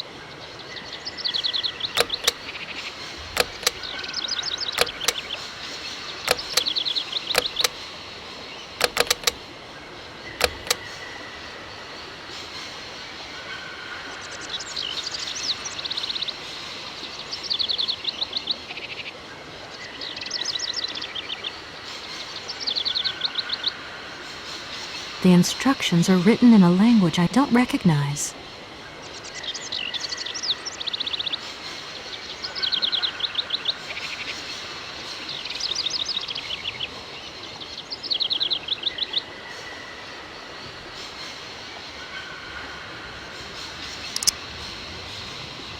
That looks broken.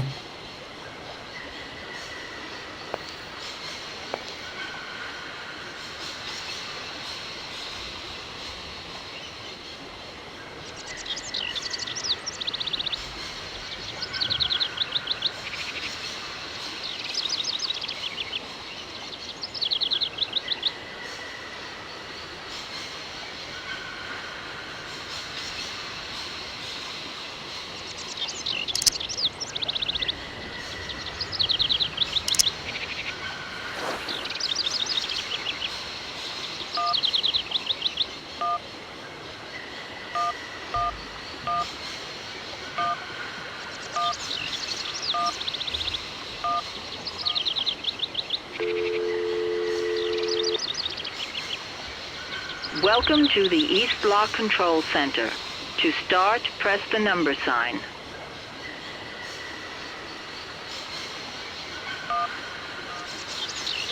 If you are using the Haltenberg lock, press 1. If you are using the Morloff lock, press 2. If you are using the Koningpass lock, press 3. If you are using the Barrackstadt lock, press 4. To return to the last command, press the number sign. If you want to raise the water level, press 1. If you want to lower the water level, press 2. To return to the last command, press the number sign. You want to raise the water level in the Haltenberg lock? To confirm your choice, press star. To return to the previous command, press the number sign. Your request has been logged. Unfortunately, our regional technician is currently on holiday, and no replacement is available. We will reply to your request within 48 hours. In case of an emergency, please operate the lock system manually. We apologize for delays to our service.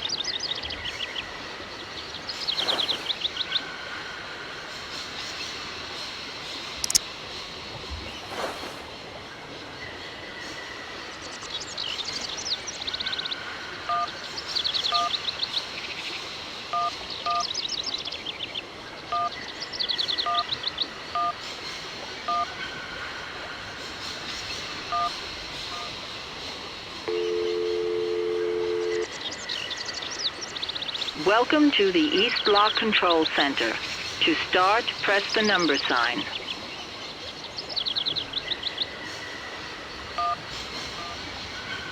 If you are using the Haltenberg lock, press 1. If you are using the Morloff lock, press 2.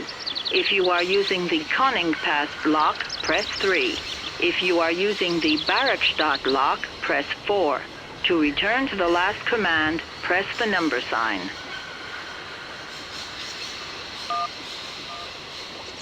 If you want to raise the water level, press 1. If you want to lower the water level, press 2. To return to the last command, press the number sign.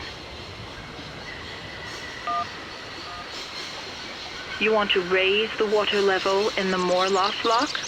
To confirm your choice, press star. To return to the previous command, press the number sign. Your request has been logged. Unfortunately, our regional technician is currently on holiday, and no replacement is available. We will reply to your request within 48 hours. In case of an emergency, please operate the lock system manually. We apologize for delays to our service.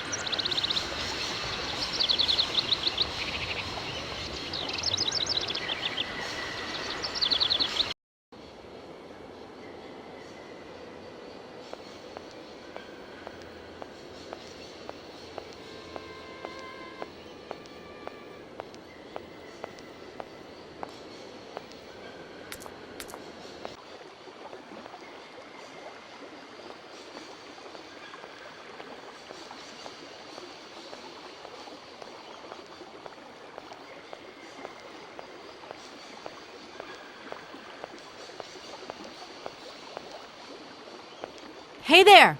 On the boat! Guten Tag, schöne Mademoiselle! My husband say, hello, young lady. You want to talk to us? Is it the locks that are stopping you from carrying on your journey? Da, barge no pass. Lock closed. Have you tried, just opening them? Nay, not possible. Have tried. Now system kaput. Oh, dear. I am sorry about that. Looks like we're all being held prisoners in Barrackstadt then, in a way. Funny that, isn't it? We would save a lot of time if you came with me to work out how the lock system works. Schlechte Idee! Alone begriff nix. In Jammerfeld moi tut bordele kaputt des Machina. Don't you agree? We already accept favor. If you want more, you pay more. That's out of the question. Too bad. I'm just going to have to work it out without your help. Right. Now that you've got your $100, can we take care of my problem? Okay. Ma Ekluse geschlossen. My husband say, we help you if you open locks. Yeah, right. I'll leave you to it. I won't disturb you again. До свидания.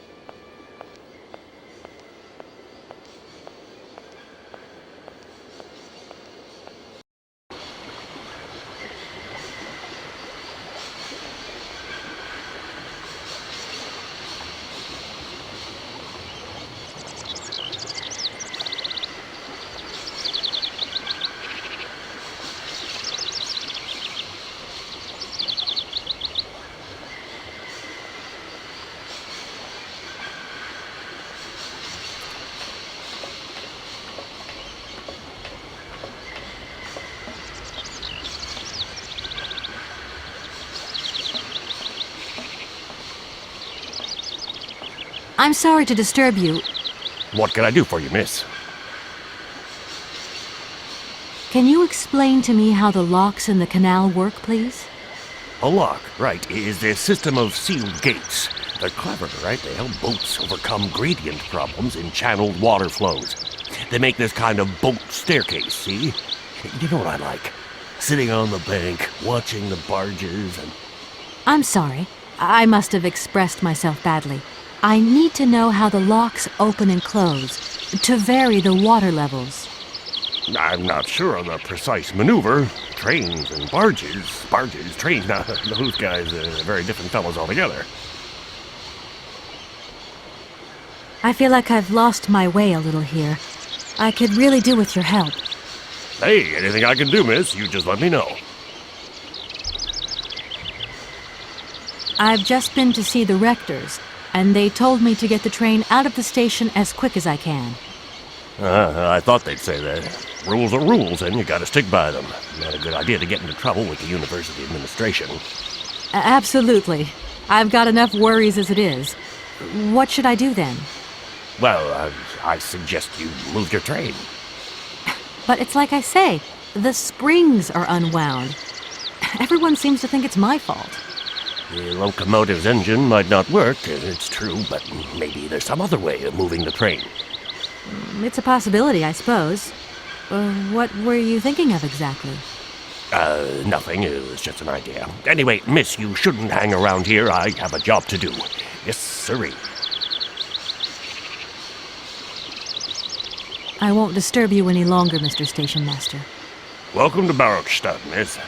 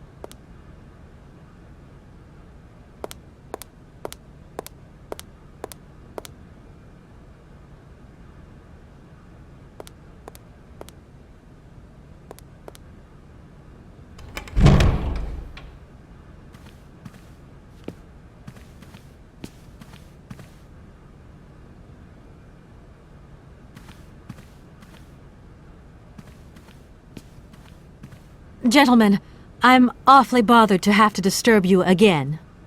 A bothersome disturbance indeed. Which, I may add, disturbingly bothers us. No bother, my dear. We're listening. If you can possibly get the canal lock open, then the sailors will be able to tow the train up to the winding machine. Open the lock? What a singular idea! What a surprising request. Our university isn't responsible for the functioning of the canal locks. A different administration deals with that, miss.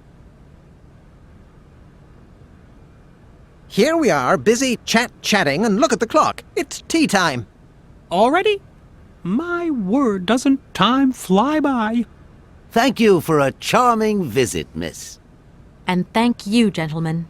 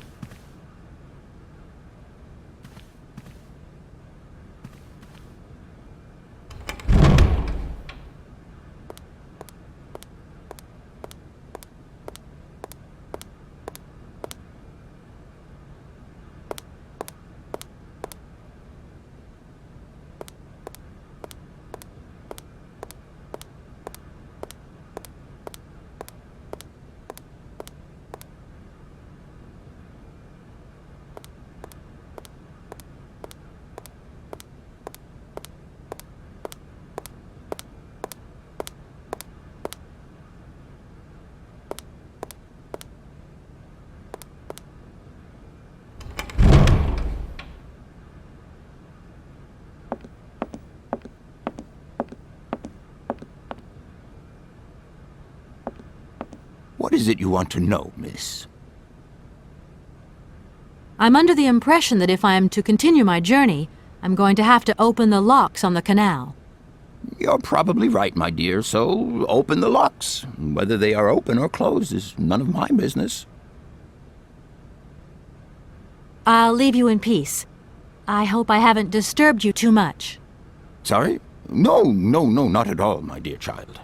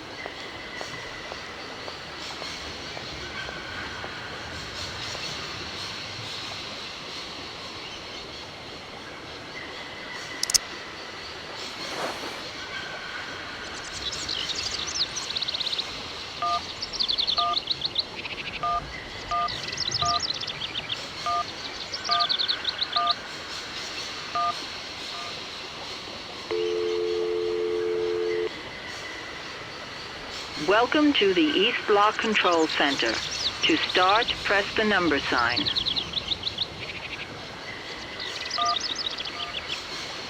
If you are using the Haltenberg lock, press 1. If you are using the Morloff lock, press 2.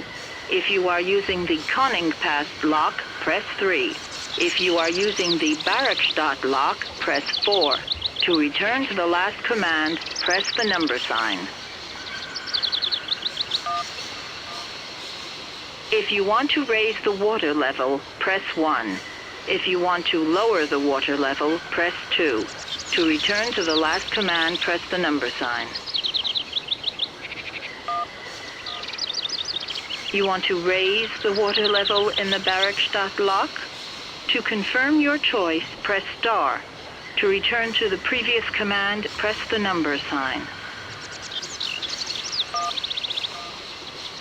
Your request has been logged. Unfortunately, our regional technician is currently on holiday, and no replacement is available.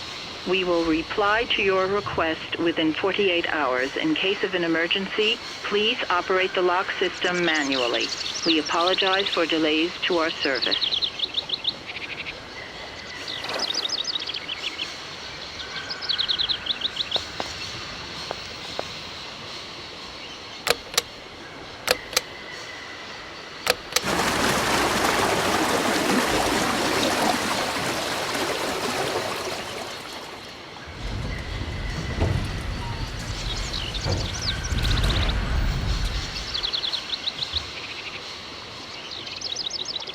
I don't need to use this console.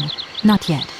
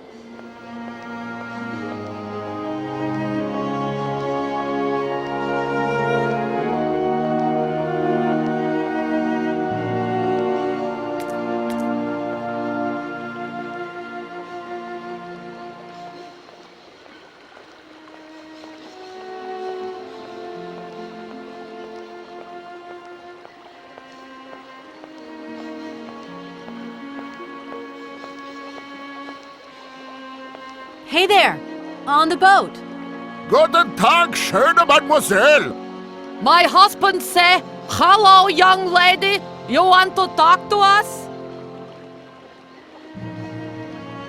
Right, I've got it. I know now how the locks work. So guide your boat into the lock, and I'll take care of the mechanism. Godverdomme! Das ist eine echte Ladies. Alle trois, rangez alle Dingen and obligados de dame. Ach, set content und zurück again. What did your husband say? You, hurry up.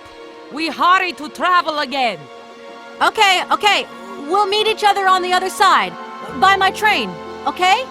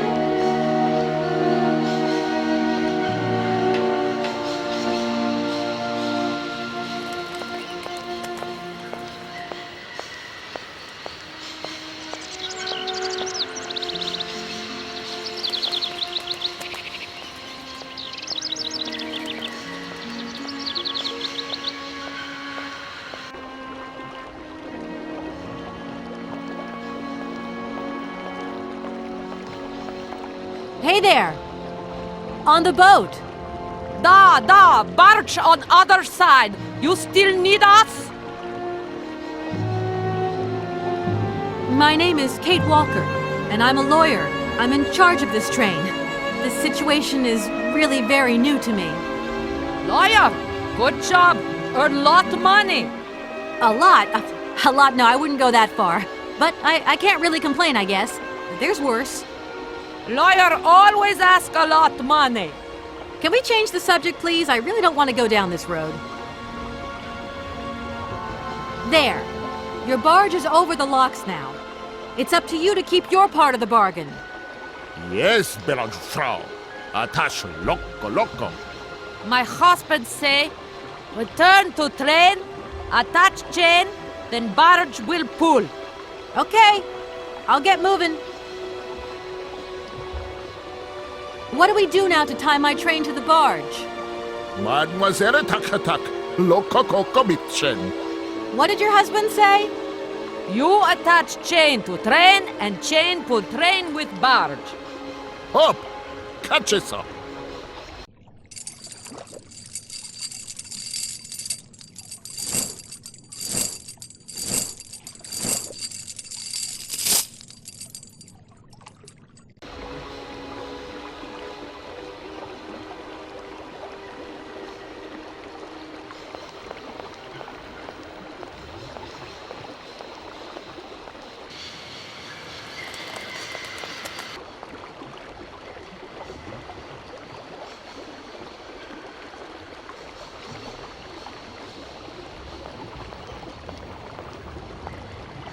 If that's going to work, it looks like something's missing.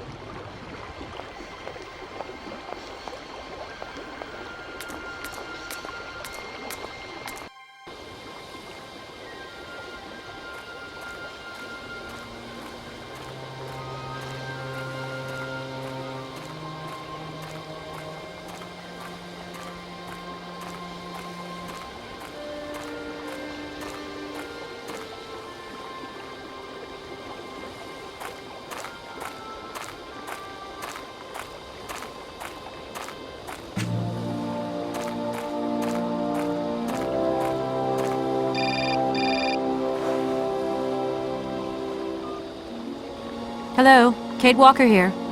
Miss Walker, this is Professor Pons. I'm about to start my lecture on the Yukols at any moment. Please make haste to come. Okay, I'll give it my best. Excellent. We'll be in the main lecture hall. See you soon.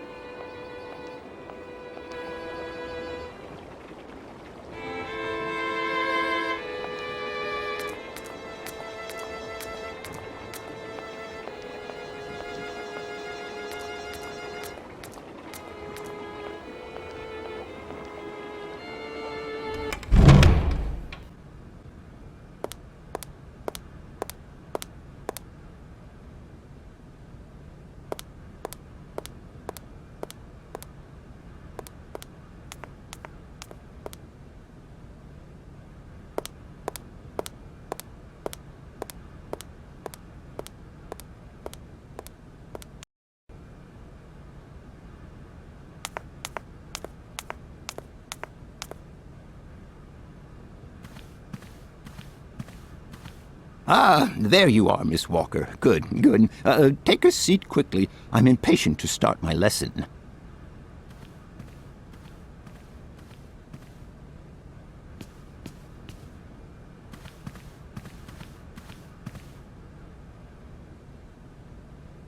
My young friends, a very exciting discovery, unimaginable up until only a few hours ago, has come into my hands and has finally allowed me to complete my study on the mysterious Yukol people. Lights, please. The Yukols are a people from the far north about whom very little is known. They live far away, very far away, on the frozen borders of Syberia. This distance and the climatic conditions of the region, which are unfavorable to human existence, have limited the size of the Yukol population and kept it out of reach of the scientific world. The handful of slides that follow are actually the only documentation we have in our possession. It was a Russian explorer who made these drawings and took these photographs 100 or so years ago. Today, we owe what we know about the Yukol people and their culture to him. We know that the origins of the Yukols date back to the last ice age. And curiously, evidence of their presence has been found in Western Europe, and more precisely in the prehistoric caves at the heart of the Alps. This people, it seems, undertook a long migration over centuries towards the far north of the globe. The reasons for this migration are due to the importance of the mammoth in their craft, trade, and culture. They used them for transportation and as beasts of burden. The mammoth brought them meat, skins, fat, and ivory. Man and animal lived in symbiosis. There's no doubt about it. Mammoths started to drift away from the region due to changing climatic conditions, and the Yukols followed them to the north, to the edges of Syberia. Prehistoric cave drawings, identified as Yukol in origin, first led me to the extraordinary hypothesis that the Yukols had managed to domesticate the mammoth. They are, to the best of our knowledge, the only prehistoric people to represent a man riding a mammoth. Today, because of this genuine mammoth skin effigy, identified by myself as an authentic Neolithic object, I can confirm this hypothesis. Yukol forebears managed to tame mammoths. Prehistoric man uses little imagination. He draws what he sees and represents scenes from real life. This familiar day-to-day object is actually a children's toy. As we have seen, Yukol existence was inextricably linked to that of the mammoth. They used its skin for clothing and to make the roofs and walls of their houses. They used the tusks to build the frameworks of their homes, as well as weapons, tools, and jewelry. Curiously, the disappearance of the mammoth 12,000 years ago had no immediate effect on the Yukol's way of life. It seemed that for a long time after, the people maintained their strong bond with the mammoth through the centuries.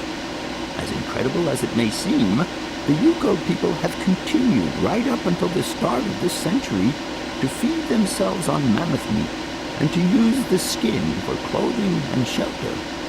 Their ivory craftwork industry is still flourishing. It would appear that to preserve ancestral customs, the Yukols learned how to exploit through the centuries the large number of frozen mammoth carcasses that were perfectly preserved in the ice of the Siberian tundra. They have been able to live mainly off this enormous freezer stock for almost 30 centuries. As plausible as this explanation may seem, it seems it is not enough for the scientific community who, I will confess, is greatly perplexed by the question. In the absence of acceptable scientific evidence, we have to make do with Yukol shaman artifacts. The research department that I have the honor to represent today lends no credence to the myths and legends that these tribal charlatans peddle. We have to take their stories at face value, mere tales to while away the long Siberian winter.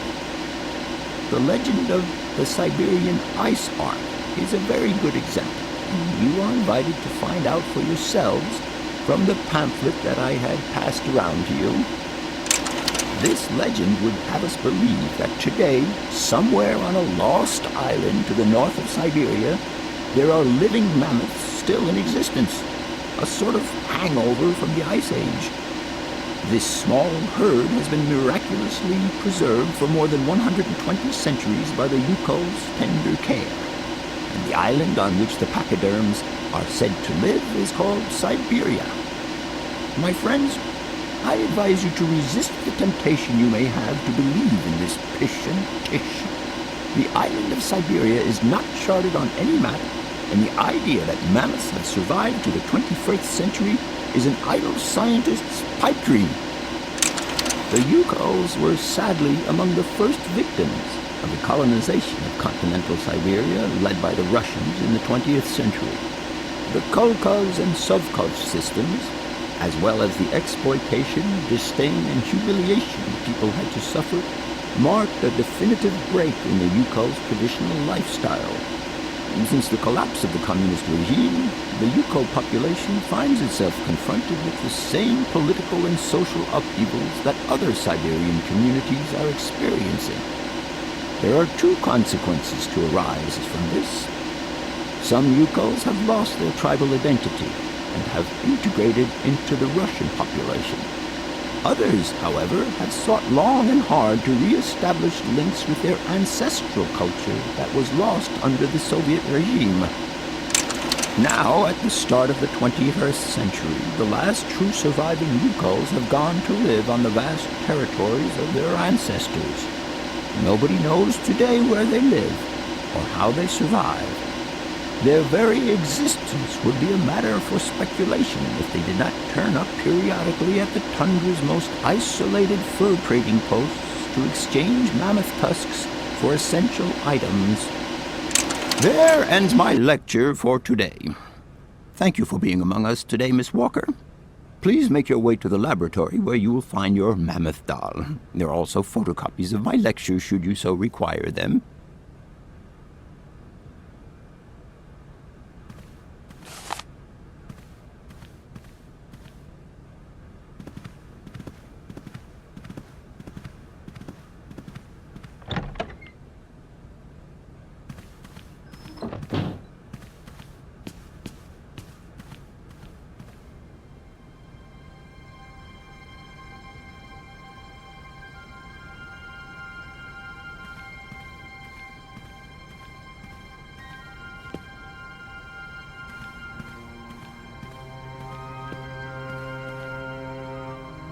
No point. It's locked.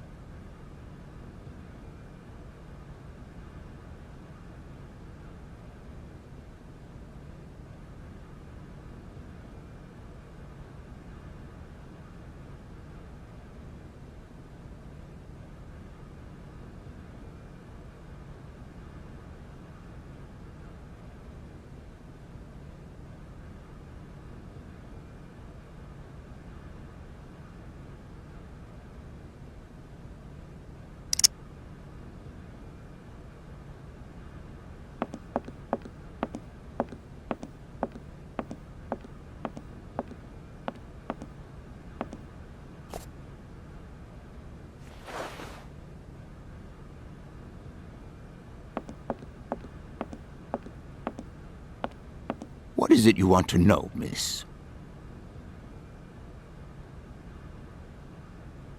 I must congratulate you for your lecture. You were right.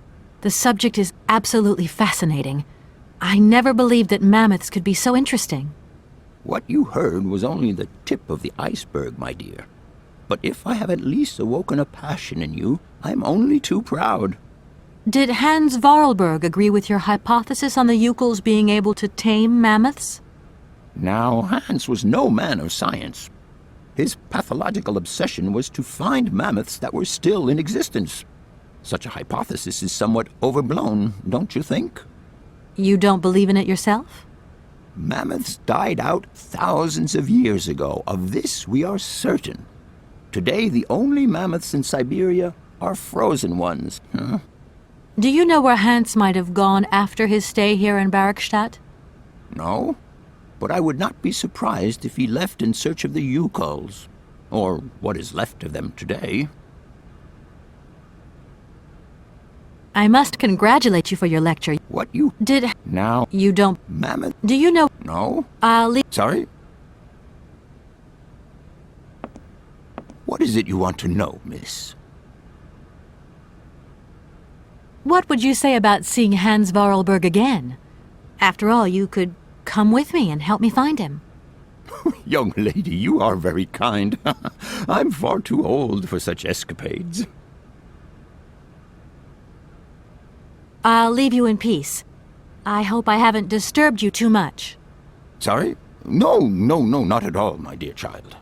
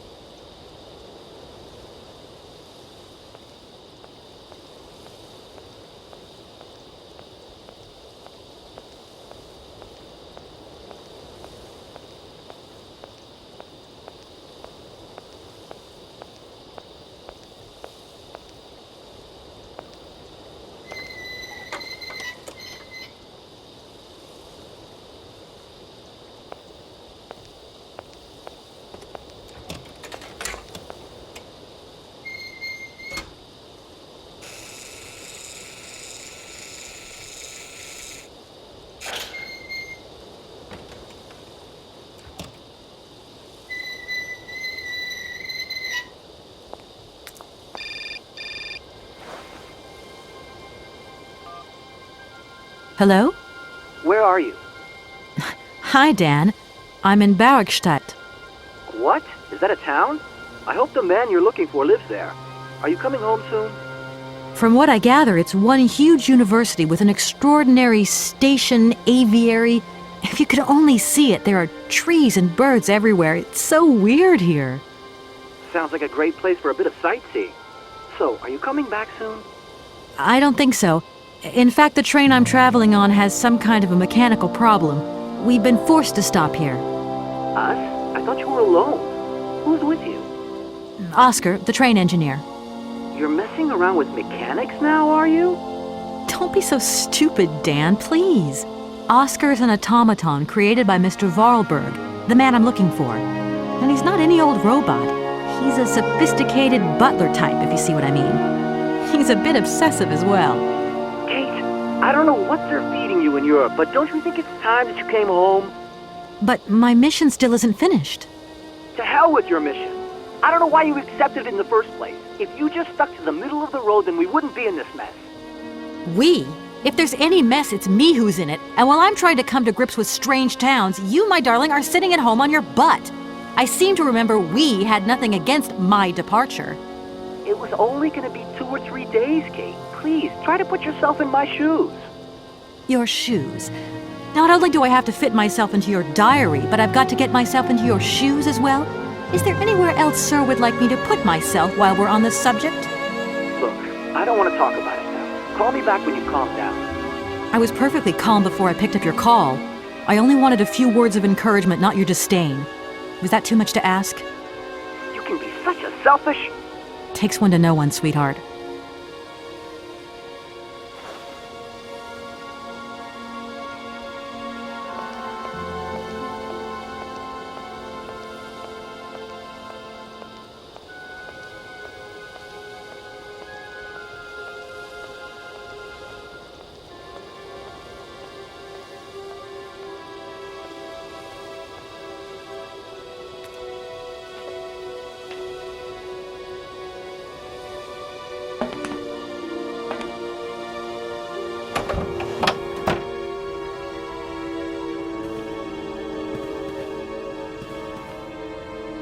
Everything okay? Yes, Kate Walker. I am waiting to continue our journey. Speaking of mechanical problems, there aren't any other hitches I should know about, Oscar? This train has no mechanical problems, Kate Walker. Winding the spring mechanism is standard service procedure. Okay, Oscar. Don't get all touchy about it. I didn't mean it like that.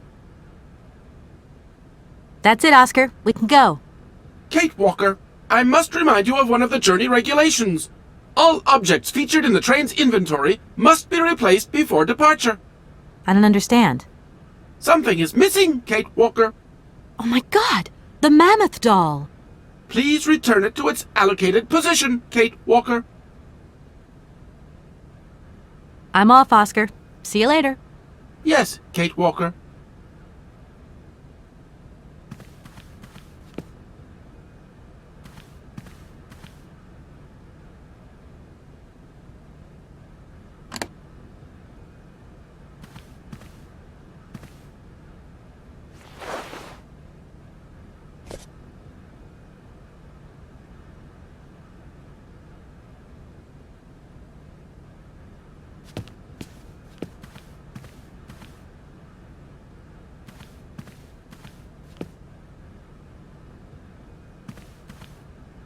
Everything okay? Yes, Kate Walker. I am waiting to continue our journey. Oscar, if you tell me one more time something's missing, I'll... Everything is ready. Take your seat, Kate Walker. We are leaving. I'll... Okay...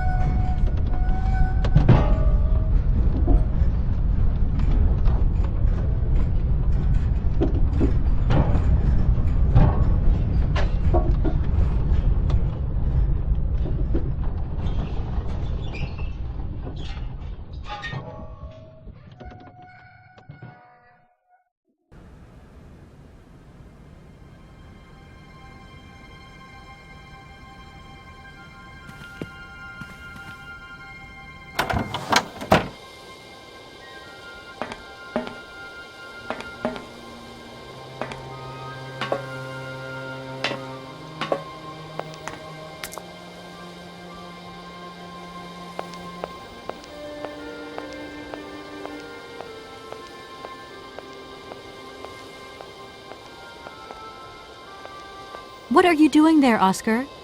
It is imperative that we comply with railroad and customs regulations, Kate Walker.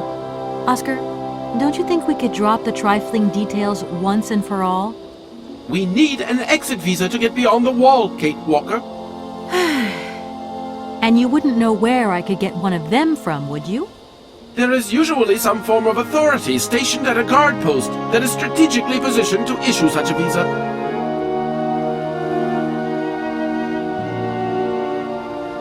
Oscar, don't you think we've wasted enough time already? You neglected to find the clockwork winding mechanism for the train with sufficient haste, Kate Walker. What nerve! And you refused to lend a helping hand. Help that could have been invaluable to me. I agree, Kate Walker. If you weren't so obsessed by procedure, we wouldn't have had a hitch. I am not entirely convinced, Kate Walker. Oscar, please, let's get in the train and leave, can we? Yes, Kate Walker. Give me the visa.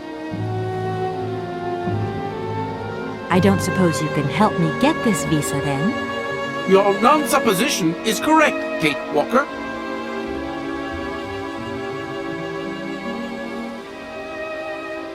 Okay, see you later, Oscar. Yes, Kate Walker.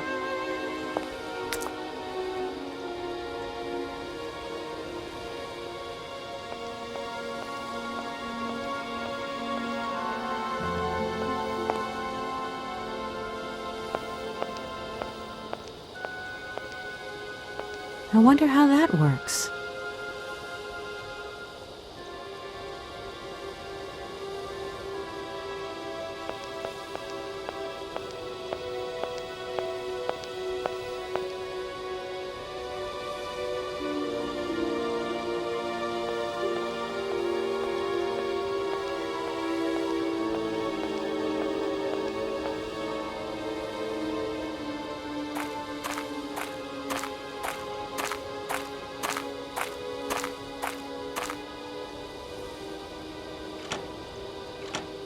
No point. It's locked.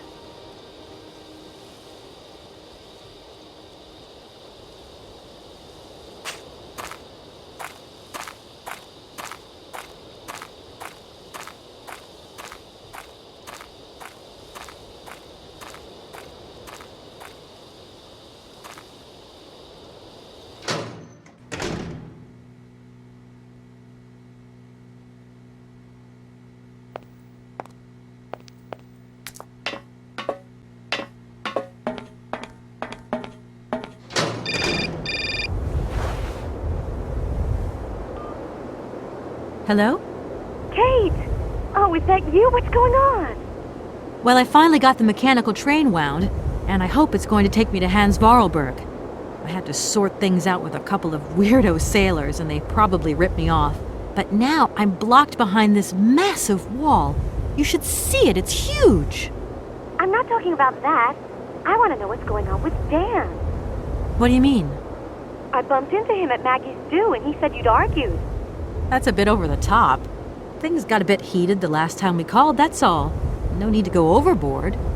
I don't mean to be Miss Melodramatic, but he didn't seem in such great shape. He had his down-in-the-dumps head on. Like Dan has a down-in-the-dumps head. Well, yeah, when that shock of hair flops over his forehead, and his eyes mist up, and his eyebrows kind of creased together. I'd never noticed. Maybe I did go a bit too far, but he's got such a goody-two-shoes image of me that sometimes I just lose it. And this case is taking up a lot of headspace. I was just looking for a bit of compassion. Well, you sure got mine. So, what's going down? Like I said before, I'm kind of getting somewhere, but it's slow. This Hans Vorarlberg guy is getting more and more fascinating by the day. Okay, well, anyway, it doesn't sound like you're bored. Not like back here in the office. Every day is boredom day. It's just no fun without you.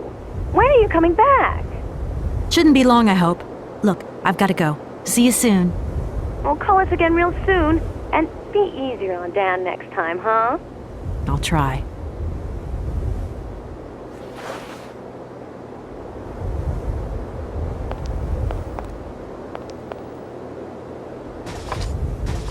No point. It's locked.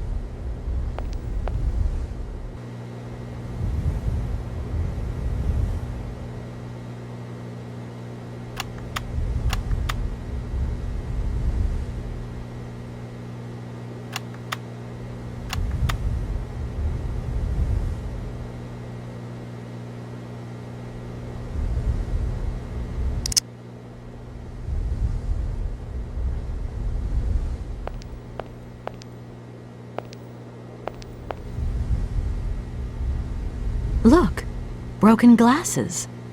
If they belong to the captain, then he sure has eye problems going by those lenses.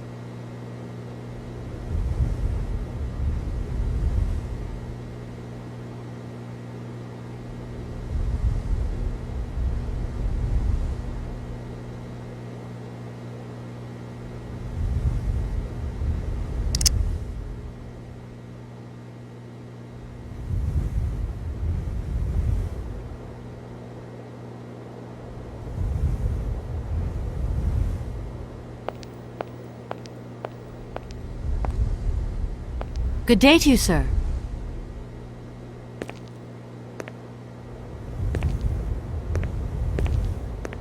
Captain Malatesta, Commander-in-Chief of the Barkstadt border post, at your service, madam. My name is Kate Walker. I've been assigned by my company to find a man who is supposed to be living in Syberia. What a peculiar mission. Taking so many risks for such a futile goal. Captain, to my mind, the military zeal with which you insist on guarding this meaningless wall strikes me as equally futile.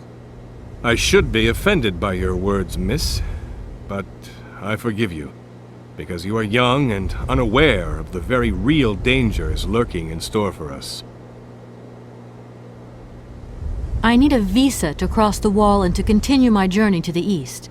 They told me that you are the only person in a position to issue such a visa. Indeed, this responsibility is part of my duties. However, I am not currently issuing visas because nobody must venture beyond the wall. And why not? It's far too dangerous, in particular for a lady of your standing who is traveling unescorted. Dangerous? What exactly do you mean, Captain? The enemy, miss. The enemy. I've been observing them for several years through my telescope. There's one particular horseman stationed yonder. He's a scout from the invading enemy army, and he's been spying on us. So I have to be extremely vigilant. He knows that I know he's there, you understand? And as long as I keep my eye on him, he won't dare try anything. Are you sure? Please, take a look for yourself. Is the person who takes care of the gate anywhere around? There is no person who takes care of the gate. Believe you me, ma'am. I have been the one and only guardian of this gate since 1968. That year I took over the position from the late Lieutenant Colonel Malatesta, my own father. In that case, can you tell me how the mechanism works? It sure looks complicated to me. Not at all.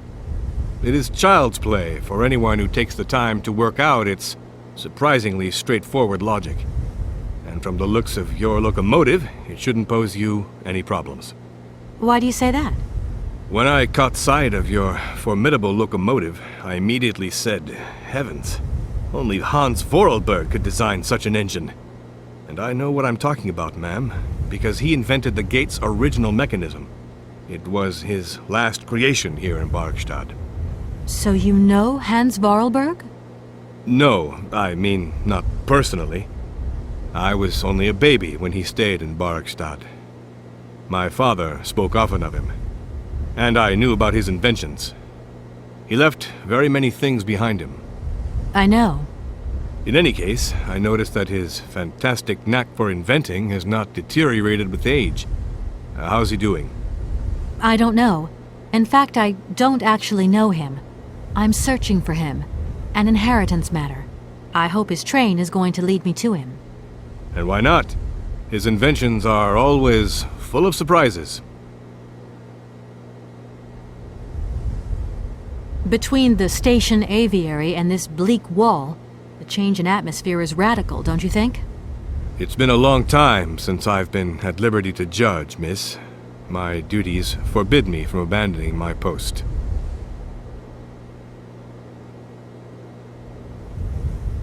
Don't mind me if I retire, Captain. Please, madam, my respects.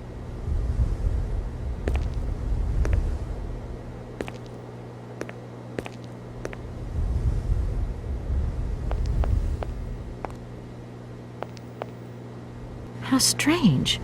I can't see a Cossack horseman at all. There's just a dead tree in the middle of an empty plain. That poor captain must have really bad eyesight.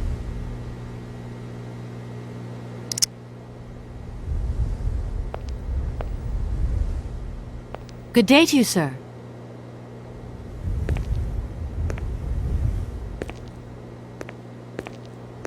Captain Malatesta, Commander-in-Chief of the Barkstadt border post, at your service, madam.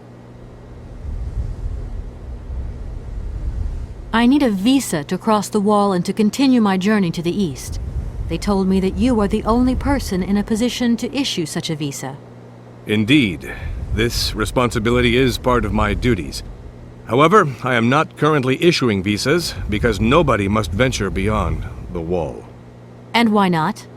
It's far too dangerous, in particular for a lady of your standing who is traveling unescorted. Captain, I can assure you that your enemy horseman is in fact simply a dead tree. A tree? But that's totally ridiculous. I can tell you have never seen a Cossack before in your life. How long has this Cossack been spying on your wall? For a long time. Yes, a very long time. But they could attack at any moment. We simply cannot tell. And he's been in the same position the whole time? Cossacks are soldiers, miss. They're capable of great resistance and persistence in the face of adversity.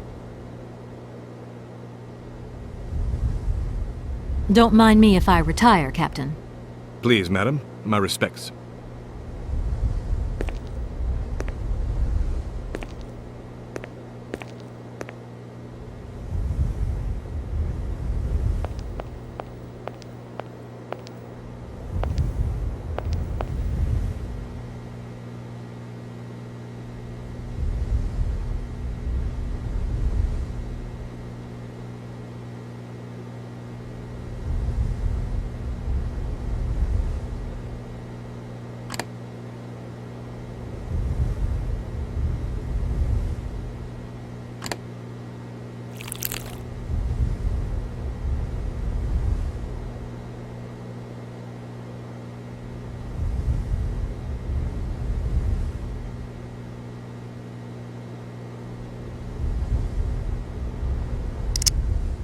Colonel, sir. Captain, miss. But you have the air of a great officer. You flatter me, miss. Unfortunately, I'm afraid that we frontier soldiers are often forgotten by the military administration. There's no justice. I sympathize with you, Captain. Let us forget our worries for a moment and have a little drink together in the name of friendship. It would be my pleasure, miss, but the regulations strictly forbid it. Come on. A little glass of wine never hurt anybody, and nobody need know. Wine, miss? You are putting me in a very delicate situation. Don't deny yourself, Captain. Just a little glass. I assure you, it is excellent. Well, perhaps just a drop.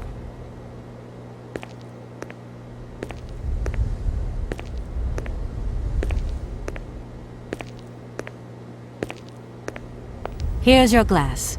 To your good health, Captain. And to yours, miss.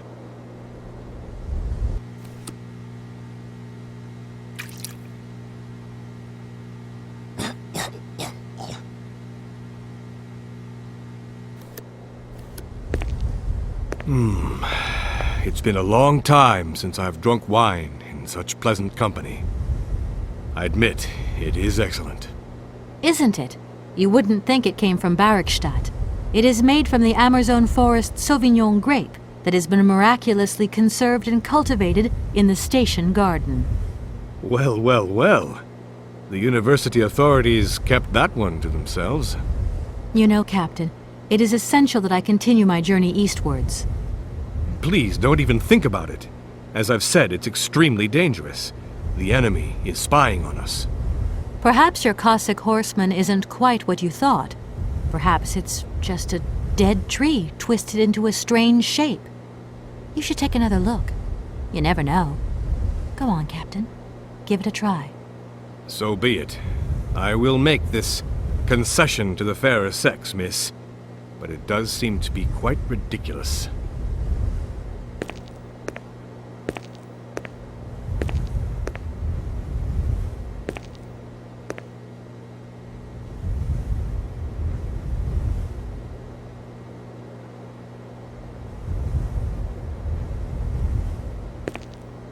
Incredible. How is this possible? By what strange magic?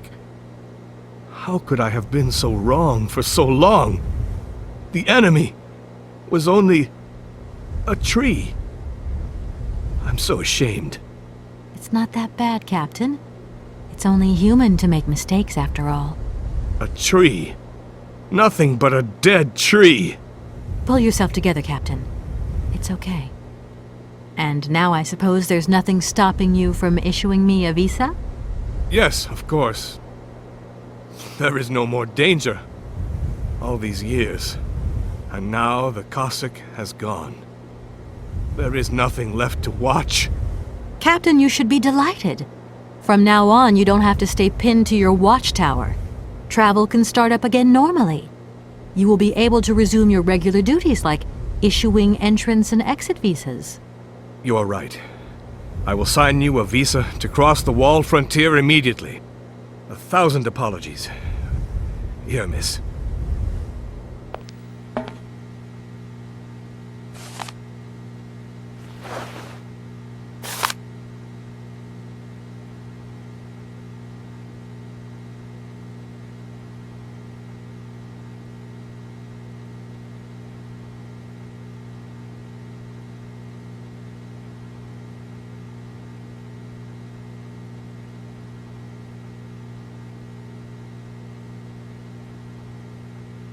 Thank you, Captain. And keep your eyes open. Miss, if we could keep this between ourselves, please. For the sake of my honor, you understand? You have my promise, Captain.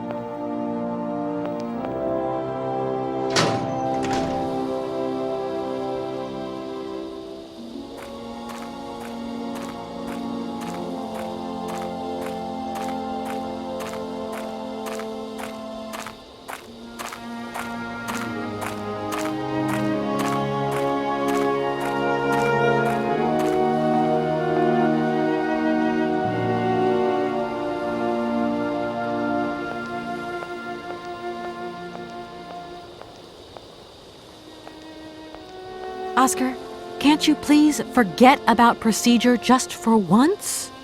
Your request is refused, Kate Walker. Oscar, don't you think we've wasted enough time already? You neglected to find the clockwork winding mechanism for the train with sufficient haste, Kate Walker. What nerve! And you refused to lend a helping hand. Help that could have been invaluable to me. I agree, Kate Walker. If you weren't so obsessed by procedure, we wouldn't have had a hitch. I am not entirely convinced, Kate Walker. Oscar, please, let's get in the train and leave, can we? Yes, Kate Walker. Give me the visa. I don't suppose you can help me get this visa, then? Your non-supposition is correct, Kate Walker. Okay, see you later, Oscar. Yes, Kate Walker.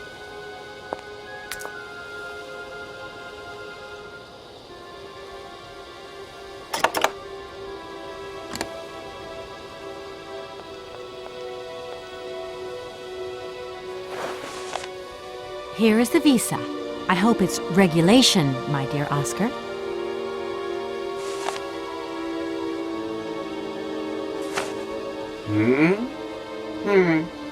It is regulation. Here is your ticket.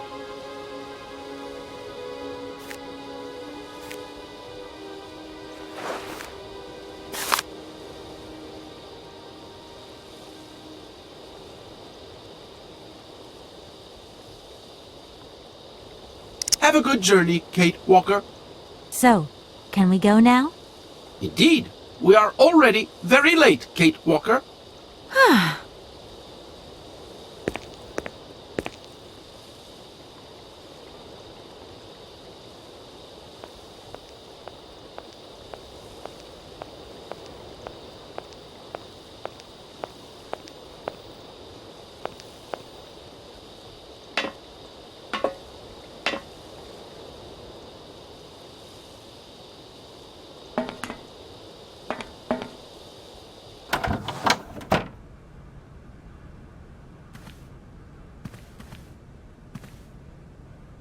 Your ticket, please, Kate Walker.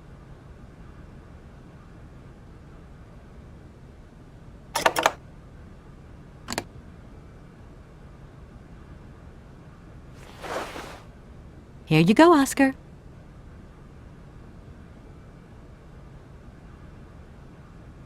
Thank you, Kate Walker. Now, please return to your seat, Kate Walker.